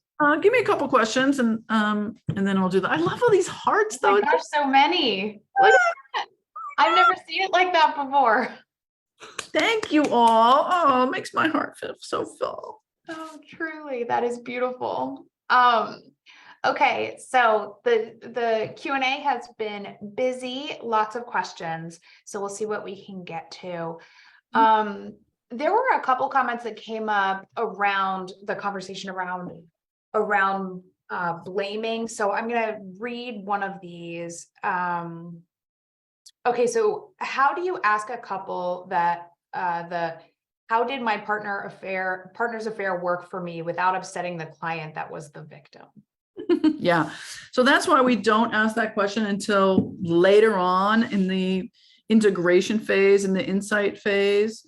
It may upset them. It may upset them. Is there any way that, you can ask them in a way that's a little bit sarcastic? Like, I'm wondering is there any way that this worked for you? Like him being the cheater, her being the cheater?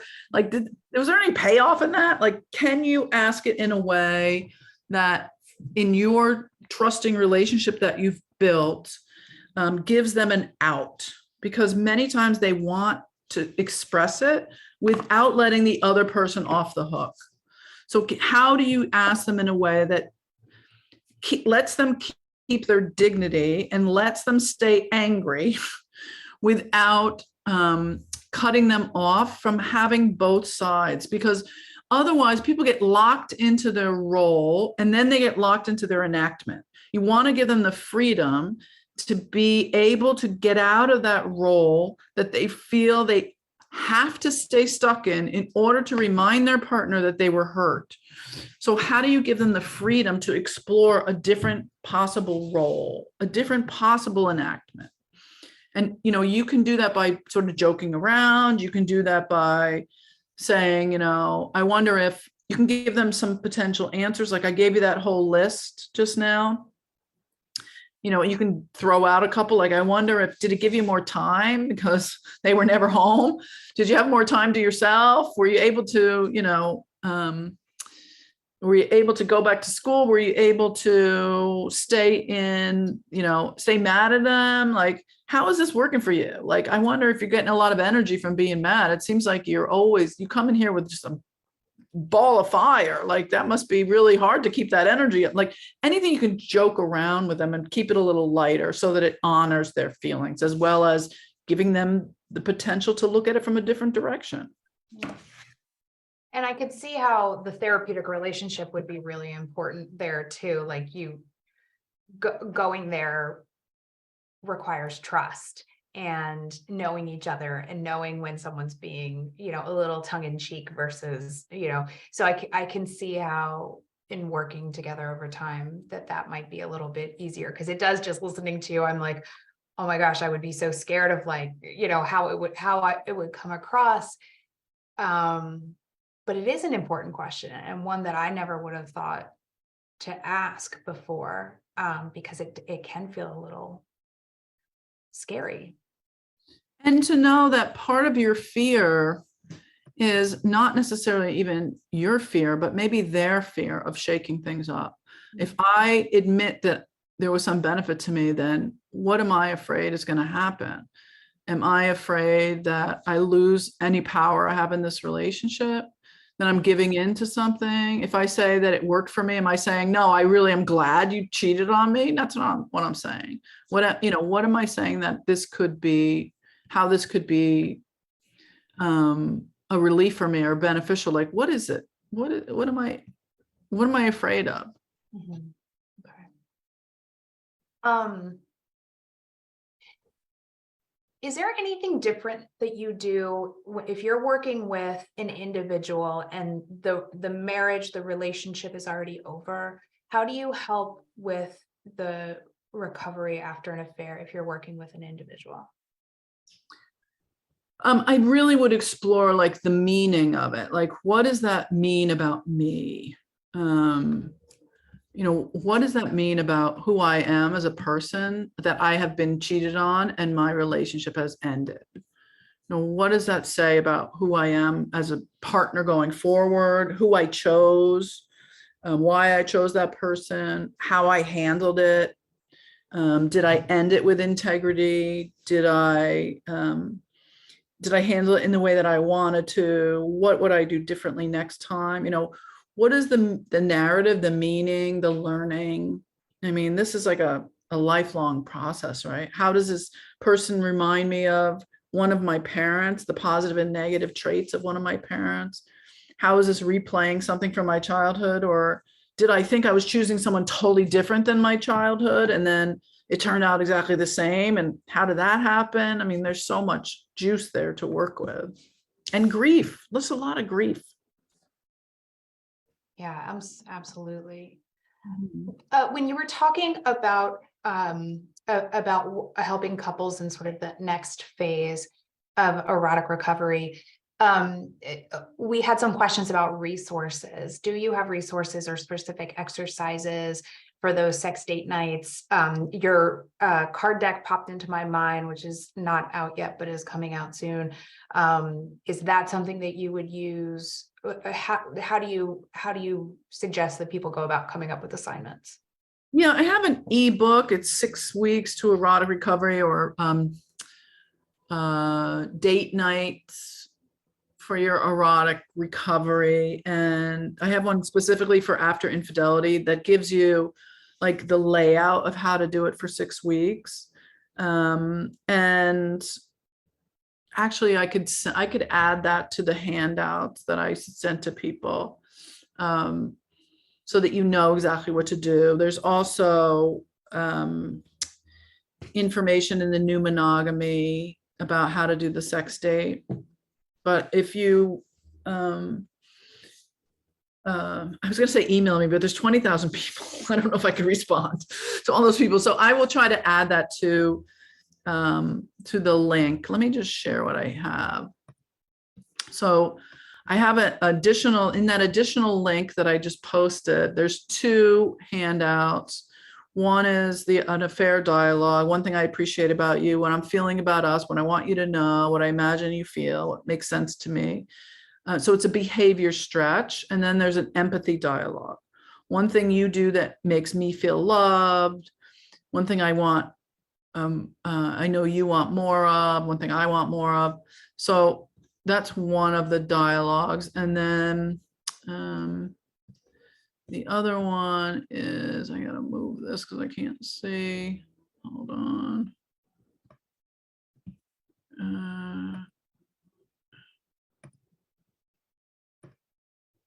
There it is. It's how to start your new monogamy agreement. So people were asking for that resource as well.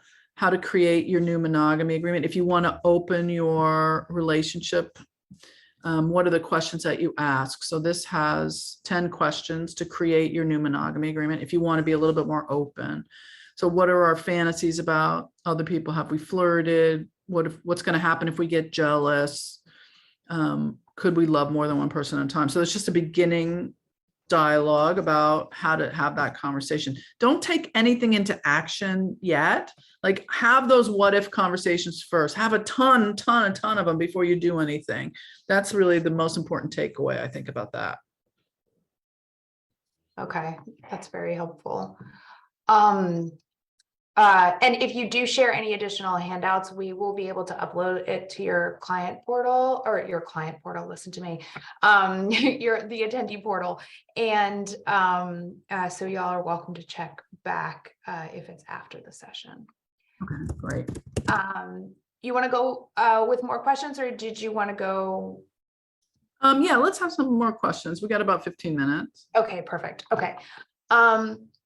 So there were a couple of questions, and the phrase that stands out to me is jumping through hoops. So for the person that cheated, there's a message of you should do whatever it takes to build that trust again. You should jump through hoops. Sometimes that can feel like being punished for their actions. How do you suggest that folks work with that? Well, I would challenge whatever those hoops are. Like, I understand the need to prove trustworthiness, right? So is the need to prove trustworthiness exactly relevant to the betrayal? Or is the need to prove trustworthiness an attachment, insecure, anxious attachment issue? Or is the need to prove trustworthiness going to be never satisfy the fear We heard this client say, this is never going to work for me. If he keeps demanding more and more of my privacy, then she didn't say this directly, but then it's going to feel parentified and I'm going to feel like I'm always in trouble. And that's not going to work for me. And she would actually end the relationship over that. Like she wouldn't end it over other things, but she would end it over that, which I find fascinating.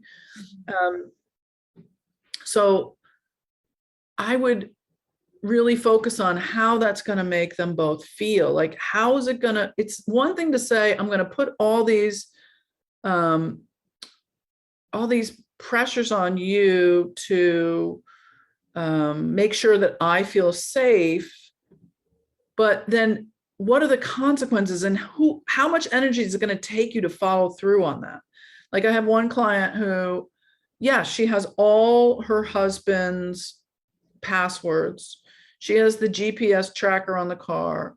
She spends hours a day going through his stuff, hours. And then if she misses a day, she's like, oh my God, he could have cheated on me and I would have missed it.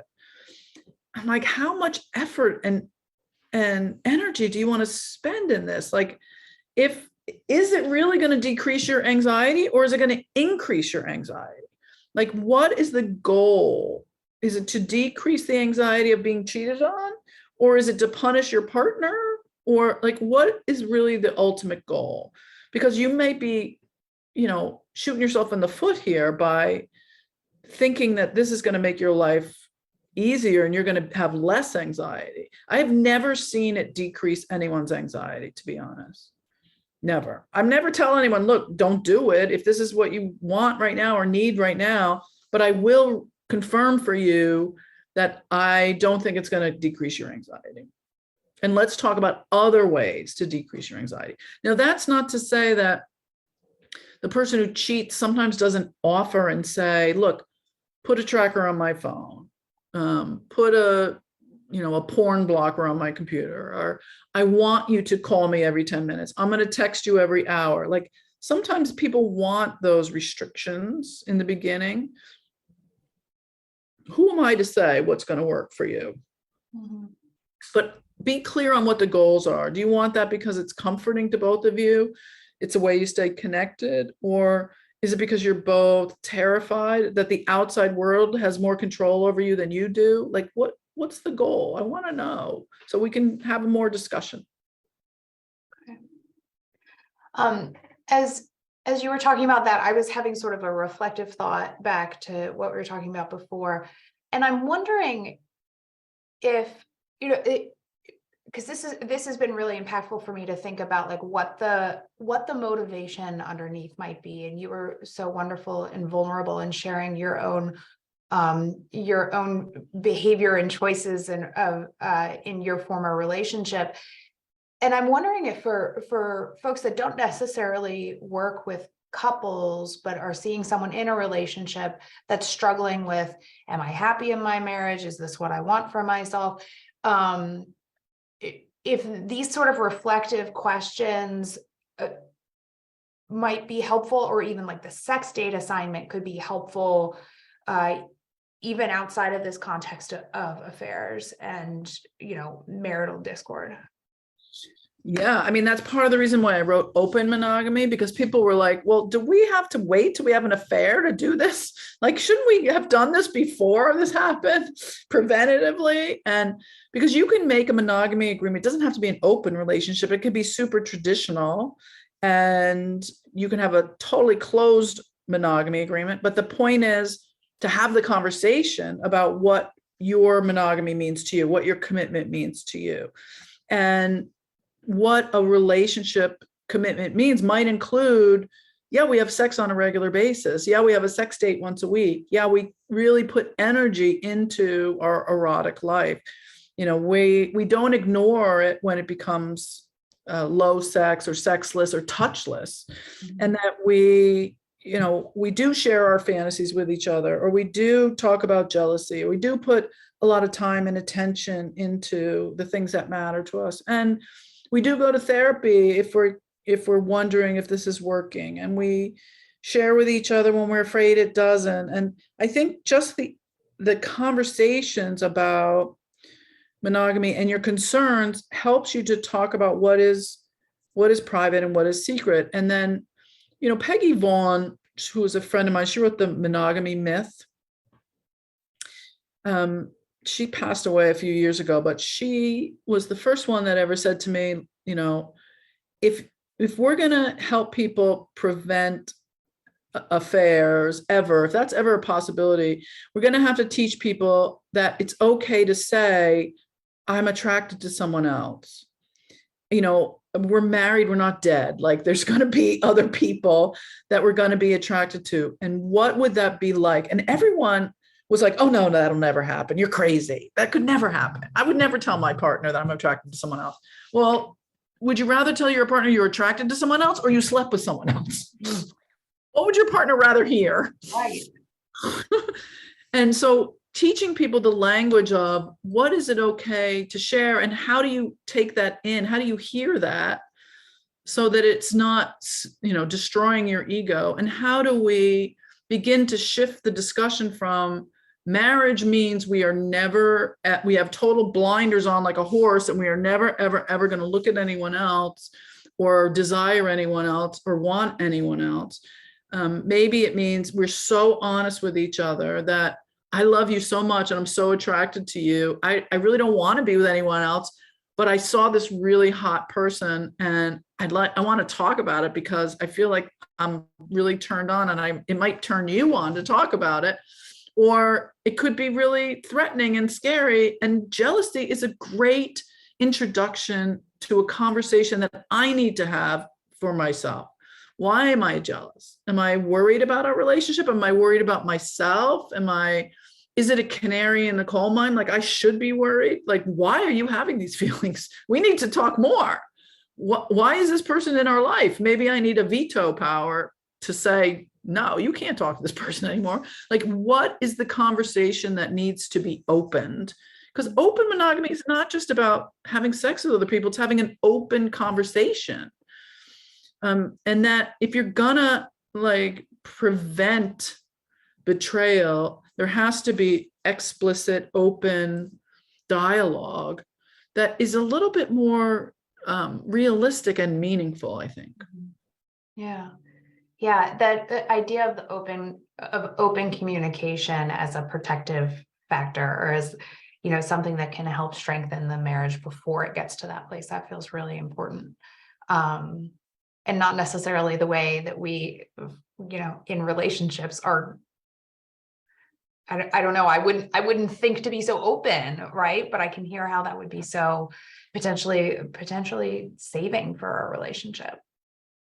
Well, it feels great for other people to do. I think all my clients should do it, but I don't want my husband telling me about who he's hot for. Right. Well, that's a very human answer. Okay, so there is a question about how working with affairs and processing might be different if you're working with someone who's neurodivergent or on the spectrum, particularly if there are differences in how they access and process emotional content. Yeah, and I'll be honest, that's not my specialty. Actually, this Friday, we're having a course in my institute on neurodiversity and sex, because it's really not my area of expertise. All I know is that, everyone's brains are different and processing things differently means that our social skills are much different, and the way that our narratives work, our meanings are different. So if you're a therapist and you find yourself in those potential dilemmas, I think the more training you can get by people who are specialists in that area, the better, because I'm not going to pretend that I know that answer to that question. I know a little bit about ADHD because I have ADHD and my kids have it. But I don't have any answer to that question that I think is valuable to the conversation. I'm sorry. Well, thank you. And thank you for modeling, that we need to be aware of our limitations, and that's the time to be consulting, reaching out and getting more training. There were several questions that came up about sex addiction, and it reminded me of a conversation that I was having with friends, I think recently, about how often we hear in like celebrity news that so and so cheated and now they're going to like rehab or something for sex addiction. And it's almost like, is that, I honestly just thinking, is that an excuse to like get out of like looking bad? Or, and yes, sex addiction is a real thing too. So how do you approach that in session? How do you help facilitate those conversations? And I guess, what do you do if someone needs support for that? It's a really controversial topic in sex therapy world because there is no diagnosis of sex addiction in the DSM. And so we as sexologists don't look at sex as an addictive substance. Okay. Now, that doesn't mean that there is no such thing as a out of control sexual behaviors, and that if somebody comes in and identifies as a sex addict, I don't say, no, you're not a sex addict. Like, we know when our behaviors are out of control and when they're interfering with our life, and that if you are doing things that you can't stop, regardless of the consequences, that's how we define addiction, right? So I think we use more of a harm reduction model these days to help people identify what is the what's the cause, which many times is trauma, and then what's the best way for you to reduce the harm that you're causing to yourself and to others in the fastest possible, healthiest way. And if one of those ways is to go to a rehab or to some treatment facility, because that's going to take you out of your environment, then maybe that's the way. But I agree that sometimes, you know, the title or the diagnosis is used as a way to justify behavior. Well, I can't help myself. I'm out of control because I'm a sex addict. And so we have to be careful that we don't get dismissive about lumping someone's behavior into a diagnosis that doesn't even really exist. Mhm. On the other hand, it's a very real pathological behavioral system that it can encompass a lot of other things. Out of control sexual behavior can be a symptom of OCD, a comorbidity of depression, or bipolar disorder, or chemical addictions to other drugs. Like, there could be a lot of other things going on and a lot of trauma. So a good assessment is really super important there. Assessment is actually my very next question. At some point you were talking about assessment, and someone in the audience was asking what you use for your assessment. Is there a specific thing that you follow, or just sort of a flow of questions that you tend to use? Well, I'm going to give people a real in-depth assessment for integrative relationship therapy. For affair therapy, I don't necessarily use an assessment because I think that people will lie to me in the beginning. Like, if you give someone an initial assessment too quickly, they won't tell you the whole story. However, an assessment is ongoing for the first several sessions, where you try to get the history, B, the diagnostic criteria, like what else, like the comorbidity, what else is going on with the client.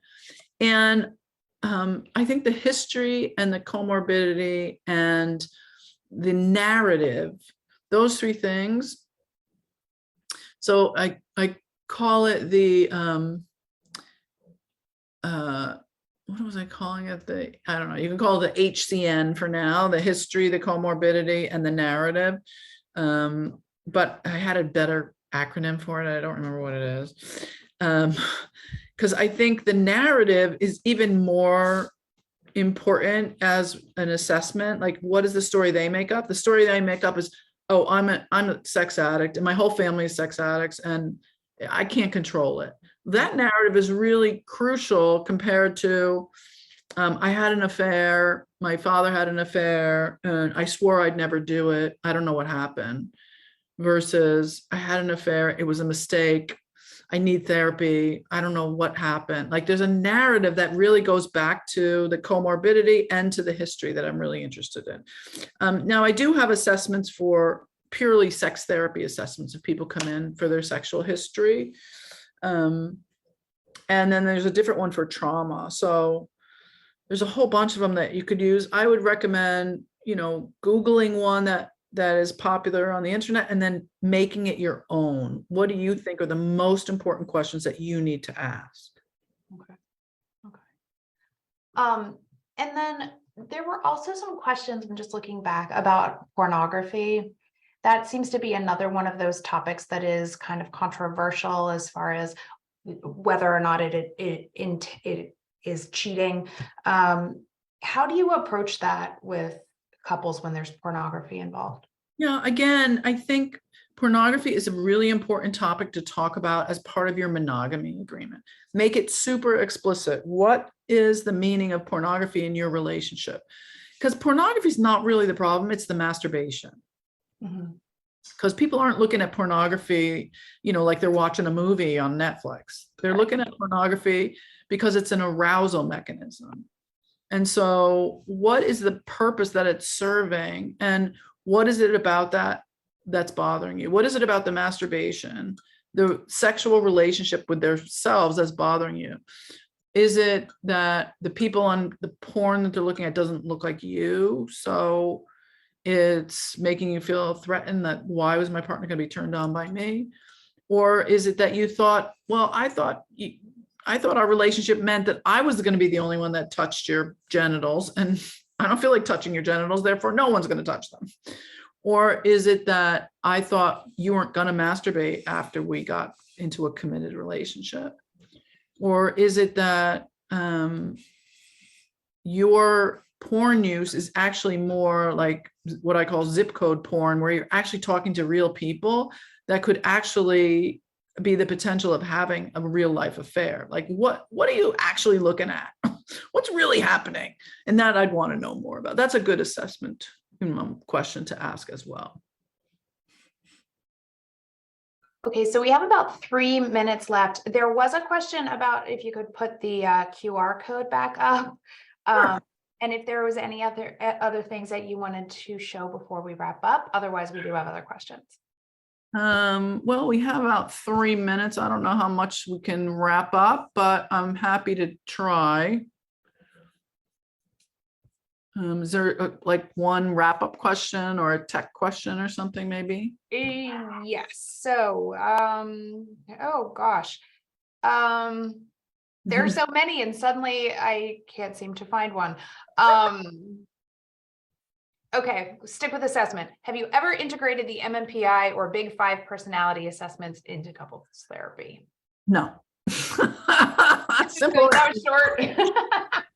No, but I do really want someone who's interested in doing research using the 6 weeks of erotic recovery to see the benefits and how that works with people recovering from affairs versus people who just want more passion in their relationship. I think it's a good research tool if anyone's doing a dissertation or wants to do extra research for a book. And that's the last part I think I want to say is I really mean it when I say if you have a book idea or you are in the middle of a book, I really do want to support you. I have an editor that I really like that I work with.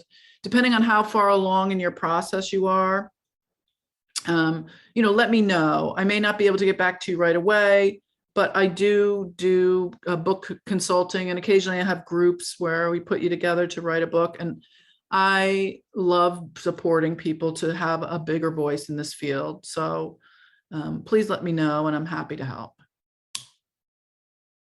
That is beautiful, Tammy. And that's something, having the pleasure of knowing you, that I know that you mean, and I have seen you mean when people have reached out to you while attending your other courses that you have with us. So thank you for what you are putting out there in the universe. I think that that's really wonderful. You're welcome. And thank you. Thanks, everybody. This has been a pleasure. I love how people can integrate the hearts and the smiles. I feel like I'm not just talking to myself. It does help. It does help since we're not able to see the people that are out there. It really does. Tammy, thank you so much for all of the knowledge and expertise that you shared with us today, as well as what you have shared with us over the long term at Psychotherapy Network and PESI. you mentioned your integrative relationship therapy training. If folks are interested in that, there is a tab in your portal that you can check out for more information there, and reach out to Tammy because she has offered. Again, such a pleasure, Tammy. Thank you very much. And thank you all for joining. Thank you, Anna. Thank you for managing the course today. Really appreciate your help. Of course. Take care, everyone. Bye, everybody.